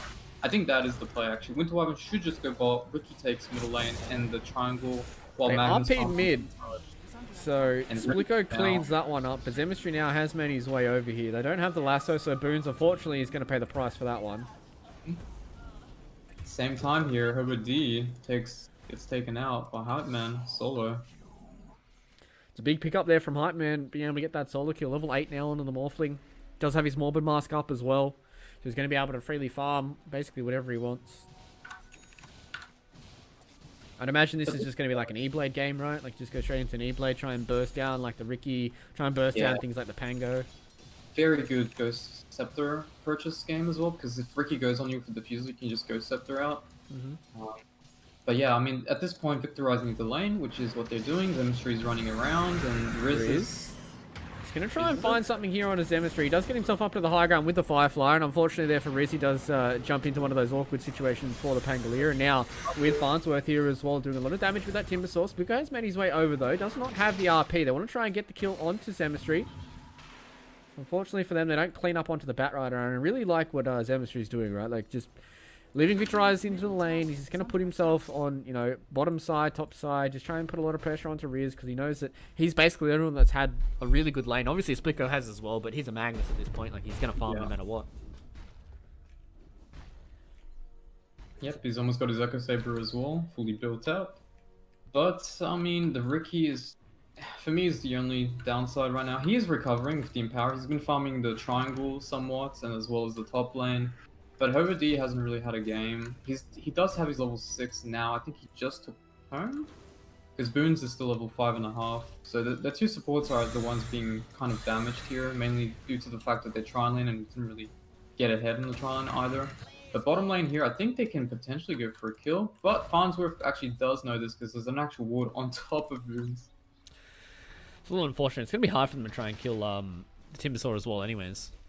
Yeah. He's almost got that Yule Scepter up. Oracle is behind him as well, so worst case scenario, they've always got that false promise. So now Victorize is getting really, really close to that Blink Dagger as well. Only 100 gold away here for the Shaker.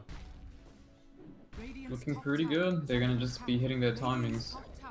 Morphling just taking the tower for free. He actually does miss the last hit, but regardless the case, more space for him. If they take over this triangle as well, there's just no way to farm for this Ricky Mara. That being said though, they need an answer for this Timber. You can't just let this Timber just take over the map for 12 minutes, like the bottom lane for 12 minutes and do nothing about it. I think this is a... I'm gonna see if they can get... Oh, that's not the combination that you would like. So Farnsworth... Oh, God. But it looks like they're probably gonna get the kill anyways. Even after doing... Oh, that's a big Winter's Curse that comes in there from Boons. Can they get the follow-up here with the Rolling Thunder? Oh, Spag just gets off the false promise there. So he will be able to survive for a little bit longer. I imagine he's probably just going to eventually die there to Riz. We'll eventually get the right clicks there. So they get rid of the Timbersaw. They're looking for another one. They made the rotation here with Hype Man as well. So they get rid of Hobo D. They don't have anything else left. So they're going to get Riz here with the Flaming Lasso. He does have a lot of... Oh, no. You hate to see it. He does get up to the high ground, though. But a little bit of damage reduction coming in from that shield crash.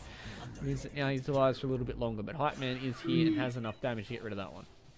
Few execution errors there by both position fours from both teams, but all in all though, definitely a win for Spags and Sons. They still claim the map, they do have the vision still there, Zemistry is still pushing his advantage. He rushed the BOTs just to be a little greedier, but at the same time it's not necessarily greedy item. It helps him farm, but also contribute to fights by connecting faster. Catchy top lane though, getting pressured by Farnsworth. This is the thing with playing a Timbersaw, right? Like, you just run yourself towards those melee heroes and they can't really do much to you. They did basically use quite a lot of spells to try and get rid of that Timbersaw on the bottom side, and which eventually did get it done, but, you know, once he knows that RP's down, once you know that Winter's Curse is down, once you know that Rolling Thunder's down, you can basically play however you want on this Timbersaw. Yeah, that's right. Now Victorize, looking... I mean, he should be looking to smoke right now. He still has the blink. Zemistry has his lasso in 30 seconds, however, he does have Echo.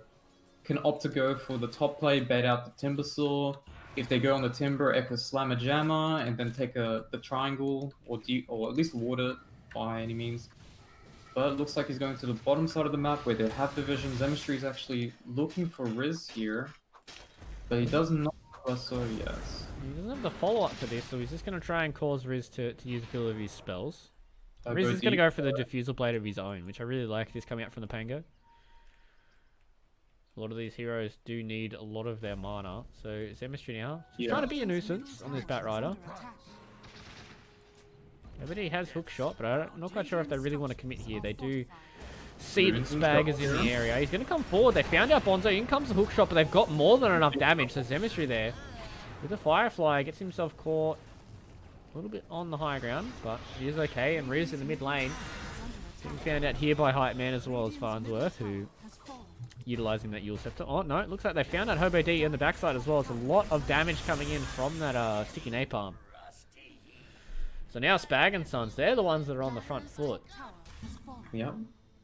And there's just no solution to this right now. They just have to farm for the Diffusal Blade, or at least the Blink Dagger on the Magnus. Potentially get a good RP fight that will at least get him the map control back on their side of the map. Until then, I just don't see a play. Gachi kind of extending too far, and he'll be going down. Oh no. He was trying to play around his smoke. It's a nice play there. Tricks of the trade, gets himself a little bit further away. They no way. Does he just got it, but he has to backpack it. Oh no. Oh, Gachi. Victorize. Is he going to use the scan? Use the scan, Summer. Alright, he's not going to get it done. So Gachi getting out again by the skin of his teeth. RP comes down here onto Farnsworth. They do have Spag in the area. We'll just throw out that false promise. So this Timbersaw will be more than healthy when he comes out of this one. With no RP at the ready, means that now Adilo Chua don't have much to try and fight around with. I do hear a hookshot into the backside. They've caught out the Earthshaker, so no Echo Slam here for the Earthshaker just yet. He's getting stunned up quite a lot here by the Clockwork as well as Riz, but they turn back around and everybody's still pretty healthy here. Spag keeping the rest of his teammates alive, and eventually with Hype Man coming in, they burn down the Clockwork.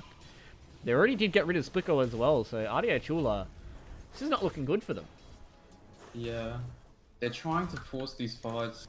I mean, what Gachi did there actually was really good. He managed to create space and not die. But he still needs his diffusal blade, which is 100 gold sure right now.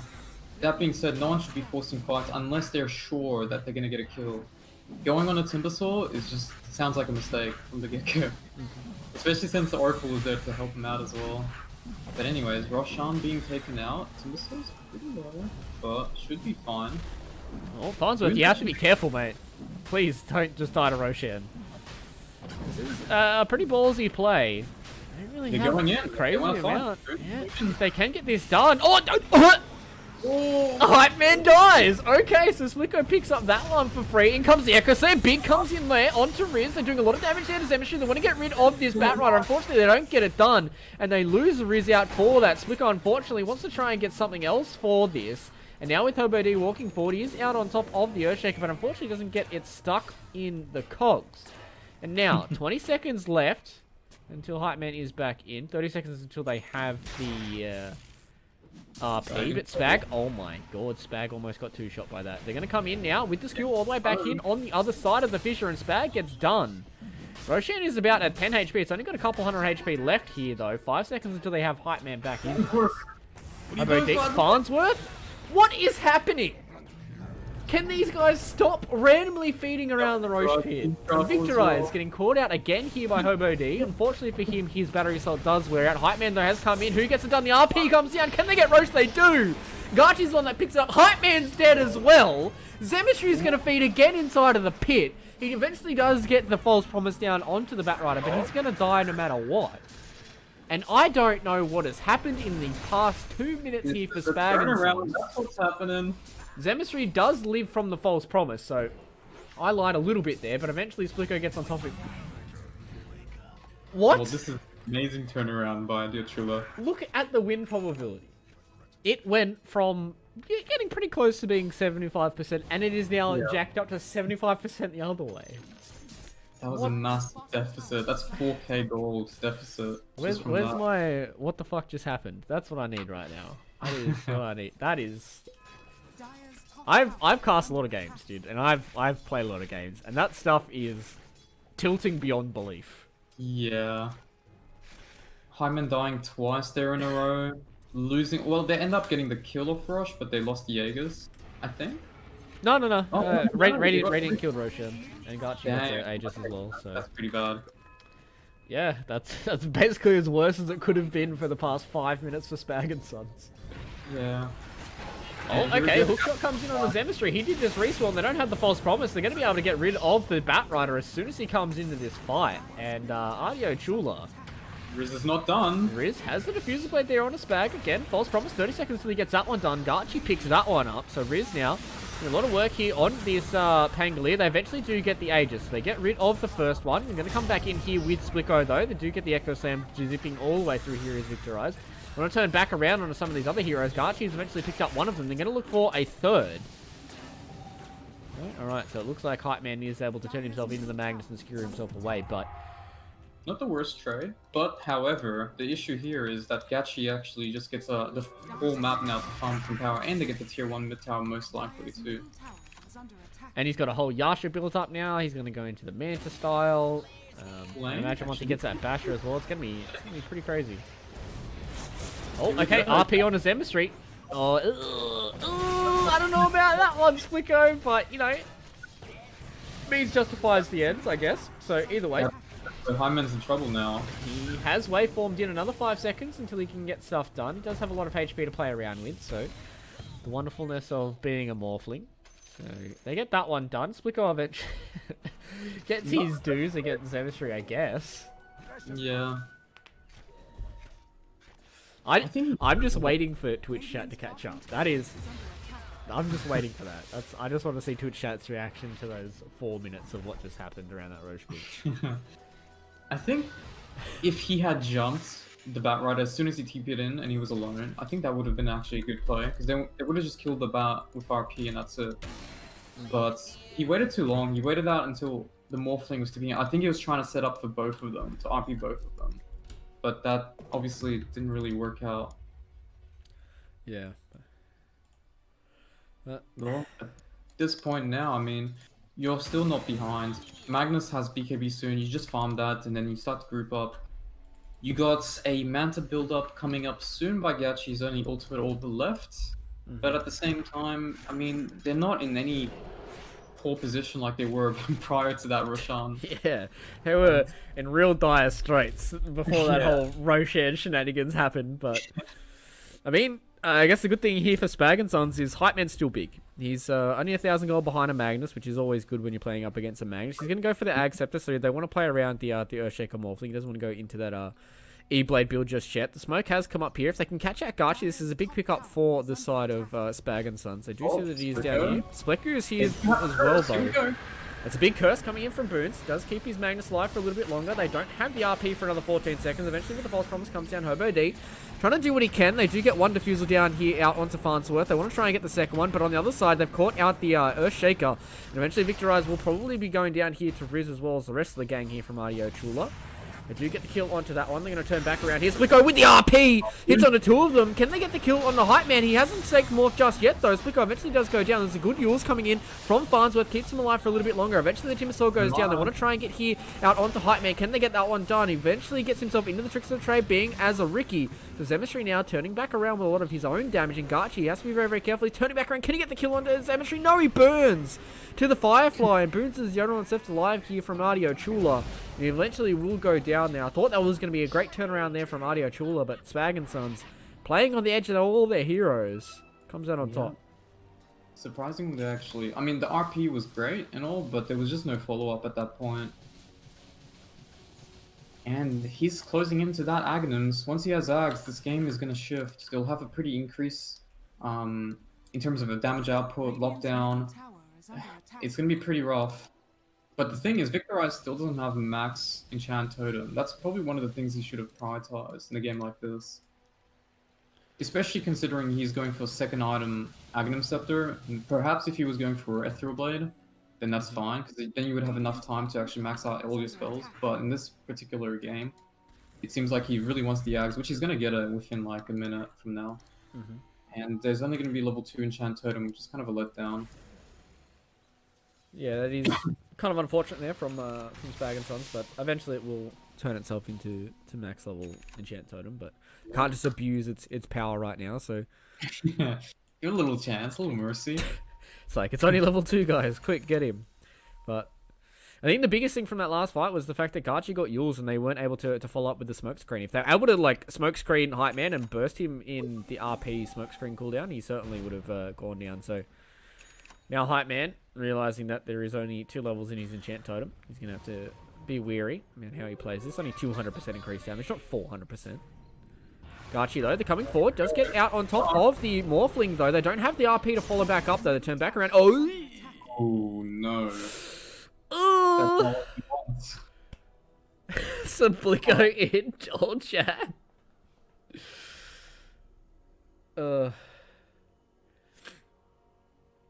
well, it's about to start. I mean, what does look more favorable here? They do have the lasso on the Winter Wyvern, but... They have the follow-up, I guess. Yeah, There's the left Timber... hook shot on Hobo D, so they can connect someone. The fact that they already started on the Morphling gives them a lot of time now to set up, because now the Fisher range is like 2,000. There we go. Yeah, well, they can turn back around, and there goes Boons. So Morphling is going to turn back around. Does jump in, out onto Hobo D, doing a lot of damage here. Turning back around, they eventually do get the kill onto both the supports here from Adilo Chua, so... Pause playing a little bit favourites there for the side of Spag and Sons, but does allow Adilo Chua to get themselves a nice little disengage, so they just fall back. They have the RP now as well on the Splicko, so they can try and fight the next one if they would like to.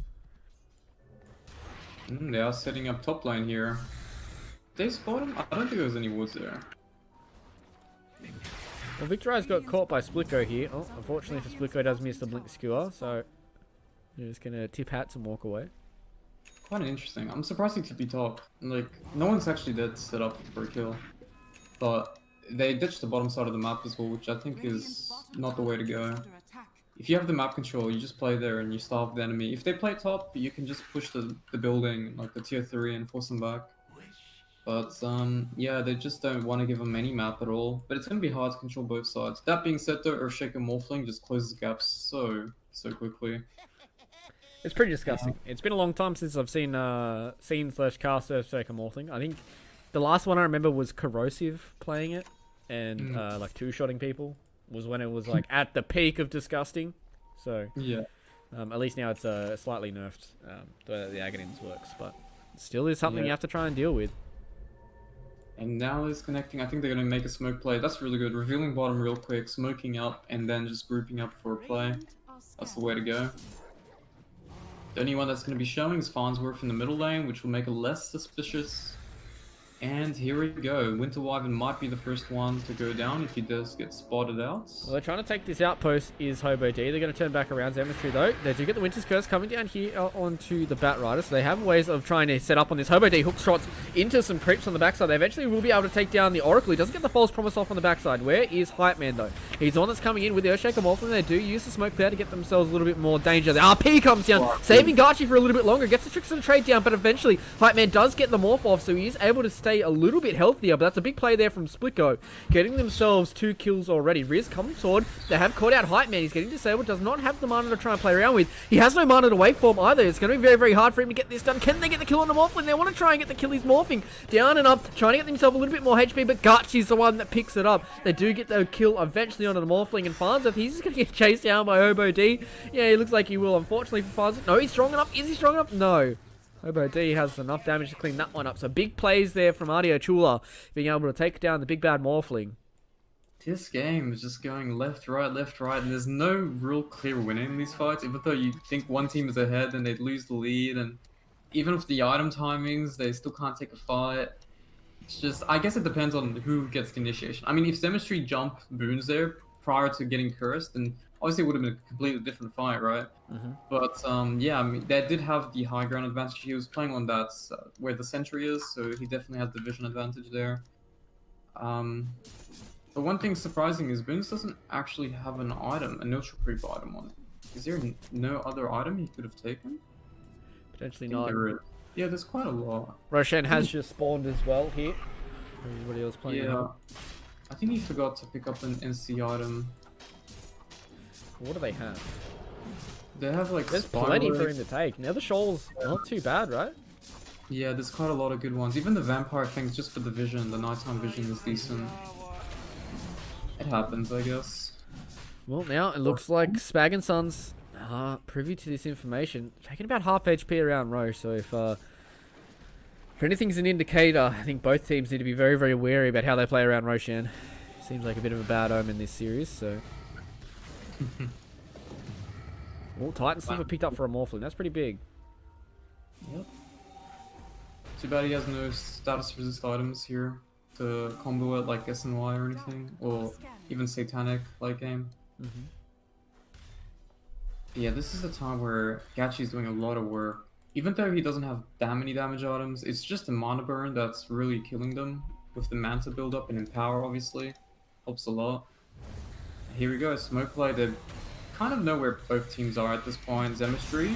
He's going to find two. Zemistry does find out Hobo D on the backside. Garchi comes forward here, out on the Farnsworth, and getting on top of the Timber Saw. Another Fissure comes down here. Splitgo unfortunately got Yule Scepter up before he got his BKB off. They want to try and get the RP down. They eventually will be able to take down Spag on the backside. They're looking for the Oracle here. Does not have the false promise to use because he eventually used it on somebody else. Winter's Curse comes down. They know where the Morphling is. They have no lasso here. That's a big RP coming down. Can they get kill on the Morphling? They want to get rid of Hype Man here. That's a big Echo Slam. Hits on the 4 of them. Garchi comes in, gets stunned up by the Fissure as well. They're turning back around here, and Hype Man's doing a lot of damage. Zemistry finally with that BKB gets it done. Garchi though with the double kill there is getting found out, getting burnt down as well. Farnsworth cleans that one up, and Zemistry's just sending everybody back and away here from the side of Adilo Chua. Riz is the next one that's getting found out. He does get the swash off, but unfortunately for him, Zemistry had enough to get on top of him, and Hype Man going to put himself back into the pit. Going to get himself a little bit of HP back from stealing from this Roshan, and unfortunately for Adilo Chua, they don't get that one done. There's never a clear winner. There's never a team that wins 2 fights in a row. It always goes to Radiant or Dire. Well, this actually allows them to get eggs and cheese, which is massive, because if Morphling can just freely go in... Cheese goes. Oh, there we go. Well, if the Morphling can just really go in and not be scared of dying instantly, then obviously he can utilize his Enchant Totem a lot more aggressively for damage output. And I felt like that last fight, he was kind of scared on how to fight. It did pan out in the end due to the fact that the Fissures were just such a nuisance to deal with. Gachi, like you said, Gachi going in just gets fissured straight off the bat. It's not like they were directing it at him as well. There's just so much AoE lockdown at this point to worry about when you have 2 Earthshakers essentially in the game. There's also Splicko blinked in to try and get an RP, but it got instantly used by, I believe, Farnsworth was able to get that one done. So, Paladin Sword now for the Morphling. He's got too many good neutral items now, you know? Like, he's got Titan's Liver, Paladin Sword. Like, all the items are far too good now. He's getting closer and closer to that level 25. Means that he can start utilizing that double waveform. Let's see how they fight around this one now. Gachi's in position. They seem like they want to take a fight, but they're just not really wrapping around. Only Boons and Gachi is currently. Hobi's not smoked. Well, smoke is broken on Boons now. Gonna try and get something done here out onto the Timber Saw, but they've come in. That's a big stun coming in from Hype Man. He's going to be able to take down Boons at the start of this fight. They still have the Aegis here on the Morphling as well. They have to be very, very careful because they don't have the RP. It has just recently come off cooldown. Gachi, though, having to use that Mantis Style to keep himself alive for a little bit longer. BKB comes in the back. They do tear down Spag on this Oracle. Gachi, though, getting found out by the Adaptive Strike, and he's the one that goes down. They don't even lose the Aegis here. Hype Man's going to try and look for more here with the Enchant Totem jump forward. 4 stuff as well. Oh, okay, there was a Boons there. He's not there anymore. Unfortunately, he gets blown up. He did buy out in that fight as well, so he doesn't have any buyback here for 70 seconds.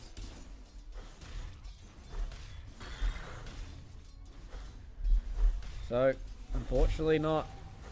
The side of Adilo Chua might not be able to close this out in a 2-0 like they would like to. 9,000 net worth lead here for the side of Spag and Sons. Right, man, now getting to the scary part of playing the Earthshaker Morphling. Splicko's going to go for some damage items now on the Magnus. What's Riz got? Going to go for a Basher. He's got the Vlads, got the Fuser Blade, got yours. I think Gachi needs a BKB, right? Yeah, he's trying to go for it, but there's just no real time to actually farm since Spag and Sons are always applying pressure or trying to get towers and whatnot. They've already taken all the tier 2 towers here. Yeah, they have already.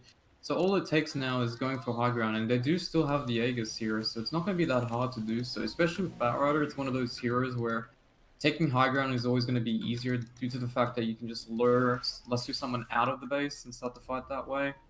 And I don't see how they can commit on the Morphling. Perhaps they blink, skewer him really deep, and lock him down. But they don't really have the best lockdown to begin with. That being said, Morphling doesn't have BKB either, so I guess if they use Cloud, it might be enough. DD Rune has been spotted by both these teams. Gachi in trouble. Oh, no. They found him out with the Fissure. They've got the Morphling as well, so he's going to use the Manta, but they want to try and burst down Lord Runes in the backside. They eventually do get that one done. There was a chained Lotus Orb, Winter's Curse. Riz, though, he's getting caught out. He's eventually going to go down as well. Does get the Swash all the way back out. Gets a lot of HP back from that Vladimir's offering, but unfortunately for him, this is not looking good, and this potentially could be the end of Adilo Chua. They don't have Riz for 70 seconds without any buyout. Well, it seems like they're playing the map very well here. Spag and Son's not really overcommitting, just playing around their vision. If they spot anyone like Gachi in the previous fight around their triangle ward, then they just commit on him. They have a lot of mobility as well with the Morphling Ags on with the Shaker Totem. So it's very easy to capitalize on mistakes, or at least picks in general. And looks like they're going to go high ground here. How long is the Aegis though, however? It might be running out soon, I think. Yeah, about another 30 seconds until it times out. So Morphling's going to try and get rid of this tier 3 tower before that does happen. As the DD rune as well, so it's going to do a lot of work here. They still have Blink BKB RP. They want to try and do something here. The AC has been picked up by Splicko as well, so maybe potentially he's going to try and get something done. Skewers himself back in the tier 4 towers with the silence on top. They do use the False Promise, so one of the ultimates has been used here. They don't lose all too much out of it. One Rux up now, and just back to the map control game, and that's all they really have to do. Aegis is going to run out, so they don't have to rush anything. What they can do is they can play around their vision, which they don't really have much. It's really only that one ward around the triangle area. that's going to be spotting out some of their heroes. But if they play together, I don't see how they lose a fight unless they're just out of position. Spag gets caught straight off the bat, something like that. Sinistry is just going to be covering the lanes and utilizes BO2 to connect to the fights. And I mean, right now they're waiting out on the Satanic, which Morphling is 300 gold off right now. And at that point, it feels like it's going to be, you know, how do they even kill him? They don't have any Spirit Vessel builders. Oh, they do have a Spirit Vessel. Okay. Just haven't really seen it all too much in these fights. Yeah, watch out for it. He's got Shivers in about 600 gold, or 500 gold. Actually, they already have a Shivers. There's a little bit of a miscomms, I guess. Yeah, a little bit unfortunate there for Team Spag and Sons. You know, double Shivers, it's whatever. Yeah, it's not the worst. I mean, there's definitely worse double things you can get. Like double AC is pretty bad, but double Shivers is like at least you can use the active, and it's gonna be useful. Even if one of them isn't around, you can use the other one. Ooh, Witless Shaco. Here we go. Tier 4 items. First one, drop. Pretty good item here for like Timber, for example, or Batrider even. I'm trying to think like what's a good tier 4 item for the Morphling. Anything. Illusionist Cape, pretty good. Minotaur Horn, Level Off, Prince's Knife. Yeah, it's quite a few. And here we go, smoke play happening.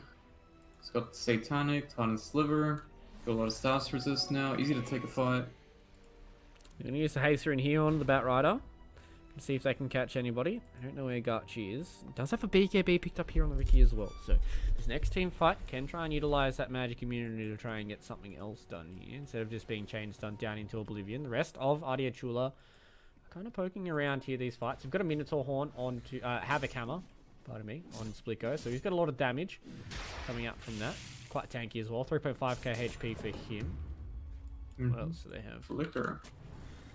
I mean, it's not too bad on the supports, but I'm sure there's better other options. I mean, for the Morphling itself, I don't think there's an item he wants to take from the tier 4s. So he's just going to keep the Sliver here for the status resistant damage.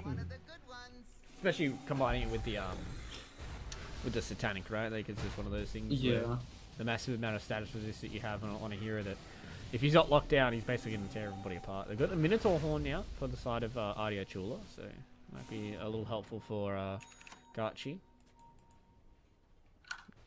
Looks like they're going to give it to Splitgo, so he has like a 3-second BKB. They found out Farnsworth though. They don't catch out much else though. Hobo D is getting caught out with the Fisher, the double Fisher. They're going to come in here with the Flaming Lasso out on the Split on the backside. They have not used the RP just yet. Riz goes back in, see if they can catch out Zemistry. He does have that BKB to try and play with as well as this his own Havoc Hammer. Force Staffs all the way come through here, so BKBs as well as a lot of ultimates have been used from both these teams. Buy up from Hobo D. Alright, no harm, no foul. Both teams are just gonna fall back out for a little bit. I thought maybe Hypeman might have committed a little bit more into that fight. No, they did force one buyout, I believe. They kind of want to wait for the Roshan, which should be spawning soon. Yeah, we'll respawn in 1 second. Yeah, here we go. Well, Adilo Chua know what's up. They do have a rocket flare in the pit, so they do certainly see that as well. They still have a cheese as well from the previous rush. You probably should give that to someone. Hackenims is actually the third item from Roshan. This one. We've seen that basically every game, right, for the third Roshan. I don't think we've seen a refresher shard for the third one. Oh, yeah. Kachi's just quite underfarmed now. He was actually scaling at one point, but fights kept happening and he never really got ahead in these fights. So he's just going down on the net worth. Even the Batrider is ahead of Magnus this game. And here we go, Roshan double damage pickups just to easily secure it. Yeah. And they're just gonna tear this apart. They're gonna get the Agonist. Maybe Fonzie picks up the eggs. Yeah, Timber Ags is so good here. Oh, actually, they're taking it for the Batrider instead. Potential double lasso. It's not too bad. Yeah, it's not too bad. Still think the Timber might have been better. Double Chakram, a lot of damage here. Dire's bottom tower is under attack. But the Axon Dire's Batrider kind of helps going high ground as well. In the scenario where you can get two heroes. Yeah. If it works out like that, you know, can always be a nice little pickup to get 2 heroes. See how it does work out though for Spag and Sons. They have basically everything they could want, right? Like maybe Morphling waits for Butterfly, but I feel like that's kind of overkill. Yeah, I don't think it's necessary here. Before the other team gets items, they can just go high ground for the advantage that they have right now. Zem's just gonna clear the lanes. There's already level 25 as well. Dire's bottom tower is under So it just seems like Morphling just sieges high ground, Batrider waits for the chance, and if they react on a Morphling, you got Fisher, you got Spag. Spag's Oracle, Fortune's End, False Promise to help him out, and I mean, it's pretty easy. He can pop Satanic after that as well and just regain all his health. But let's see what happens. Will Max screw him back in? Let's find out. He does get Good. Fished here, so Splicko. Here we go. Be careful. The 4-staff though, nice little play there from from Hypeman. Does get Hex up with the Princess Knife coming in from Riz. So they're doing pretty well at defending this tower, considering it is a Morphling with Urshek combo. Does a lot of damage to these buildings. Creeps him up now a little bit. Or he's just gonna get Fate to Dicks and not do anything. Here we They go. have found out someone on the backside here. Here's Hobo D. They're just pulling him down to the low ground. They're going to be able to get rid of that clockwork. And he doesn't have buyouts. That's 100 seconds without a clockwork here. There's a lot of fishes on the ground as well, so I have to be very, very careful of that. Science comes down here onto Hype Man, who still has the Aegis as well as the False Promise to play around with. So it's more than okay with how this is turning out. So again, they're just going to put a lot of pressure on these tier 3 towers. And it's not really much that Adilo Chua can do. Yeah, maybe they might be able to get a nice little RP play, but Splicker is going to have to hit the RP of the gods, and you can see here from Spag and Sons, you see how spread out they already are. It's so hard to hit more than one hero with this RP. Radiant's top barracks. And then you have the False Promise as well to worry about. Well, they do get the disarm onto the Morphling, so they save their racks for a little bit longer, but that's 2 lanes already going here. 31k net worth lead already. Splicker has to be very, very careful. Jumping comes in from Hype Man. They almost take down Riz. Would have been a big pick up for them if they're able to catch out anybody. Oh, they've gotten rid of the Oracle. So Gachi, big pick up from him using that BKB. Great This play might here. be They're their actually retreat routing now. front now because there's no False Promise to back them up. Yeah, it's a big play there from Gachi. Uses the BKB to clean that one up, but, you know, saves himself from getting megged. The downside is the BKB timers, but I mean, they just backed away anyways, so. It's a lot of money coming out of the cores of Spag and Sons. 6,500 gold on Morphling, 5k on the Batrider. Everyone's so rich right now.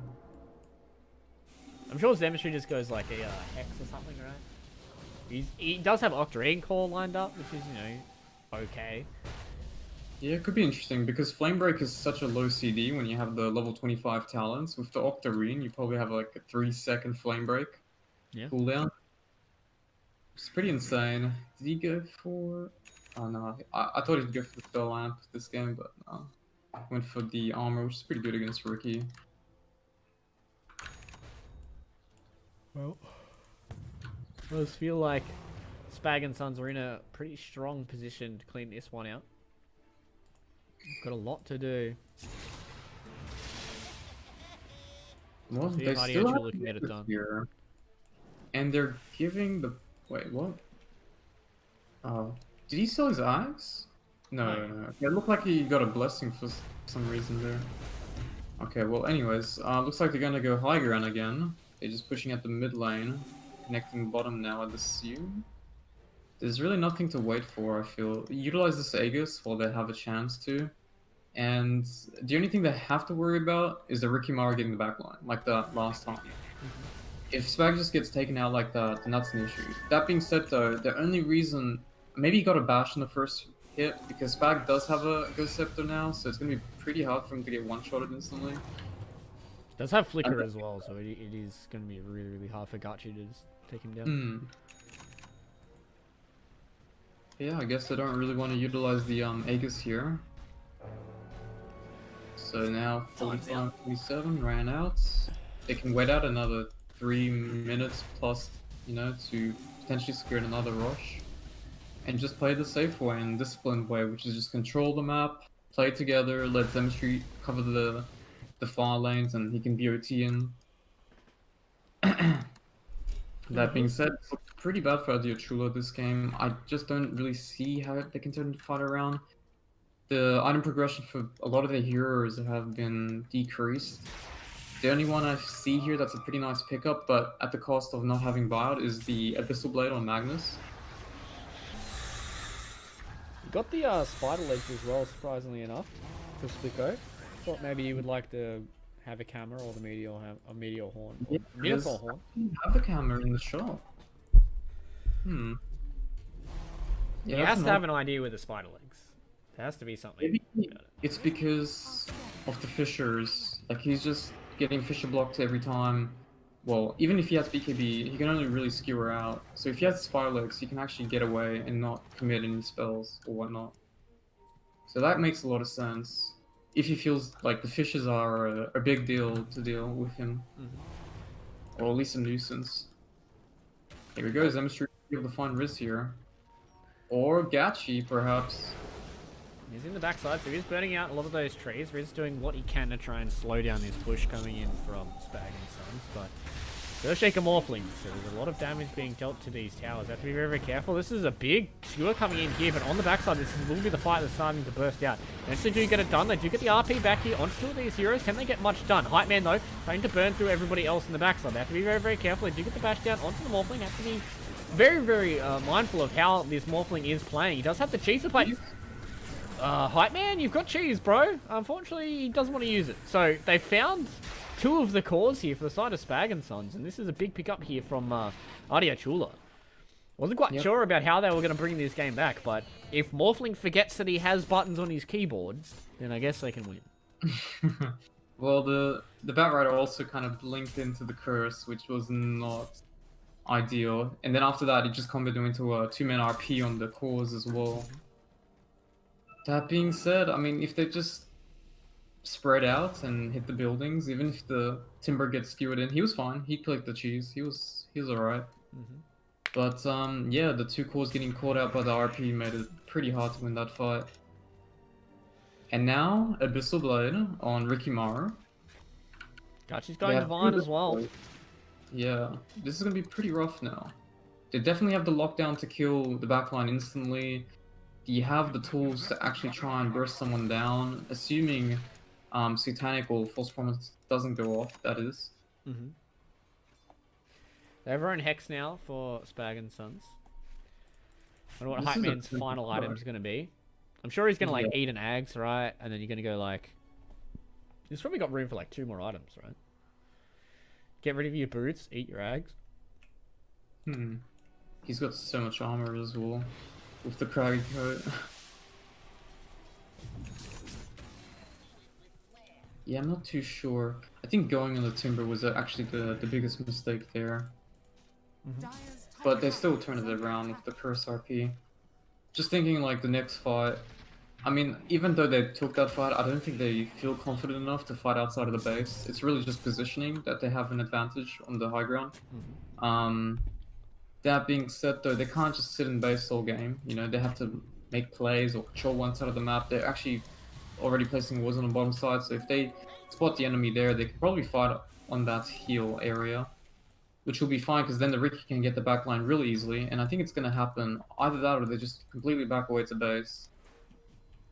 They're just gonna... Yeah, they're just going to have to back out here. Anyway. This is a haste stream picked up by Farnsworth, and the rest of Spag and Sons are smoked behind you.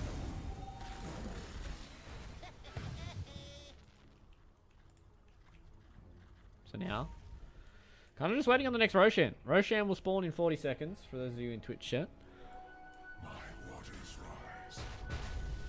Does Hype Man wait for another item?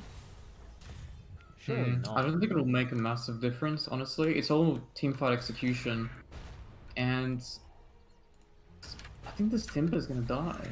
Well, let's find out. He's really tanked. They don't really want to jump on him. It's the worst target you can possibly go, but they don't know he's actually alone just then. I think they could have killed him. They do have 2 Abyssals there. It's definitely a chance to kill, but if they're around him, then no chance. And they don't know that, because everyone else was in their primary jungle. And Timber Splicko just gets went Yule's super here. aggressive. Does get the BKB off, so Splicko using that 6-second BKB. Gets the Abyssal down here on the Zemtree, gets the RP as well. Oh, the Winter's Curse comes down from Bonzo though. Be very, very careful not to stack their stuns like they did just then. Turning back around here, Garchi's going to try and do the damage here out onto the Batrider. They're turning back around here. The Morphling knows, getting stunned up by the rolling coming in from Riz. Garchi, though, is going to turn back around. Another Pistol Blade comes in onto the Batrider, doing a lot of work here, but the False Promise comes down. Garchi comes out, a little bit more HP on the backside. Spag getting chased down by a lot of the cores here coming in from Adilo Chua. Boons is one that's going to go down. Splitco's eventually going to die as well. Does have buyout here onto the Magnus. The Hex comes down. Oh my god, the damage on the Riz. They take him down. They haven't gotten any kills here for the side of Spag and Son. Splitco, though, is getting caught out. He did just buy out. He has to be very, very careful. They do get Hype Man, pulling him all the way back inside of the base. Hookshot comes down as well. Does have the cheese to try and play around with. Eventually does use it quite early on. Mantis Style comes down as well. Farnsworth trying to become that tanky frontliner for his Morphling to get him away. Another Fissure comes down as well. Jump in from Hype Man. Riz has no bar up here as well. Riz has to be careful. In comes the Satanic coming down as well. Riz, you need to be careful, buddy. You need to be careful. Oh, Abyssal Blade comes in. They're going to get them inside of the fountain. So Victorize probably eventually will go down there to the fountain damage. Same with Farnsworth as well. So they've got 2 of them down already. They haven't got the Mega Creeps just yet. Now Spag and Sons have to get themselves out. And it looks like Adilo Chua, they are starting to chip away at this lead. But still, you can see those fights. They are not going well for them if they don't get the perfect initiation. Yep. And the main reason why they won that fight was the skewer back to the fountain. They got 2 kills off that. That being said, it's really hard to fight, especially when you don't have DRP. You can't lock anyone down. The Morphling is just getting all these Fissure totems, combos off, But, I mean, Rosh is up, 2 heroes dead. This is their chance to claim an Aegis, and there's also obviously Shards, Cheese, and Aghanims Blessing. So let's see if they'll contest this, or they'll just wait out on their buyouts, because they don't have to buy out for this, but I think they probably should if they knew It's ahead of already time. dead. I think this is going to be far too late. Double buyout for what? Pick up everything, boys. Put it in your backpacks. Run back to base. We'll figure it out when we get there. But either way, they do see the Abyssal Blade come down on his Zemistry. They have to be very, very careful. He's the one without the buyout as well. But no, Hobo D, he's the one that goes down. He has buyout as well. Can everybody else get out? That's the big play here from Adilo Chua. Can they make sure everybody survives? Garchi, how big is that jump range? Another Fissure comes in, though. Alright, man. You can see he wants it. See, it's so tantalizing. But unfortunately, he doesn't get it done. So, Spag and Sons use a lot of buyouts there, Yep. but they don't get much out of it. Yeah, and the Rush claimed and they legged it, and now they have an Aegis on Ricky Maru, they have Cheese. Who's got the Blessing and whatnot? So Ricky Oh, got but- the Blessing. Who got the Refresher Shard? Yeah, Hobo good D? push. Oh, Oh, looks no, like Riz, Riz has it. Riz has it. Yeah. He's almost got Aghanims as well, that's gonna be pretty big. He's got the MKB build up, so they have a lot of damage now. Yeah, they actually have the tools now. The only problem is the Clockwork's actually dead. He does have buyout, however. I'm sure they can I mean, hold for 40 seconds, damage? right? Yeah. I mean, in terms of damage, they have it. They can take this fight now. They're not in the same position as they were in the previous Oh, game. Here we Splitco, go. they come forward. They do get the Hex down onto the Magnus. Has to be careful. The Abyssal Blade on the backside. They found out Zemistry Garchi doesn't want to use his BKB. That's a nice little Winter's Curse coming down, but they have used the False Promise, though. They're turning back around. Big RP comes down as well. Can they get rid of these heroes? They're doing so much damage. They've gotten rid of Hype Man. Another one getting stuck inside. Spag gets burnt down. They lose another. They lose a third. They're going to lose a fourth as well. Farnsworth, he loses his life. And Adilo Chua. These boys love playing late game because this looks like they're going to send it to another 60-minute thriller. Holy... That was stated. Like, I'm not too sure why they're so confident going high ground there. They know that they had Aegis, Cheese, Refresher, and the Blessing. And they made a perfect combo as well. It was like a 2-man curse into RP and then 2 rolls or 3 rolls connected within that. There was just no way to actually do anything, those 2 poor fellas in there. And you saw like Riz with the swashbuckle, he's got MKB, he's got so much damage, he gets empowered as well. Garchi does so much damage, Splitco does so much damage. There's just so much damage coming out here from the side of Adilo Chua. Yeah. There's no buyout here for 2 of these heroes. They can try and go for tier 4s, especially if they get another kill here. Garchi, you have to be very, very careful not to lose your life here for nothing. And he does. Okay. Garchi buys a rapier as well. So Garchi's going to have a rapier on the way. Well, Splitco has a rapier too. Splitco does have a rapier.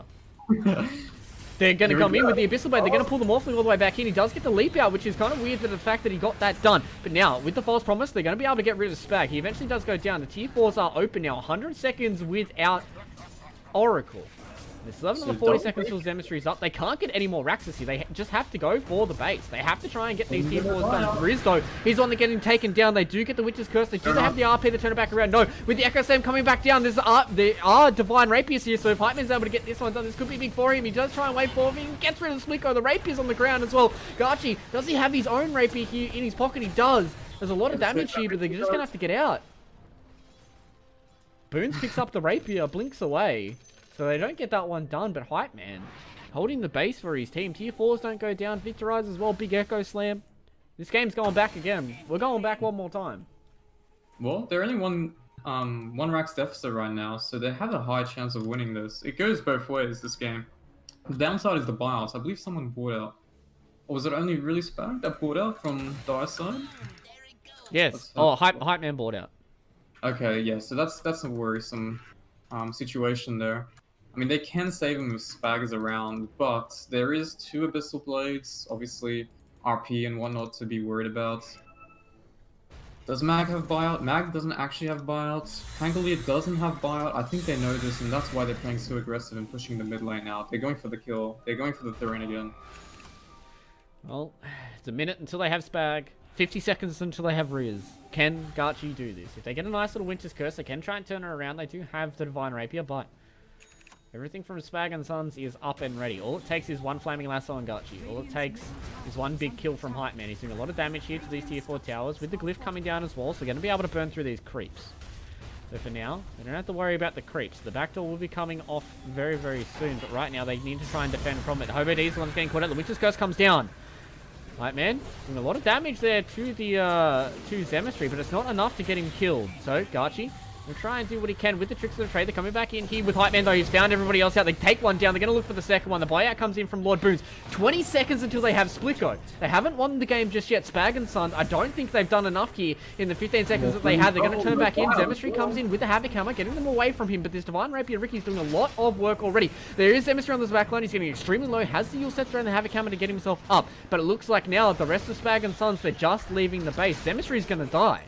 Zemistry doesn't have buyout for another minute. 99 seconds until he's back up. DD rune, though. The DD rune left. Boons does drop the rapier there for Splico.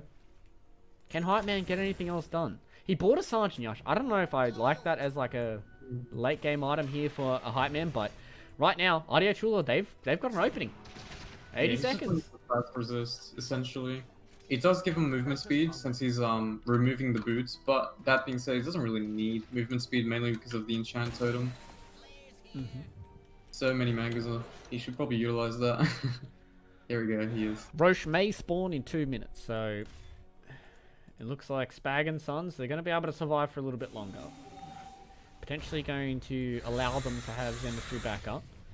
Adilo Chua, they feel pretty strong, man. This Ricky seems to do quite a lot of work. I feel like this Earthshaker Morphling combo is really starting to fall to bits a little bit. You know, Boons is playing extremely well with this Winter's Curse. He's always getting the right Winter's Curse off. Zemistry's not really being able to do much anymore because pretty much every time he gets a lasso, he gets cursed. So Garchi's going to have buyout very soon as well.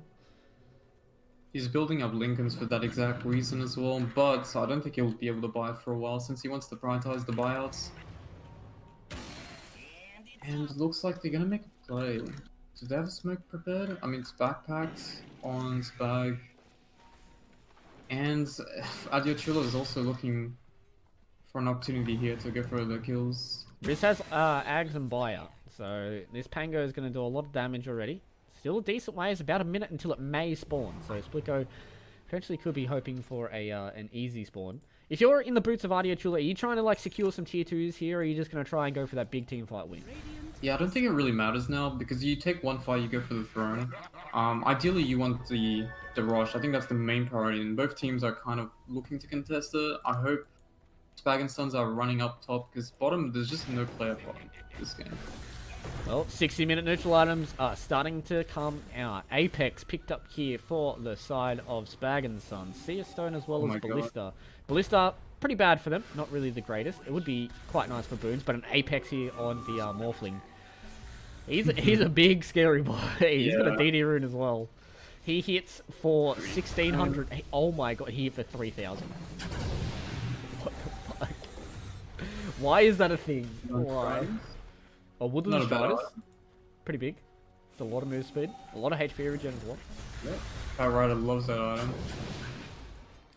What about everybody else? Where are the rest of the neutral items? So Ballista and Sea Stone are the only two that have been picked up here. Did they even pick them up? Yeah, he can't really utilize the Wooden Striders. He's got Firefly, it just breaks the trees every time. True. So, Roche will respawn in 2 minutes.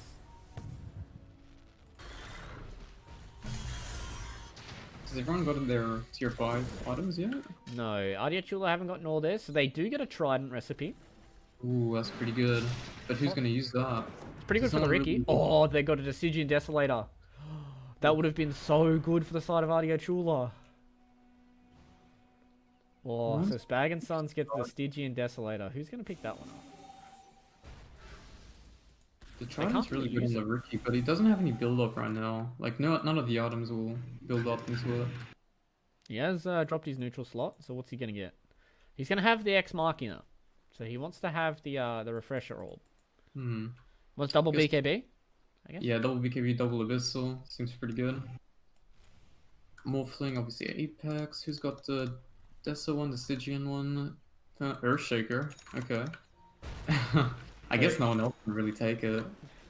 He had the Sharko though. Sharko's way better than him having a Stygian Desolator. What does it matter if he has a Desolator? Like, I'd much prefer him to be tanky in a team fight, especially with the gem. But you know, I guess -7 or -10 armor is. Fallen Sky. Okay, that's so good. I guess you can swap the boots out now for the Stygian, but no one really wants the boots, I feel. Maybe the support, actually. Yeah, maybe the Oracle can use that. Dire's courier has been killed. It seems like Azemistry getting the Fallen Sky. Big pickup for him. Oh, Hobo D.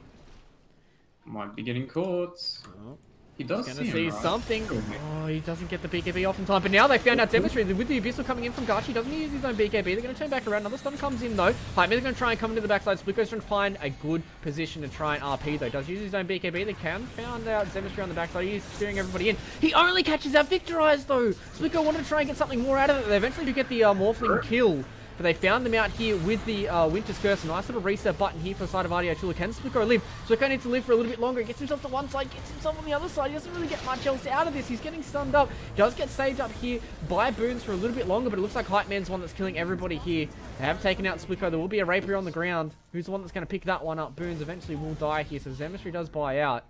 Rapier is on the ground. Gachi wants... Oh, he really wants it. Unfortunately, he doesn't pick it up. Who's the one that gets that? Victorize has found out Gachi as well. With the Fallen Sky out on top onto the Ricky. He's going to die.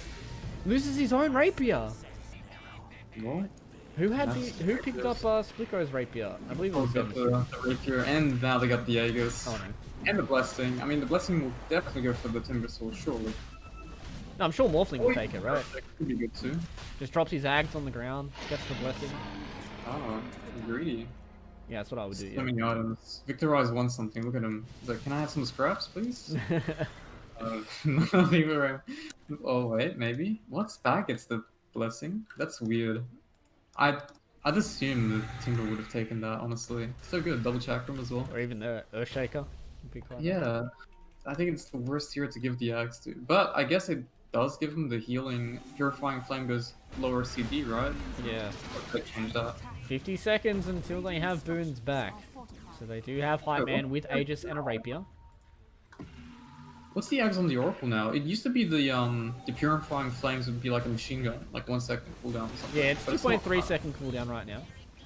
Riz, though, getting found out. They do get the bash. They do have the hookshot on the backside here. Hobart is going to try and do what he can. They have found out Hype Man. Can they get him inside of the base? They get the Abyssal. He's going to get stunned up. No, he eventually does get the shift off. So it looks like Hype Man's going to be able to turn back around here with the Satanic as well. I think this could be done. No, with the RP. They get him inside of the base. The Hype Man's the one that's getting focused by the fountain as well. He's getting stuck inside here. Can they get the Abyssal? Do they have another stun to get him stuck here? They use the Akmarkson and the Abyssal on top. No, the Akmarkson. They eventually get him out. They finally get Hype Man and the Morphling outside of the base. He still holds on to that Divine Rapier as well. Riz is the next one that goes down. He has buyout as well if he wants to use it. Hasn't used it just yet. Hobart has to buy back into this game. This game's not over just yet. Rapiers are still on the ground for absolutely everybody. And again, Adilo Chua hold on the skin of their teeth. Yeah. I This mean, game's it never going to end, by the way. But Victory also brought out that fight. Yeah, Zem bought out, Riz bought out, Hobo D bought out. So we have buyback on Boons, Hype Man, and Farnsworth. And the fact that they lost 2 Rapiers just kind of degrades their net worth quite a margin as well. So where are the rapiers sitting right now? Farnsworth has one and Hype Man has one. So the same characters. I'm not too sure. I mean, he's almost got level 30 as well. The Timbersaw is literally like one creep or something. Yeah, he's That's pretty me. close to getting that level 30. That's Garchi's getting CDR. close. Spliko's getting close. Boons would love his level 30, getting the Spinner Blast stun. Riz would love his level 30 as well. Yeah, Spliko's 30 is pretty good. The skewer range would be nice. But the other ones are kind of meh. The rest of the talent tree. Maybe a little bit more RP. Stun duration is alright as well. That being said though, I mean... The Timber skewer level range was 30 nice. It would have been able to skewer the Morphling inside of the base. Yeah. I think that's how they win the fights, honestly. Is just skewer into the fountain and fountain does work. Like that last fight, the only reason why they lost was, well, not lost, essentially, but they didn't get ahead mainly because the Morphling had Aegis. If he didn't have Aegis, that would have been a one fight for sure. They would have got their rapier back. They would have killed Morphling, potentially forced him to buy out as well. Yeah.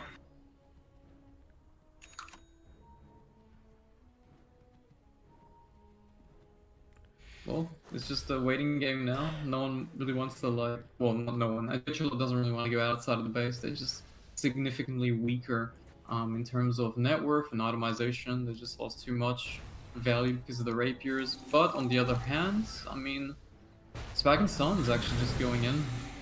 Going for those mega creeps. Yeah, see if Let's they see can how get they this get one done. It's basically one more fight. They've only got buyout left here on Boons. So They need to get the jump on the Morphling, that's for sure. But he has so much status resist and... oh, Timber's gonna die! No, with the false promise, that means that there's not gonna be a RP? false promise here for Hype Man. They get one abyssal, they get two abyssals, the Hex comes back down here, turning around here for Spliko. They have to be very, very careful. Oh, the lasso hits on the two of them! Zemistry's gonna get both of them here, and Victorize comes in with the Echo Slam. The RP turns back around. Not really much they can do. They do get the Refresher Orb. Can they turn back around? They want more kills. Can they get it done? Adilo Chua is looking for the second kill. They get two down. Hype Man is the last one alive. Maybe he's expecting a false promise, but it's not there! Spag doesn't have it! Unfortunately, for Hype Man, he just stood and fought, and he just didn't get it done, so they lose the rapiers. And now they're back in the hands here for Adilo Chua. That's going to give them enough time to get their buyouts back, and this game's going to go around one more time. At least they still have one on the Timber, but it's just not really that useful on the Timber. No, it's not that useful, especially now that Garchi's been able to pick up the Divine Rapier back again. Might buy another one as well. He's got enough gold after this creep wave here. Surely you just get rid of Boots, get a second one. Yeah, I think so too. Or he's just going for Trident, actually. It looks like he's got a Yasha for it as well. That kind of makes sense. Such a good item as well, Trident. Oh wait, no, he sold the Yasha. Yep, and he Okay, bought a yeah. second Rapier. He sold something else. Diffusal. Weird. He wants the boots. Why would you want the Boots? I would have kept the Yasha for the Trident. Surely- And then... I mean, maybe you could just like... Is there a boot? Oh, there's not really a boot item for them. I was gonna say if you had a boot item, get rid of your boots and just have the X Machina as a refresher orb. So it gives you enough MS to kind of replace it. And then on top of that, it gets like stats resist and all that. I think that was a mistake. But I guess he wants fire money? Well, he still doesn't have that. Oh. Yeah, so I think that was a mistake for sure. Tier 4 items go down here. The glyph has been And- used as well. Gotcha. Man, it's already throne time.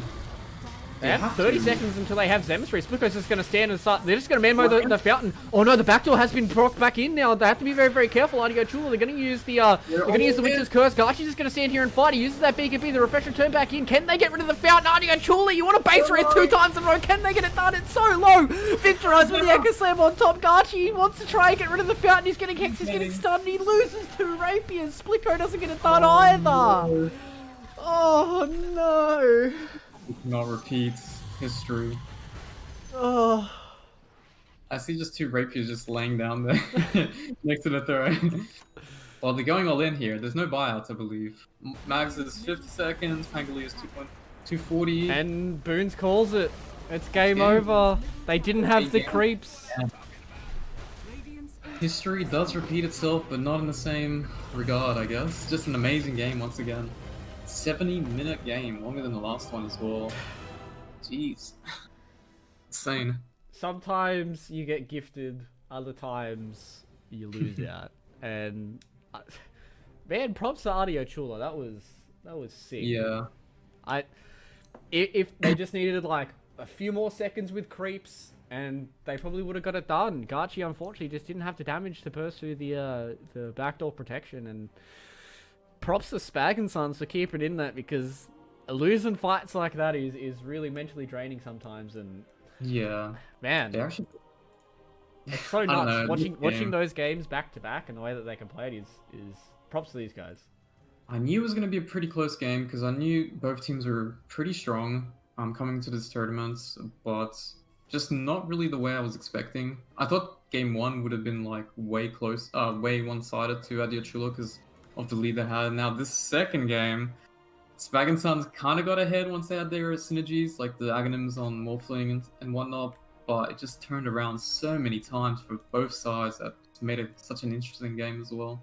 Yeah, it's actually nuts the way that all these games turned out. The fact that we had the first game was some like kind of base race thriller, and the second one was a 70-minute slugfest where, as you guys can see from the graph, it's up down up down up down the entire time. And Yeah. I mean, if this is how these teams are going to be playing for the rest of this OEDL season, I'm pretty scared for everybody else having to go up against them, because they both look really, really strong.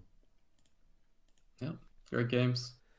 Yeah, great games all around, but boys and girls, with that conclusion, we are towards the end of tonight's games. It has been 2 1-1 series. Unfortunately for all 4 of these teams, neither of them were able to get the 2-0, but I'd like to thank Godot for joining me for tonight. It's been a pleasure. No worries, man. It was with fun you. to cast these games, that's for sure. Hopefully we get some more in the future, but hopefully you guys will join us more in the future. Games will resume tomorrow here for the last set of games for the first week here of Oceanic Esports Dota 2 League Season 2. I've been Fluke. I've been joined by Godot. Hopefully you guys have a wonderful night, and see you guys later.